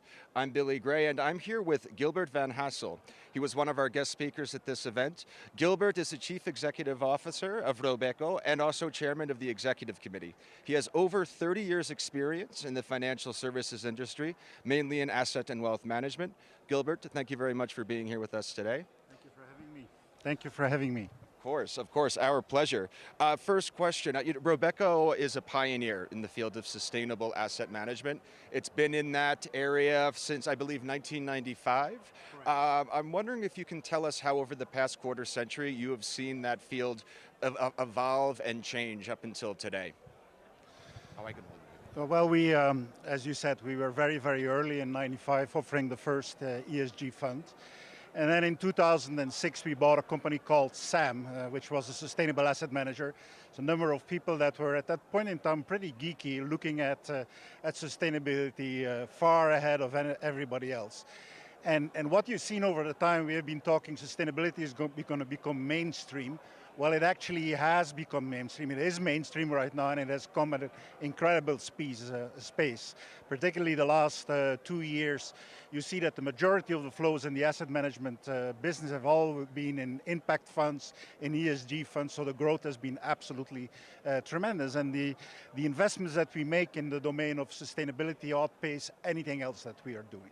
And why do you think that is? I mean, I think for a lot of outside observers or more casual observers, they would attribute it to just to the increased awareness of climate change, sort of these extreme weather disasters. But what do you think has really been the catalyst for this tremendous growth? Well, I mean, pretty clearly the events that we all see are clearly a catalyst. Also, you know, younger people and the demonstration that you see on the streets and people like Greta Thunberg and Nuna de Wever in the Low Countries, they clearly have contributed tremendously. But we also see that it is necessary, that it is very serious, and that governments, and particularly in Europe, with the Green Deal and with SFDR, which is the reporting requirements that are going to come, that is actually contributed.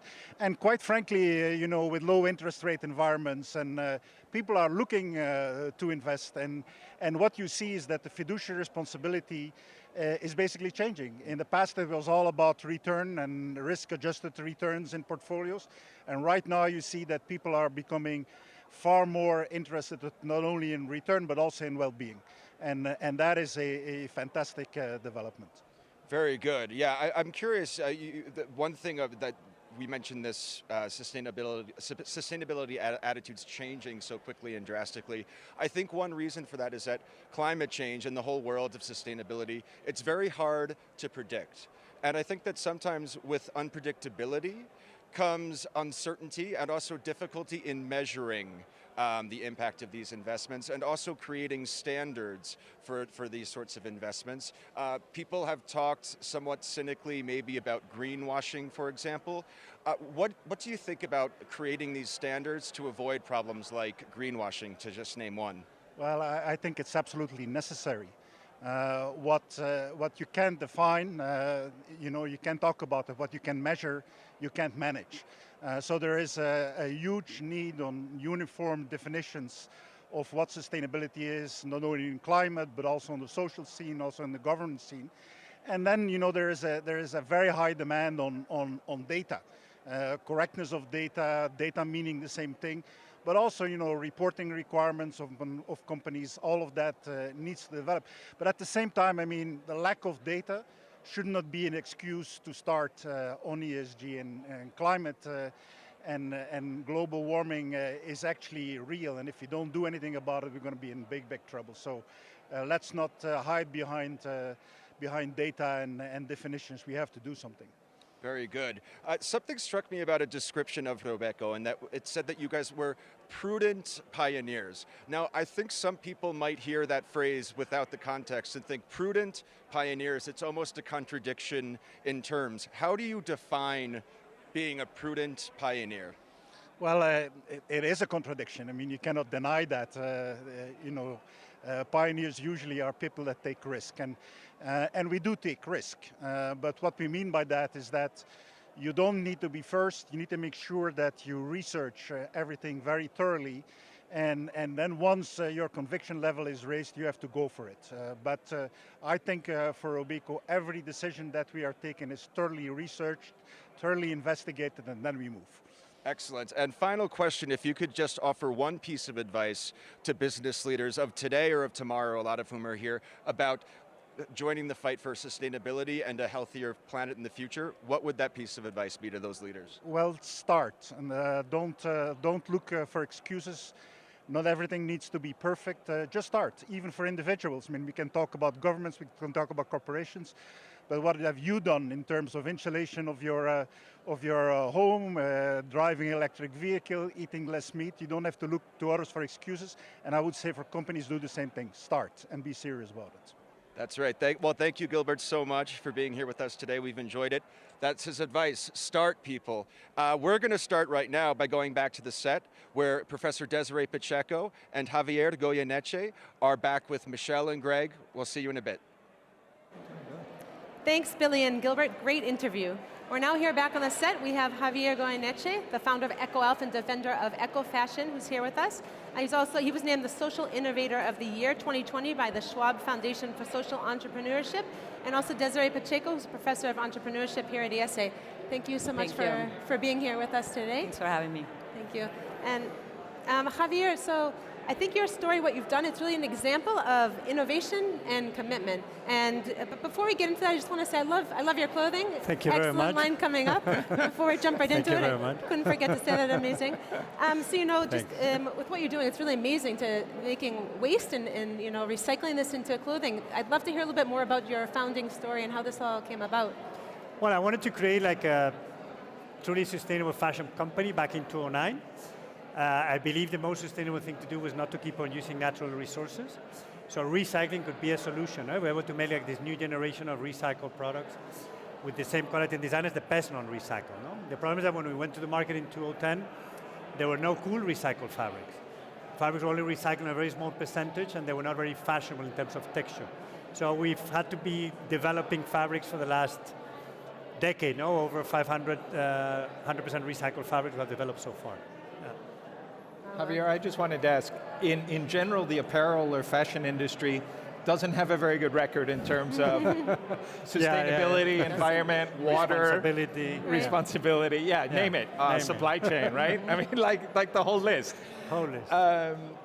Is that changing though? You took a pretty radical way, but in the industry overall, do you see change there? I think absolutely. I think since when we started till now, and especially over the last years, I think there's a big change. I think there's a lot of companies trying to go in that direction. I always say that the big change will come when the big players take real action. At the end, EcoAlf can make noise, EcoAlf can show that it's possible, but at the end, it's the big companies who have the resources, the money, the teams, and the volume to really make a change. But the problem right now is that the fashion industry has a business model which is not working. Because it's about buying, throwing, a new trend every Thursday, discount promotion, Black Friday. So it doesn't matter if you use a sustainable fabric. It's the business model behind, it's not sustainable.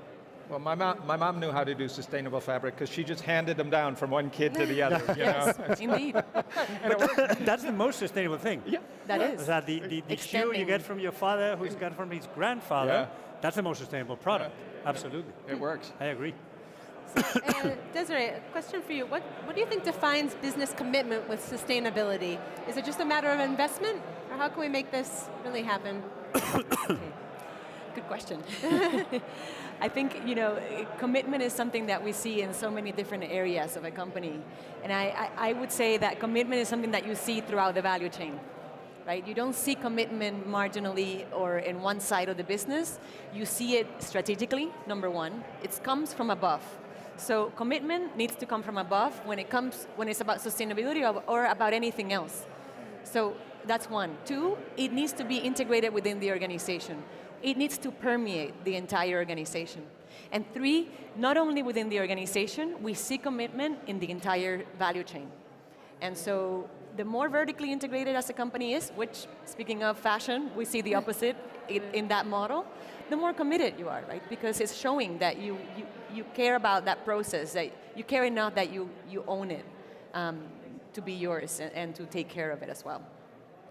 I have the idea, I told you I'm a bit cynical. I have the idea that to be responsible means to pay more in general. So I ask you, can you challenge that? Are there some factors, are there some sectors where that is not the case? And yeah, tell me that this is not just a rich people's problem,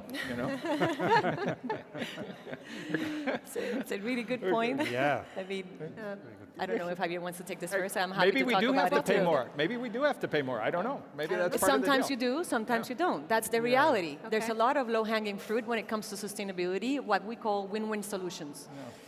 Energy efficiency is a win-win right there. Resource efficiency in general is a win-win. You reduce resources, you reduce cost.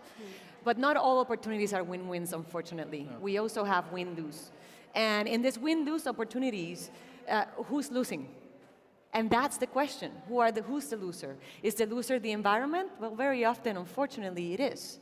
Sometimes it's others. And so we need to think about how can we rebalance those win-lose relationships so those who are somewhat losing can come up a bit above. And maybe those that are winning don't win so much. So we give the rise to the others. So I have much more to add here, but I realize we're short in time. Yeah, but most people who win like to win a whole lot. They don't just like to win a little bit. That's the question. You have a pie, and how big do you want to make it? And there are trade-offs.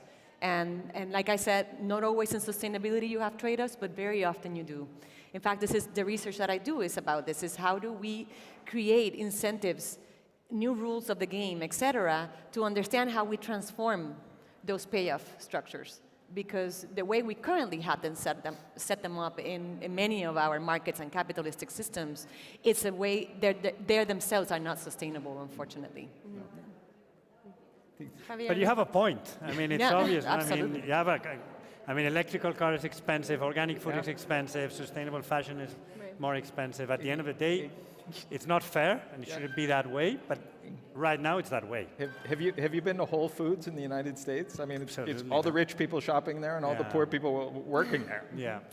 But I'd like to add to this that this is, the way I see this is, it's a time-based process, right? That we see this in so many other markets, not just sustainability, where initially, yes, the prices are higher because there's less volume. But as we start to see volume increase and economies of scale take place, I expect that we're going to also see those economies of scale here. Right now, we're not there scaling because what we have is a lot of these smaller players taking care and leading a lot of this change. Once the larger players, which many of them are, for example, in apparel, they're getting involved, not to the level where we would want it to be, but definitely heading the right direction, then we'll see these economies, and we should be able to make it more affordable. Yeah, and you also have something working in favor of you, which I look at my nephew, you know, who's just out of college, 23 years old, and he, and probably his nieces too, but I haven't talked to them about it, I've talked to the nephew, you know, is pretty attentive to things in terms of purchasing and a bigger picture. So, I mean, I think you do have that in your favor, too. And I think, I'm sorry. No, I think, absolutely right. I think young generations are much more aware. No? They have much more information. And it's amazing, no? When you go to schools and you speak about these topics to 11-year-olds and they understand it so quickly, no? So it's very important. One last question, Javier, because earlier we spoke with Mike Rosenberg, this idea. Now we have a whole event dedicated to sustainability, economies of scale. Maybe years ago we didn't have this. We're talking about the abilities of CEOs. What can CEOs do to bring this, to make this change happen? What can we do to bring sustainability more on the forefront in the next years? Well, I always say that I've been very lucky because I've had shareholders which have supported every time I've made a decision that was not profitable in the short term. But I always say the same thing. I always say to the board, every time we've taken a decision that it was good for the planet, it's ended up being good for Ecoalf. Everywhere, every time. But I think some CEOs are not so lucky. So I think a lot of CEOs, unfortunately, are measured in the short term. Their job, their bonus, all the career is based on a 6-month plan. No? And so probably they don't have the support to make those decisions. So I think what we need is more than CEOs, which I'm sure a lot of them would like to go in that direction. We need shareholders willing to support the CEOs taking those decisions. Javier, Desiree, thanks a lot. Thank you very I know much. Michelle would like to talk a lot more because we like fashion. There's going to be a lot of fashion here, actually, but we have to move on to something else, which is the tyranny of merit. Michael Sandel will be speaking with IESE professor Marta Elvira right now. Actually, this session has already begun. Michael Sandel is a Harvard professor, and this book has really become quite important, talking about inequality and sort of the myths of meritocracy in the United States. Let's go into the session. Privilege to count on Professor Michael Sandel, who will speak for the first few minutes, 20 minutes of the session. We'll follow with a conversation, and please, I encourage you to open that application and start submitting your observations, your comments, your dialogue with Professor Sandel, as well as keep it open because we are going to enjoy a few polls during the session for the people outside, but also for those of you who are joining us here in the room. There is no time to lose, so we've come to hear him. Allow me to do a brief but necessary introduction for someone who needs no introduction. So Professor Michael Sandel teaches political philosophy at Harvard University and is perhaps the foremost expert on justice, ethics, democracy, and markets. And with that background, he's nonetheless the most popular, or named the most popular professor in the world. So his work bridges enduring political philosophy themes with the most challenging moral and civic questions today. His books with titles such as What Money Can't Buy, The Moral Limits of Markets, Justice, What's the Right Thing to Do, The Case Against Perfection, Ethics in the Age of Genetic Engineering, Democracy's Discontent, and The Limits of Justice. These books are translated in more than 27 languages, so I'm pretty sure that those of you here and those from the most remote corners of the world can try and find it in the language of your choice. Among his academic honors, Professor Sandel has been a visiting professor at the Sorbonne, delivered the Tanner Lectures on Human Values at Oxford, the BBC Ritz Lectures, and the Kellogg Lecture on Jurisprudence at the US Library of Congress. He received the 2018 Princess of Asturias Social Sciences Award, in which jury I have the honor to serve. In China, the university convened an international conference to explore points of contact between his work and the Confucian tradition. So it spans the entire globe. And in fact, in the US, Sandel has served on the President's Council on Bioethics and is a member of the American Academy of Arts and Sciences. A graduate of Brandeis University, he received his doctorate from Oxford University, where he was also a Rhodes Scholar. Beyond his academic accomplishments, I'm sure you're familiar with the fact that where few philosophers straddle, which is actually their work bringing to people across the 5 continents, impact venues such as St. Paul's Cathedral in London, the Sydney Opera House, the Public Theatre in New York Central Park, and outdoor stadiums in Seoul, South Korea. Testament of his engagement in meaningful debate, which is something we want to elicit here today as well. He has led debates in Britain's Palace of Westminster, where he led a debate about democracy with members of parliament and the public, as well as a debate on corruption and public service in Brazil. And given the nature of the hybrid event today, it's worth mentioning that he has been a pioneer in the use of new technology to promote global public discourse, with his Justice course being the first at Harvard to be freely available online and on TV. You are encouraged to participate also in the debates he is leading in the BBC series, The Global Philosopher, video-linked discussions with participants from over 30 countries on the ethical aspects of issues such as immigration and climate change. So in a meeting about business as a source of good in society, I can't think of a better expert to think about these dilemmas and reflect on the impact that our work decisions, value judgments, and behavior have on our current and future society. And please join me in welcoming Professor Michael Sandel. Thank you. Thank you. Thank you so much. Thank you. Thank you, Professor Elvira, for those very generous words. The tyranny of merit. You hinted that it might be controversial. A little. A little. For the following reason. How can merit be a tyranny? Merit is generally a good thing. If I need surgery, I want a well-qualified surgeon to perform it. If I'm flying in an airplane, I want a well-qualified pilot. That's merit. That's a good thing. So how can merit become a kind of tyrant? I'll try to explain. And if I don't persuade you, I hope people will challenge me and send in questions for the discussion. I'm ready. But let's first take a step back and think about the shape of our civic life in democracies around the world. There's a lot of unhappiness with politics, with the terms of public discourse. Our civic life isn't going very well. What passes for political discourse consists either of narrow technocratic talk, which inspires no one, or when passion enters, we have shouting matches where partisans shout past one another, politicians especially, without really listening.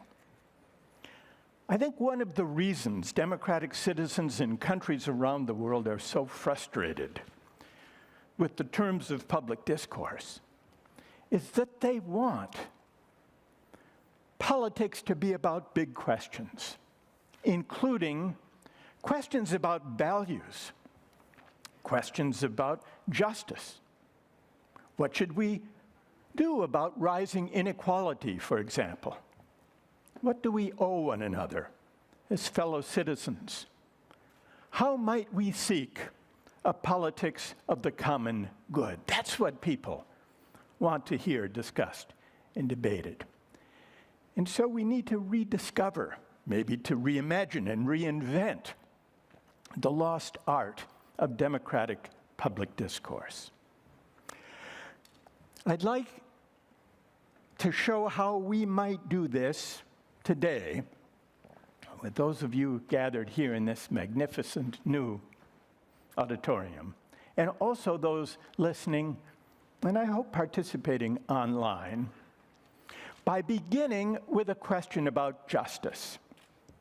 Now, justice is a very old idea. Philosophers, at least since Plato and Aristotle, have debating the question, what makes for a just society? The question I'd like to put to you is, who deserves what and why? That's a question right at the heart of debates about justice. But let's begin by making that question concrete, and by imagining a very successful person in our society, someone who is very good at what he does and who is rewarded handsomely for it. One of the great football players in the world, Lionel Messi. He recently left Barcelona and went to Paris, to Paris Saint-Germain, and he gets paid a lot. You know how much he gets paid? About $41 million. That's a lot of money, but he's a great football player, one of the greatest athletes in the world.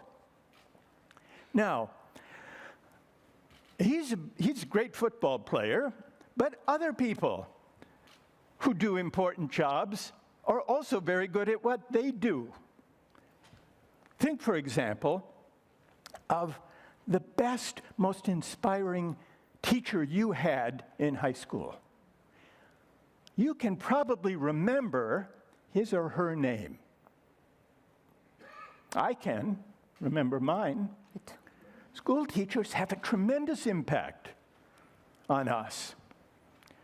Or consider the doctors and nurses who cared heroically for COVID patients throughout this pandemic. They perform very important roles in our society. School teachers, doctors, and nurses get paid, well, less than Messi. In fact, he makes about 1,000 times what your best high school teacher makes. Here's the question I would like to put to you. So get your app, and we'll see what people's opinions are. Does Lionel Messi deserve to make 1,000 times more than your best high school teacher? Click yes if you think he does, no if you think he doesn't deserve to make 1,000 times more than your high school teacher.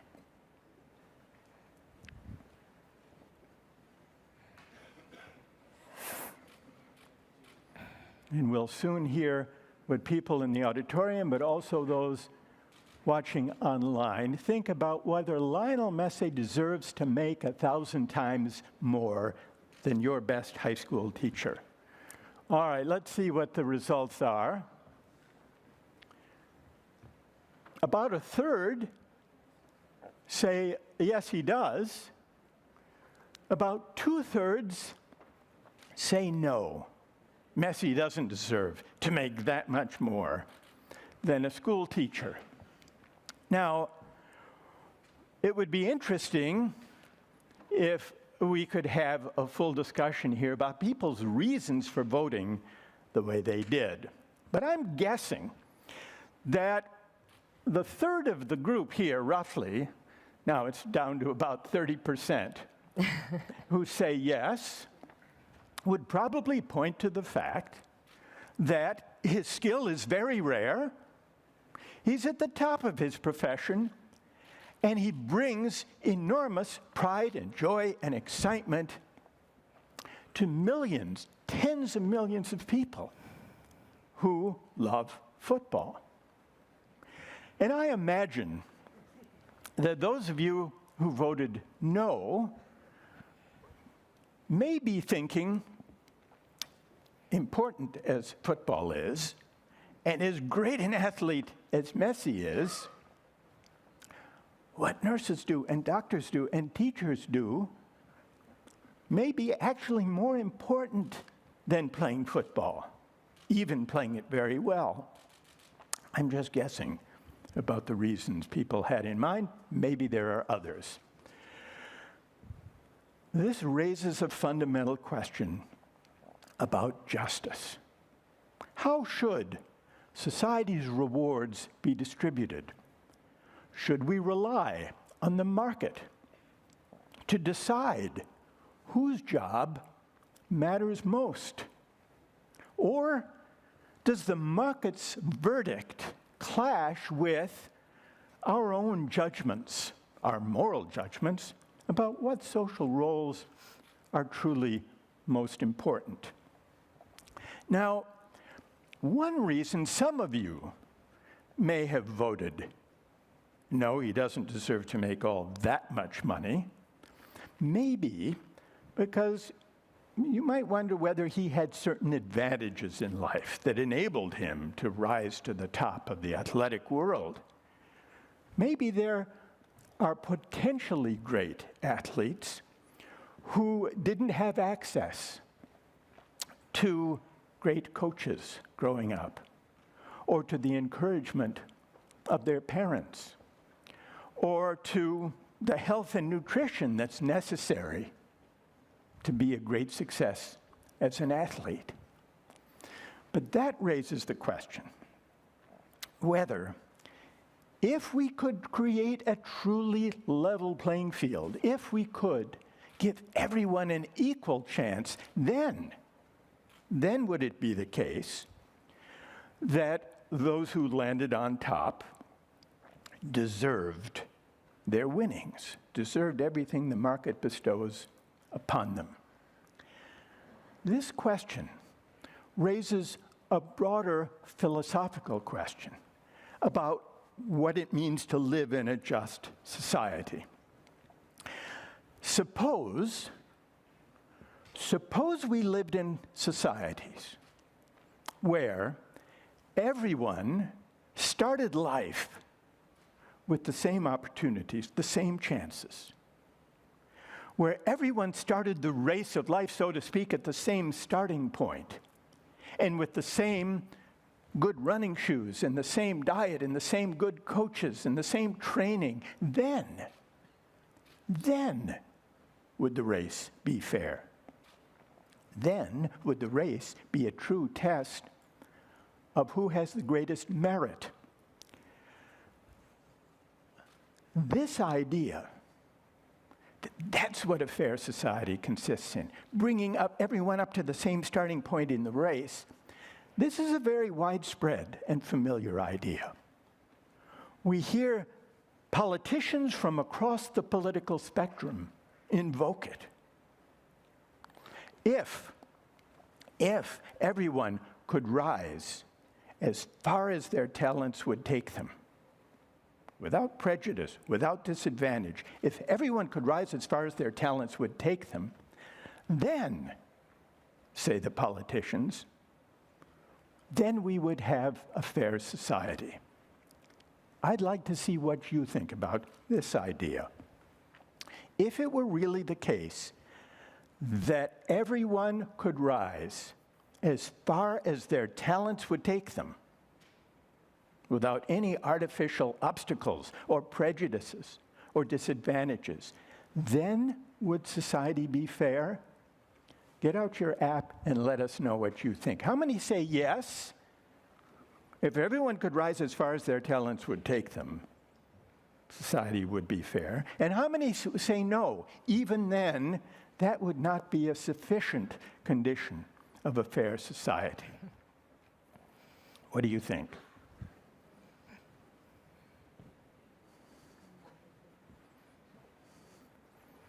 So far, Marta, it's pretty evenly divided. You'll see as people online and in the auditorium vote. If everyone could rise as far as their talents would take them, would society be fair?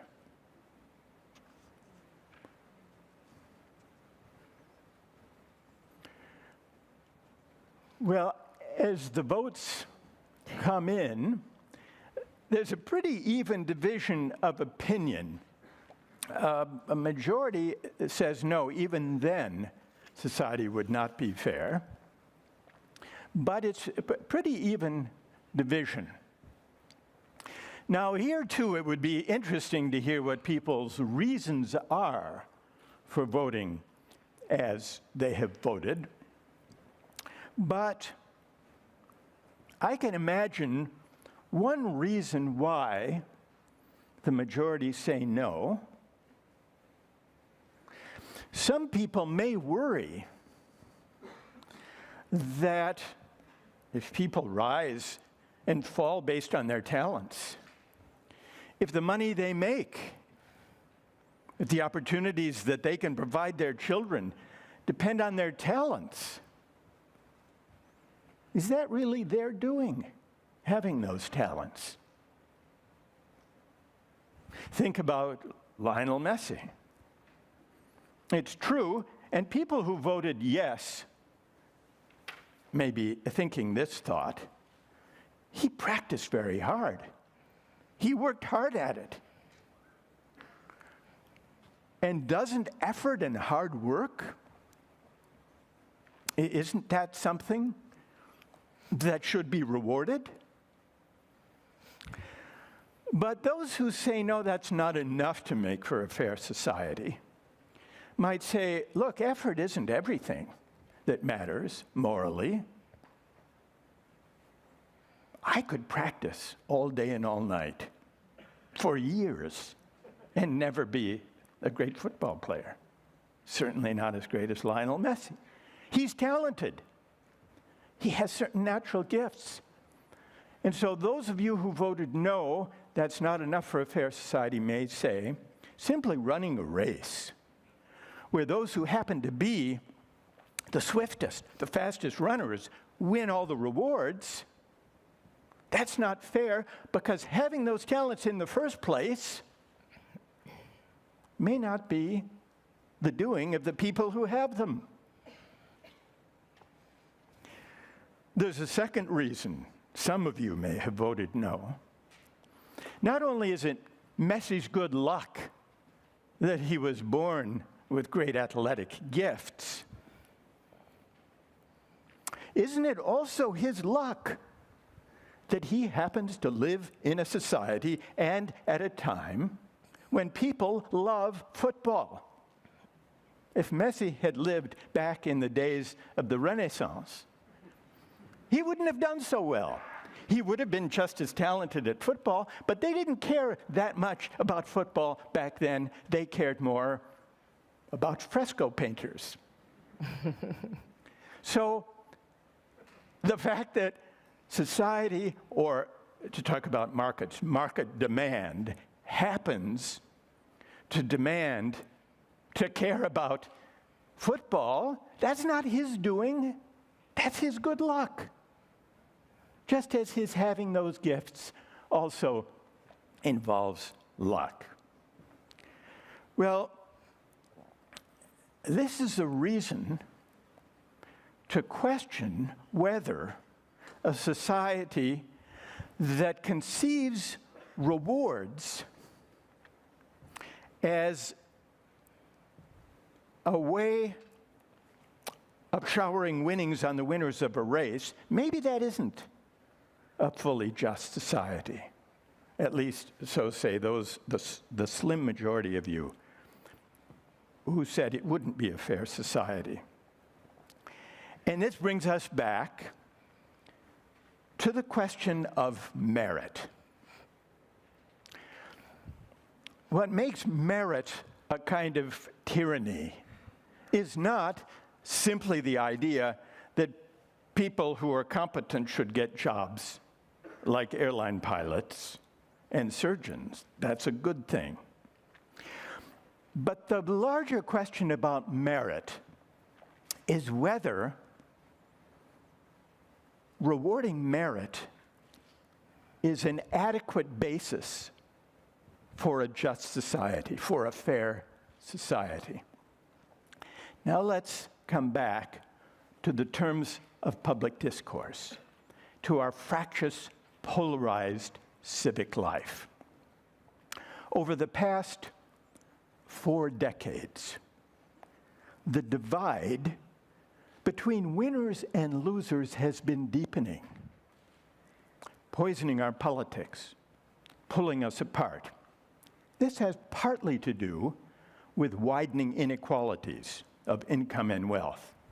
But it's not only that. It has also to do with changing attitudes towards success that have accompanied the widening inequalities. Those who have landed on top these last few decades have come to believe that their success is their own doing, the measure of their merit, and by implication, that those who struggle, those who've been left behind, they must deserve their fate as well. Now, this way of thinking about success is connected to a seemingly attractive ideal, the ideal of meritocracy. The ideal of meritocracy says if chances are equal, the winners deserve their winnings. And we all know that in actual societies like ours, chances are not truly equal, and so we debate what it would take to make them more equal. But even if we could succeed in bringing everyone up to the same starting point in the race, there would remain the further question about attitudes towards success and about whether success, even under those conditions, is truly our own doing. This brings out the dark side of meritocracy, the harsh side, and it's this. The closer we come to a true meritocracy, the greater the tendency of the winners to believe that their success is their own doing, and the greater the tendency to look down on those who haven't succeeded. Meritocracy creates hubris among the winners and demoralization among those left behind. It leads the winners to inhale too deeply of their own success. Do you know what I mean? To forget the luck and good fortune that helped them on their way. And it leads them to look down too often, leads us sometimes to look down on those who struggle. So what's the alternative to a competitive meritocratic society that says once the race begins, if the race is fair, the winners deserve their winnings? The alternative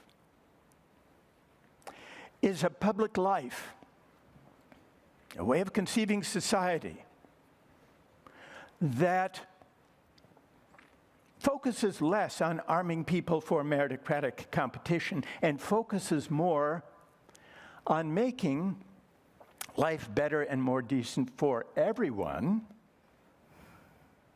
who contributes to the common good, whether through the work they do or the families they raise or the communities they serve. It would be the alternative to conceiving social life as a race to the top, would be a public life that affirmed the dignity of work, that remembered that work is not only a way of making a living, it's also a way of contributing to the common life we share and winning recognition and esteem and honor and appreciation for having done so. Martin Luther King, just before he was assassinated, traveled to Memphis, Tennessee, and spoke to a group of striking sanitation workers, garbage collectors. And what he told them was this.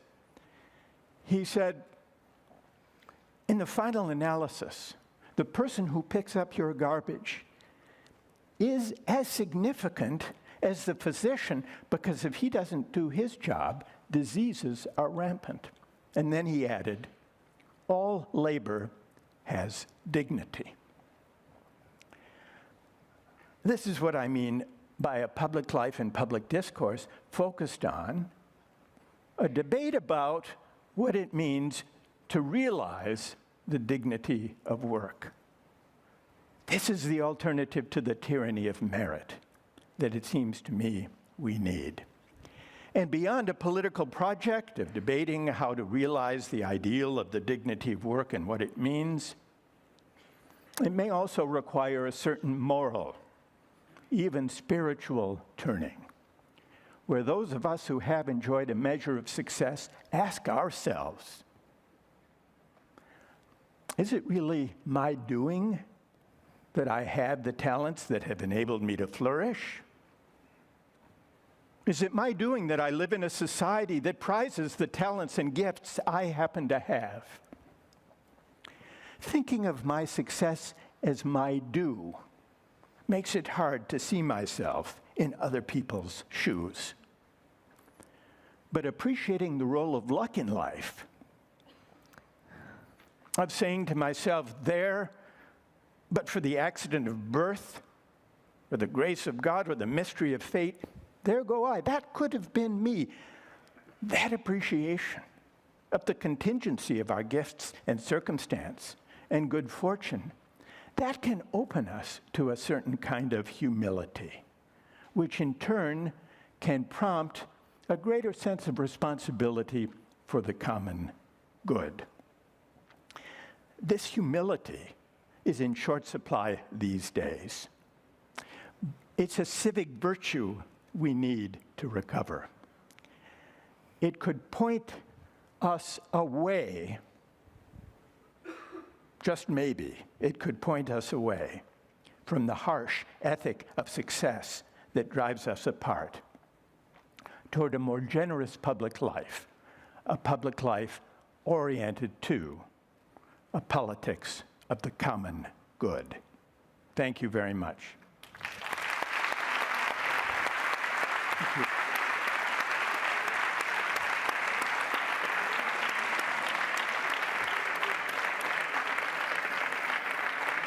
Thank you. So, thank you very much for all these insightful reflections, which actually help us with the humility of reconsidering the reminder that also the Mayor of Madrid gave us at the beginning in the introduction of our obligation to give back, given how much we've received, right? And reconsider the ethics of success, especially as it is ingrained perhaps in the definition of professions. And speaking of the dignity of work and different kinds of work, which has become perhaps very relevant as we saw during the COVID pandemic, etc. What we consider essential work was not necessarily the best paid or even the high status work, right? One question obviously is, how do we assess the merit then, if it is not truly through this? Because as we move to a world where some predict that there will be no work for some people, and extremely interesting work for those top professionals who are in whatever is valued at that moment in society, the fault lines are possibly even more severe than what we are seeing now. If there is people with no work at all, how do we define their value in society? How would you address this?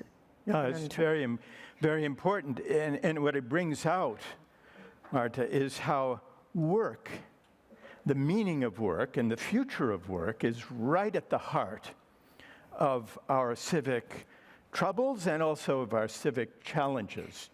And we saw, just as you mentioned, during the pandemic revealed, highlighted inequalities that preceded the pandemic, but it made them vivid. And it put the question of work right at the center of our consideration of inequality and merit and success and reward. Those of us with the luxury of working from home during the pandemic couldn't help but notice how deeply we depend on workers we often overlook, not only in the hospitals, but delivery workers, warehouse workers, grocery store clerks, nurse assistants. And so this could be, I was hoping during the pandemic that it might be the beginning of a public debate about how to bring their pay and recognition into better alignment with the importance of the work they do. Mm-hmm. And then the question of work becomes all the more vexing when we consider, as you suggested, the possibility of the obsolescence of work for a great many people in the face of robotics and AI. And it won't be enough simply to say, well, we could tax the robots maybe and pay off the people who are deprived of work. Not if you believe that work is a mode of contribution and recognition, because if it is, that won't be enough. So, related to this question, I'm going to move to the audience questions, because there is one with a lot of votes, and so it seems quite a few people are interested. But so they say, what do you make of the argument that certain jobs are paid based on how much those individuals generate? In other words, I deserve, a portion of what I create, I suppose, is a different version of the market, but... Mm-hmm. Okay, well, there is we slide easily into the assumption that the money people make is the measure of their contribution to the economy and by extension to the common good. But this, I think, is a mistake. It's a mistake that we all recognize if we reflect on some of the jobs that get paid lavishly and some that get paid relatively poorly. We considered Messe and the teacher or the nurse. I don't know if people saw the television program. We watched the whole series at home, Breaking Bad. Did anybody see that, or you've heard of Breaking Bad? It's about a high school teacher who didn't make much money and wasn't much respected in the classroom. And then he became a meth dealer, and he made the best meth in the area, and he became a millionaire. Now, by the measure of the market, he was contributing more as a meth maker and dealer than as a high school chemistry teacher. But even the most ardent laissez-faire free market economist would be hard put to say that, therefore, the contribution of a meth dealer is greater than a contribution of a high school chemistry teacher. And once we recognize that, then we can have a debate about what contributions matter most and are worthy of the greatest reward. But notice, that's not a debate that the market itself can decide. That's a debate for us as democratic citizens, reasoning together, arguing together, disagreeing sometimes, about what counts as a truly valuable social contribution. And that forces us into a bigger debate about what is the common good. But it's exactly that kind of debate that I think would enrich and enliven democratic public life. And maybe we've already touched upon this, but we had discussed earlier about the paradox of our relying more on merit, even for positions in a democratic society. Yeah. And the contrast with the fact that people are losing faith in democracy itself across many places in the world, which becomes difficult to combine. And so I was wondering, how can individuals and societies be more motivated to engage in this discussion? If a pandemic might be an impulse, but there might be other reasons that can help us. Well, I think another prompt or provocation to reflect on the system of merit that currently predominates is the populist backlash against elites. And we see this in countries around the world. We saw it in the United States with Donald Trump, who railed against elites, political elites, intellectual elites, media elites, professional elites of all kinds, the professional classes. have been the targets of much of the backlash against elites. In fact, in the Brexit debate in Britain, which was part of this populist backlash, same year that Donald Trump was elected, a few months earlier, during the run-up to the Brexit vote, one of the proponents of Brexit was on an interview show, and someone asked him, but economic experts say that leaving the European Union will hurt the economy. And he said, this country has had enough of experts. And during the pandemic, it's not been as big a problem in Spain, where people have gotten the vaccines. In the United States, it's hard to persuade a lot of people to get vaccinated or to wear masks because experts are so mistrusted. And I think the reason for that has a lot to do with, well, with the tyranny of merit and of meritocratic expertise and of technocratic expertise as it was presented during the last 4 decades, when experts assured us that a finance-driven version of capitalism and globalization will help everyone. Trust us. And it didn't. It helped some, but not others. So expertise was discredited, elites were discredited, and we're reaping now the bitter fruits of that mistrust, especially with vaccines and masks. And so that's another provocation, to figure out what is it about the mainstream governing philosophy of the last 4 decades that have bred such anger, resentment by many working people, and mistrust, sensed by many working people that elites look down on them, condescend to them, don't respect the work they do. So I think this is another important motivation. If we're going to try to dissipate the cloud that hovers over the future of democracy, we're going to have to figure what are the legitimate sources of that protest against elites and find a way to respond. And I think this is an audience that would resonate with that message. I mean, the reflection and thinking of what is our role really in contributing to building the bridge across the different occupations, professions, or work types. So thank you. There is a question that many people have, and is related to this. What political or then social systems do you see moving forward toward that dignity-given alternative?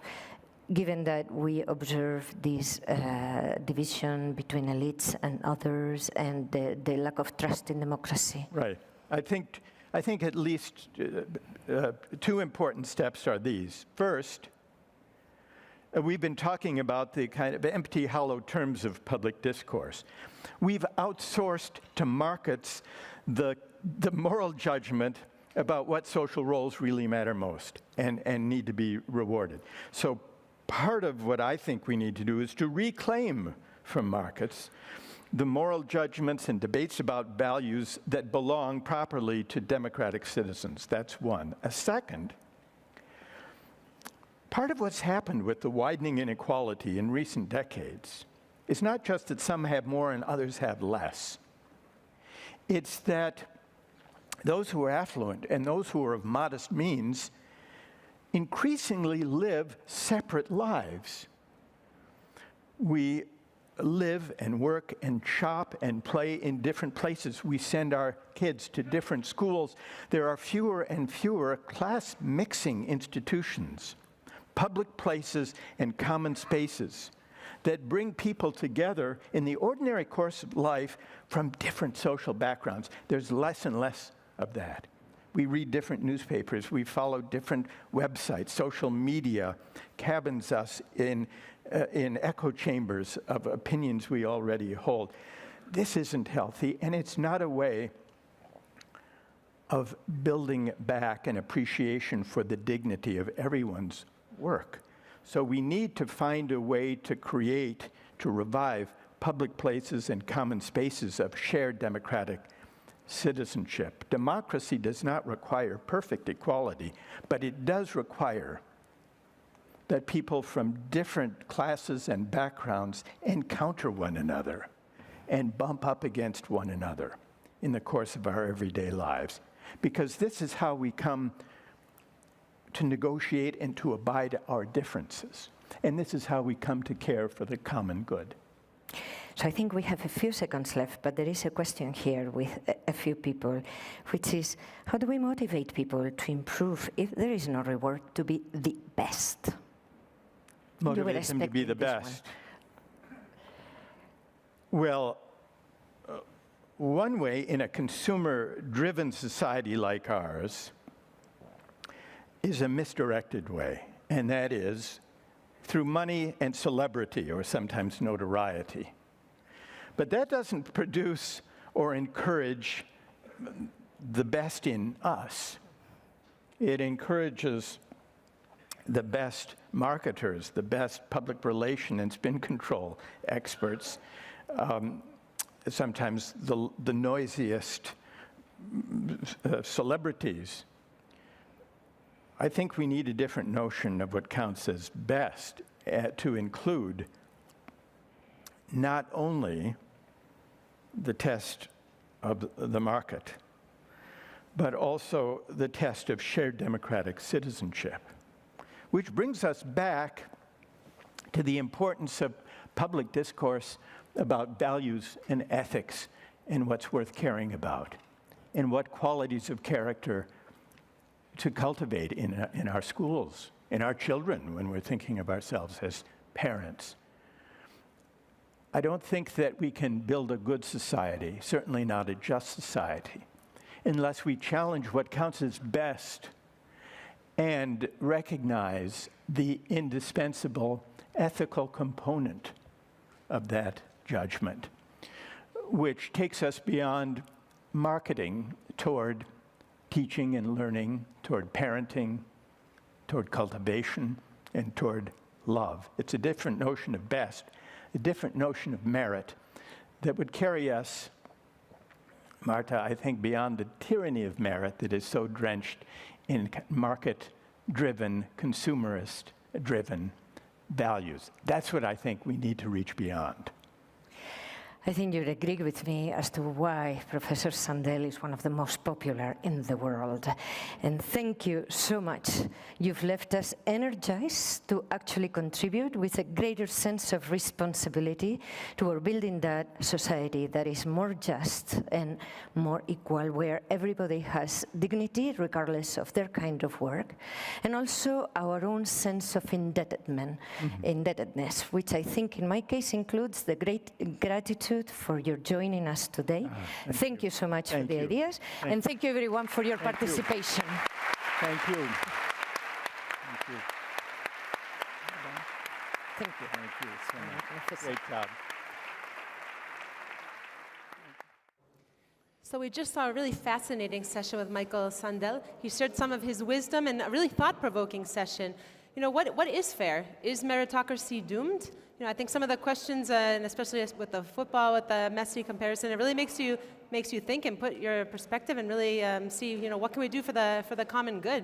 And it's great because we're going to have Michael Sandel here with us in just a few minutes. We're going to have a follow-up interview.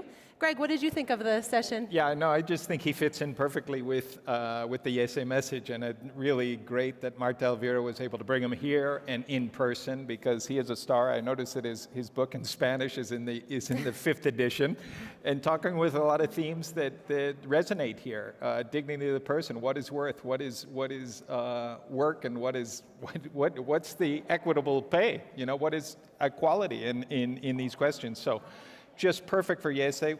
We really look forward to seeing him, but let's go back to the big room right now, the main auditorium, to see Professor Ferraro wrap things up for the day. Last session, I hope it's clear that, again, we take very seriously this goal of learning, educating, and that also means perhaps putting ourselves in an uncomfortable position. Because many of the things he's saying, you know, are probably uncomfortable for many of us. I'm a white, male, European, I have a PhD from Stanford. So I never thought I was part of the problem because I thought that I had all the merits, you know, that I'd actually fought for everything I've done. But I do think we have to reflect that with the sustainability transition, some of the ways in which we've organized our societies, our corporations, our organizations, might need to be rethought. And I'm not saying, and we're not saying that perhaps everything is wrong. There are probably many things that we can leverage from today's sessions, where we have seen corporations, financial investors, NGOs doing great things to advance our countries and corporations towards a more sustainable world, a sustainable and inclusive society.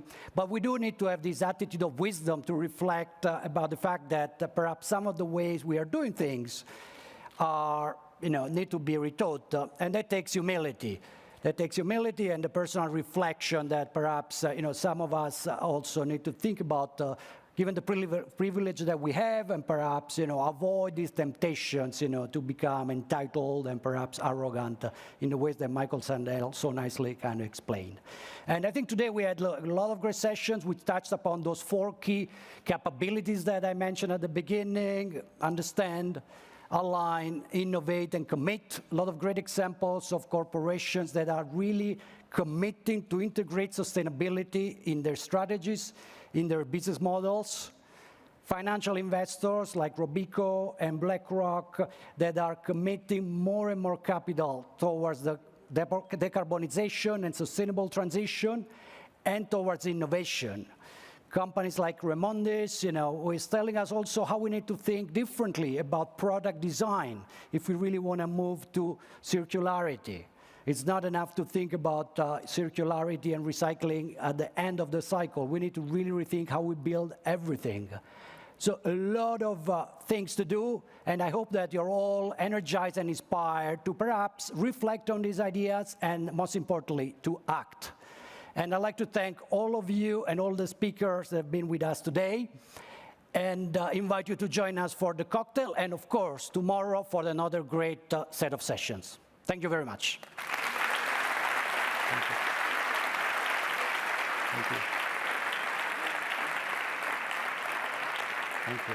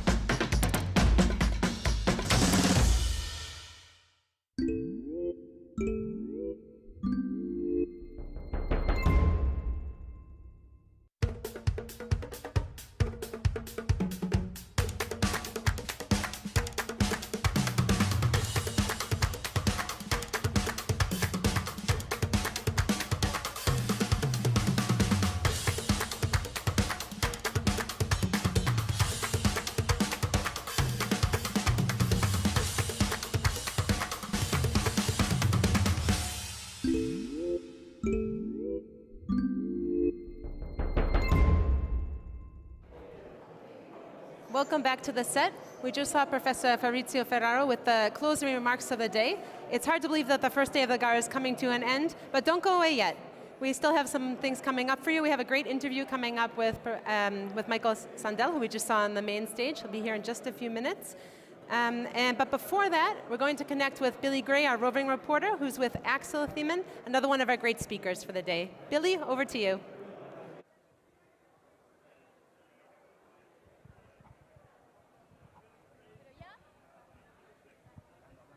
Oh, hello and welcome back.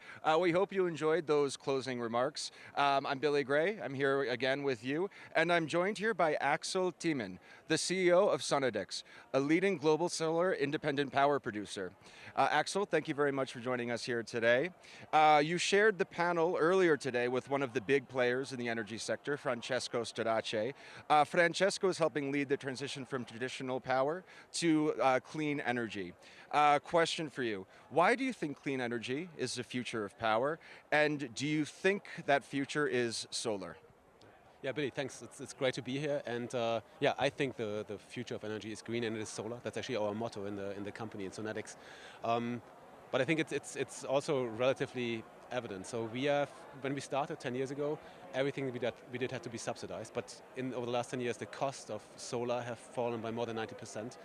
And now we are the lowest cost producer. We are cheaper than conventional energy in most parts of the world. So more than 2/3 of the population live in regions where solar and wind are cheaper than gas, oil, coal, nuclear. And I think it's not only good to use green generated electricity, but it also is smart, economically smart.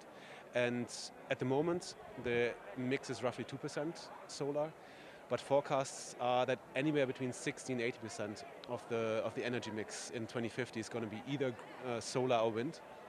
Now you can believe any of these forecasts, and you can say, well, all right, but it's going to be significant, and it's going to be a significant multiple of what we see today. Fantastic. Well, you also talk about, just to hammer home how important this is, how protecting the environment improves people's lives and their livelihoods. Can you tell us a little bit about that? What is that connection? I think it's on multiple levels. On the one side, what we do is all about combating climate change. I think that's one of the big challenges of our time. It's for the world, for humanity. And therefore, I think being part of the energy transition is improving people's life by itself. But a big thing is also, how do we go about that? Because you can do things in different ways. And for us, ESG is really, really, really important. It's a big slogan. Everybody talks about ESG these days, but for us as developers and operators, it's been part of our DNA from day one, because we impact communities where we build, where we operate solar plants. We build things, we disturb, ecosystems, and it's important that we give back and that we do all these things in the best possible way. And being a good neighbor, and also in the way how we build with the team that we build, that we do that in a social responsible context. So it's about giving back to the communities, but also about being an inclusive company. So last year, or actually this year, we hired more than 50% of our new hires are women, and that is a conscious effort that we've done to really be diverse and inclusive. And in the energy sector, I think it's one of the sectors where that is more unusual than in others. So it's about what we do and about how we do it that I think is socially responsive and makes people's life better. It makes people's lives better, but I think it also is good for business. And I think maybe the perception of that has changed. Business can have a bad reputation for polluting the earth. Can you tell us about how doing good can help businesses do well and become more profitable even? Yeah.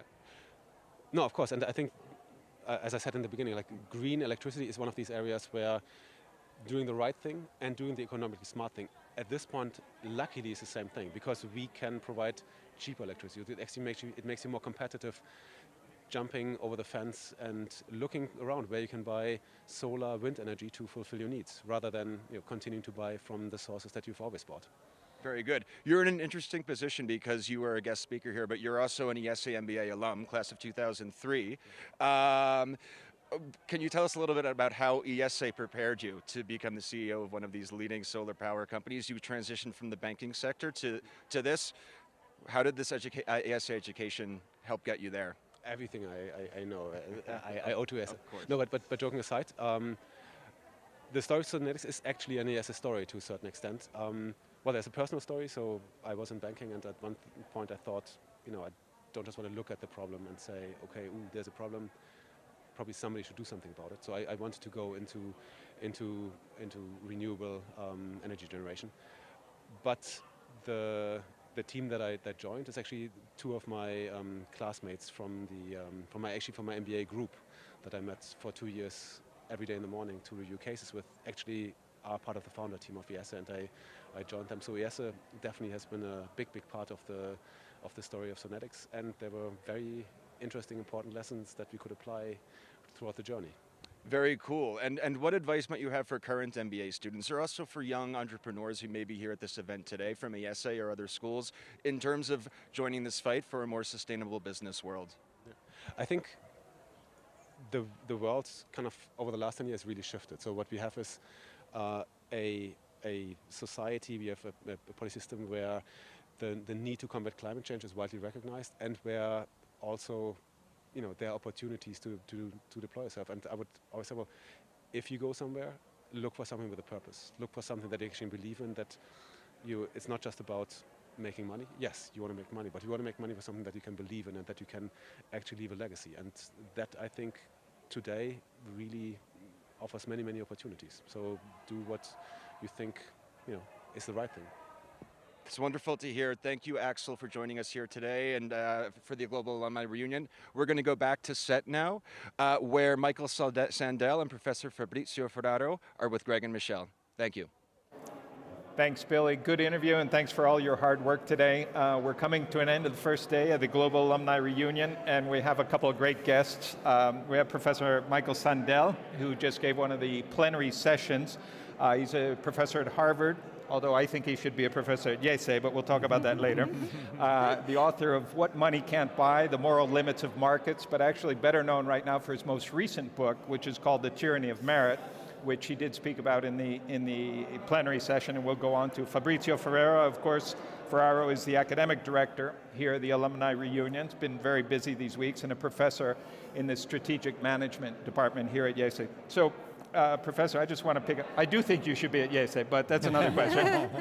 And I do hope, in any case, you can come back, because you threw out a question there once, which I had proposed as a debate topic here. Does Leo Messi make too much money?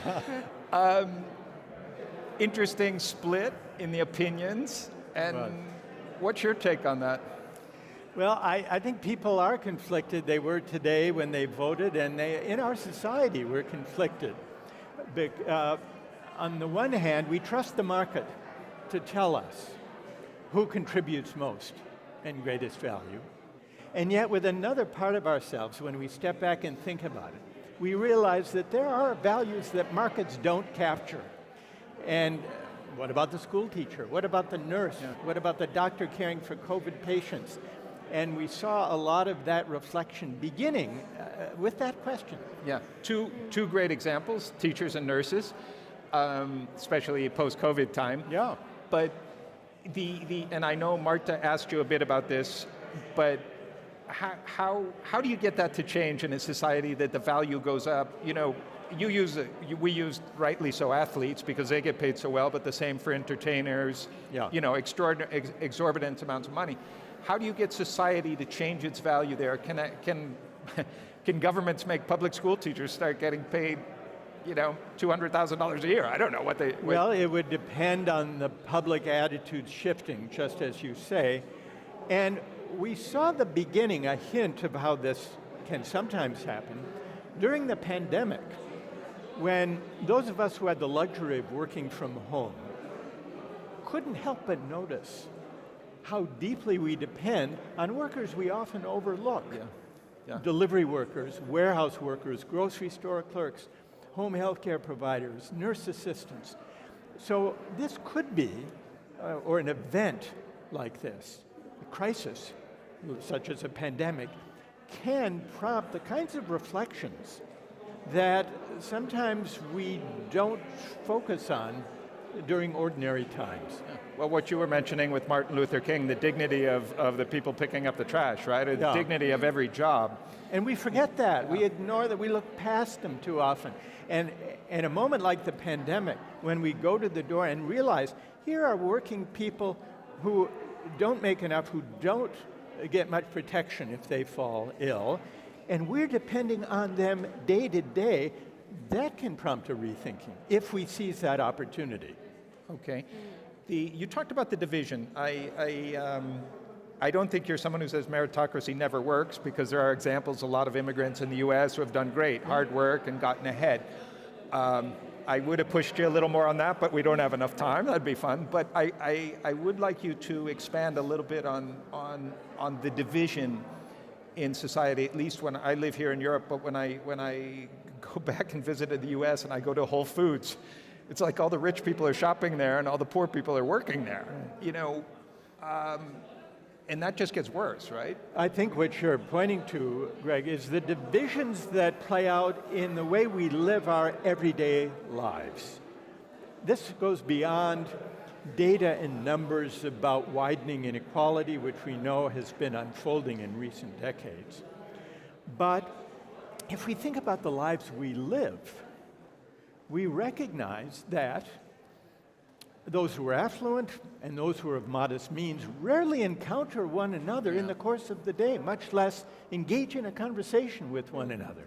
So it's no wonder that our societies are growing further apart, that the divide between winners and losers is deepening and creating the kinds of resentments that have led to the populist backlash that we've seen. We saw it with Trump in the United States. We see it in many European countries, a backlash by working people especially against elites who seem to be looking down on them.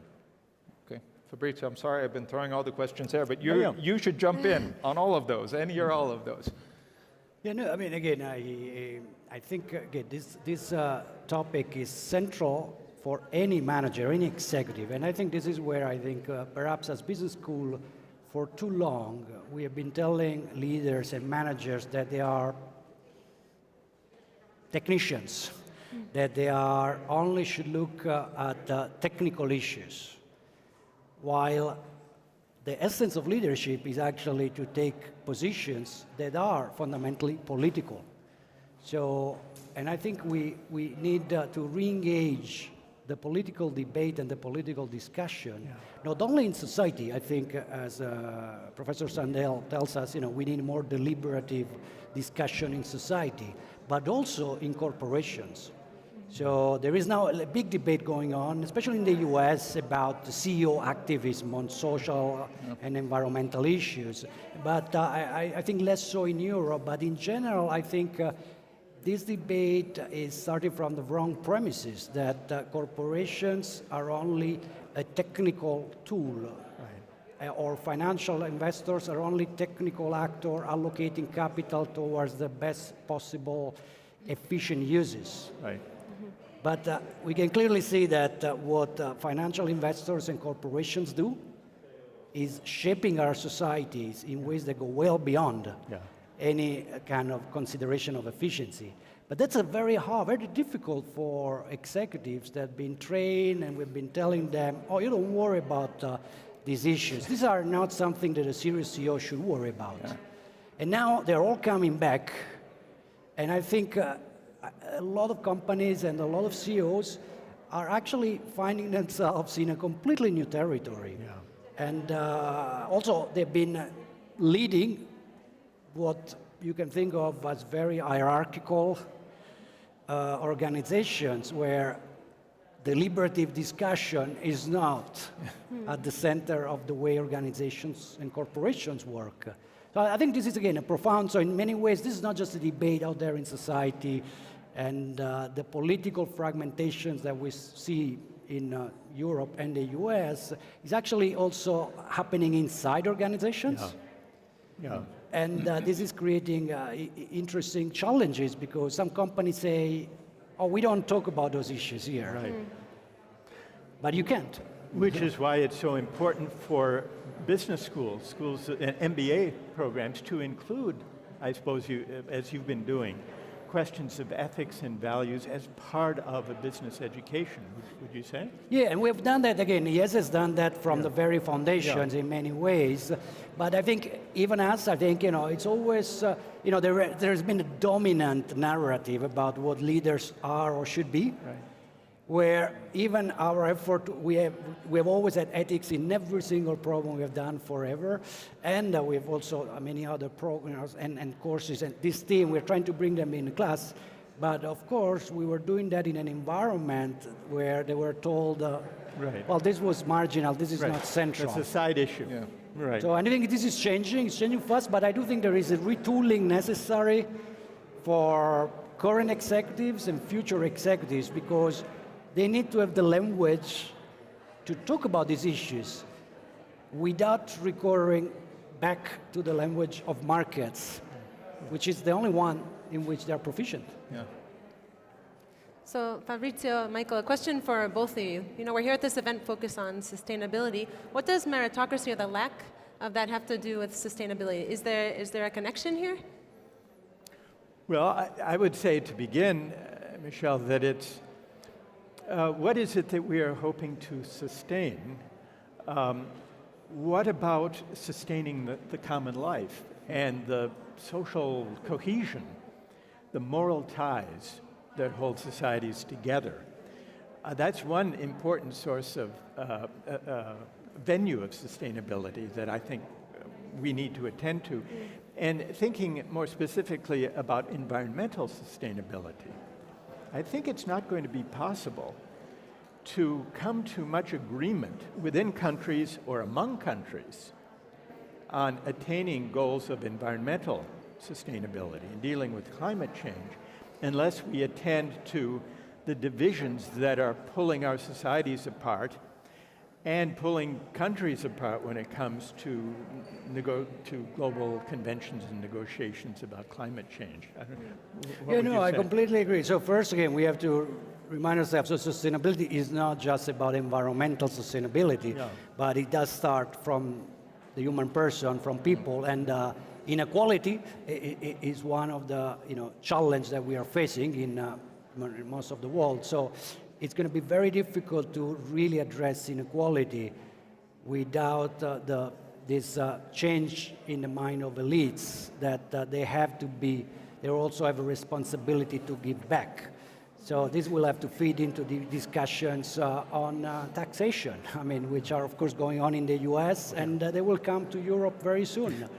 So this is something that, again, the S in ESG, has to be addressed, and it's very hard to address the S without reflecting on the sources of these structural the divisions in society. And perhaps meritocracy, again, has been contributing to that in ways that we were not quite aware of. So it's all about the S, and even though today, again, tomorrow COP26 is closing, and climate change is crucial. As some of my friends in that space say, climate is the big C in ESG, because it seems that it's taking everything. But remember, even the climate transition will have to be a just transition. Fairness, justice are central, even when we talk about the environment. Yeah, to me, it looks like the environment is part of it, but the bigger question is common good. How do you get people to look beyond, their own good and in many ways their profits or what they're making, whether it be money or prestige or whatever, and towards society. But that's not an easy easy shift for people to make. But in terms of the timing, is probably good for a major transition, right? With sustainability and the environment being such a key issue right now. Yes, I think there are a number of provocations in contemporary social and political life that can or should motivate us to have a broader debate about the common good. One of them is the climate crisis, just as the two of you were mentioning. Another was the pandemic, which we were discussing before. And a third is the teeming discontent with politics. And that's really bringing democratic societies to the brink. We saw this with the invasion of the US Capitol on January 6th. So the need to shore up the norms of democratic life and to ask in a serious way, what is the source of the anger and the resentment and the frustration that prompts so many people to reject the solutions that mainstream conventional politicians are offering? And how can those concerns, the legitimate concerns among them, because some are indefensible, but how can those legitimate concerns be addressed? the fate of democracy depends on figuring that out. Fabrice? Yes, and I mean, on this point, I think it's important to remember that, in fact, corporations have also a role to play in protecting democracy, in actually strengthening it. Yeah. And I think, for many years, the way many corporations interpret their relationship with governments and the democratic process was through lobbying for their own corporate interest. Yeah. But I think we have seen already a shift, because I do think that the attack on the Capitol in the US really showed how even the most robust political institutions in the world are fragile.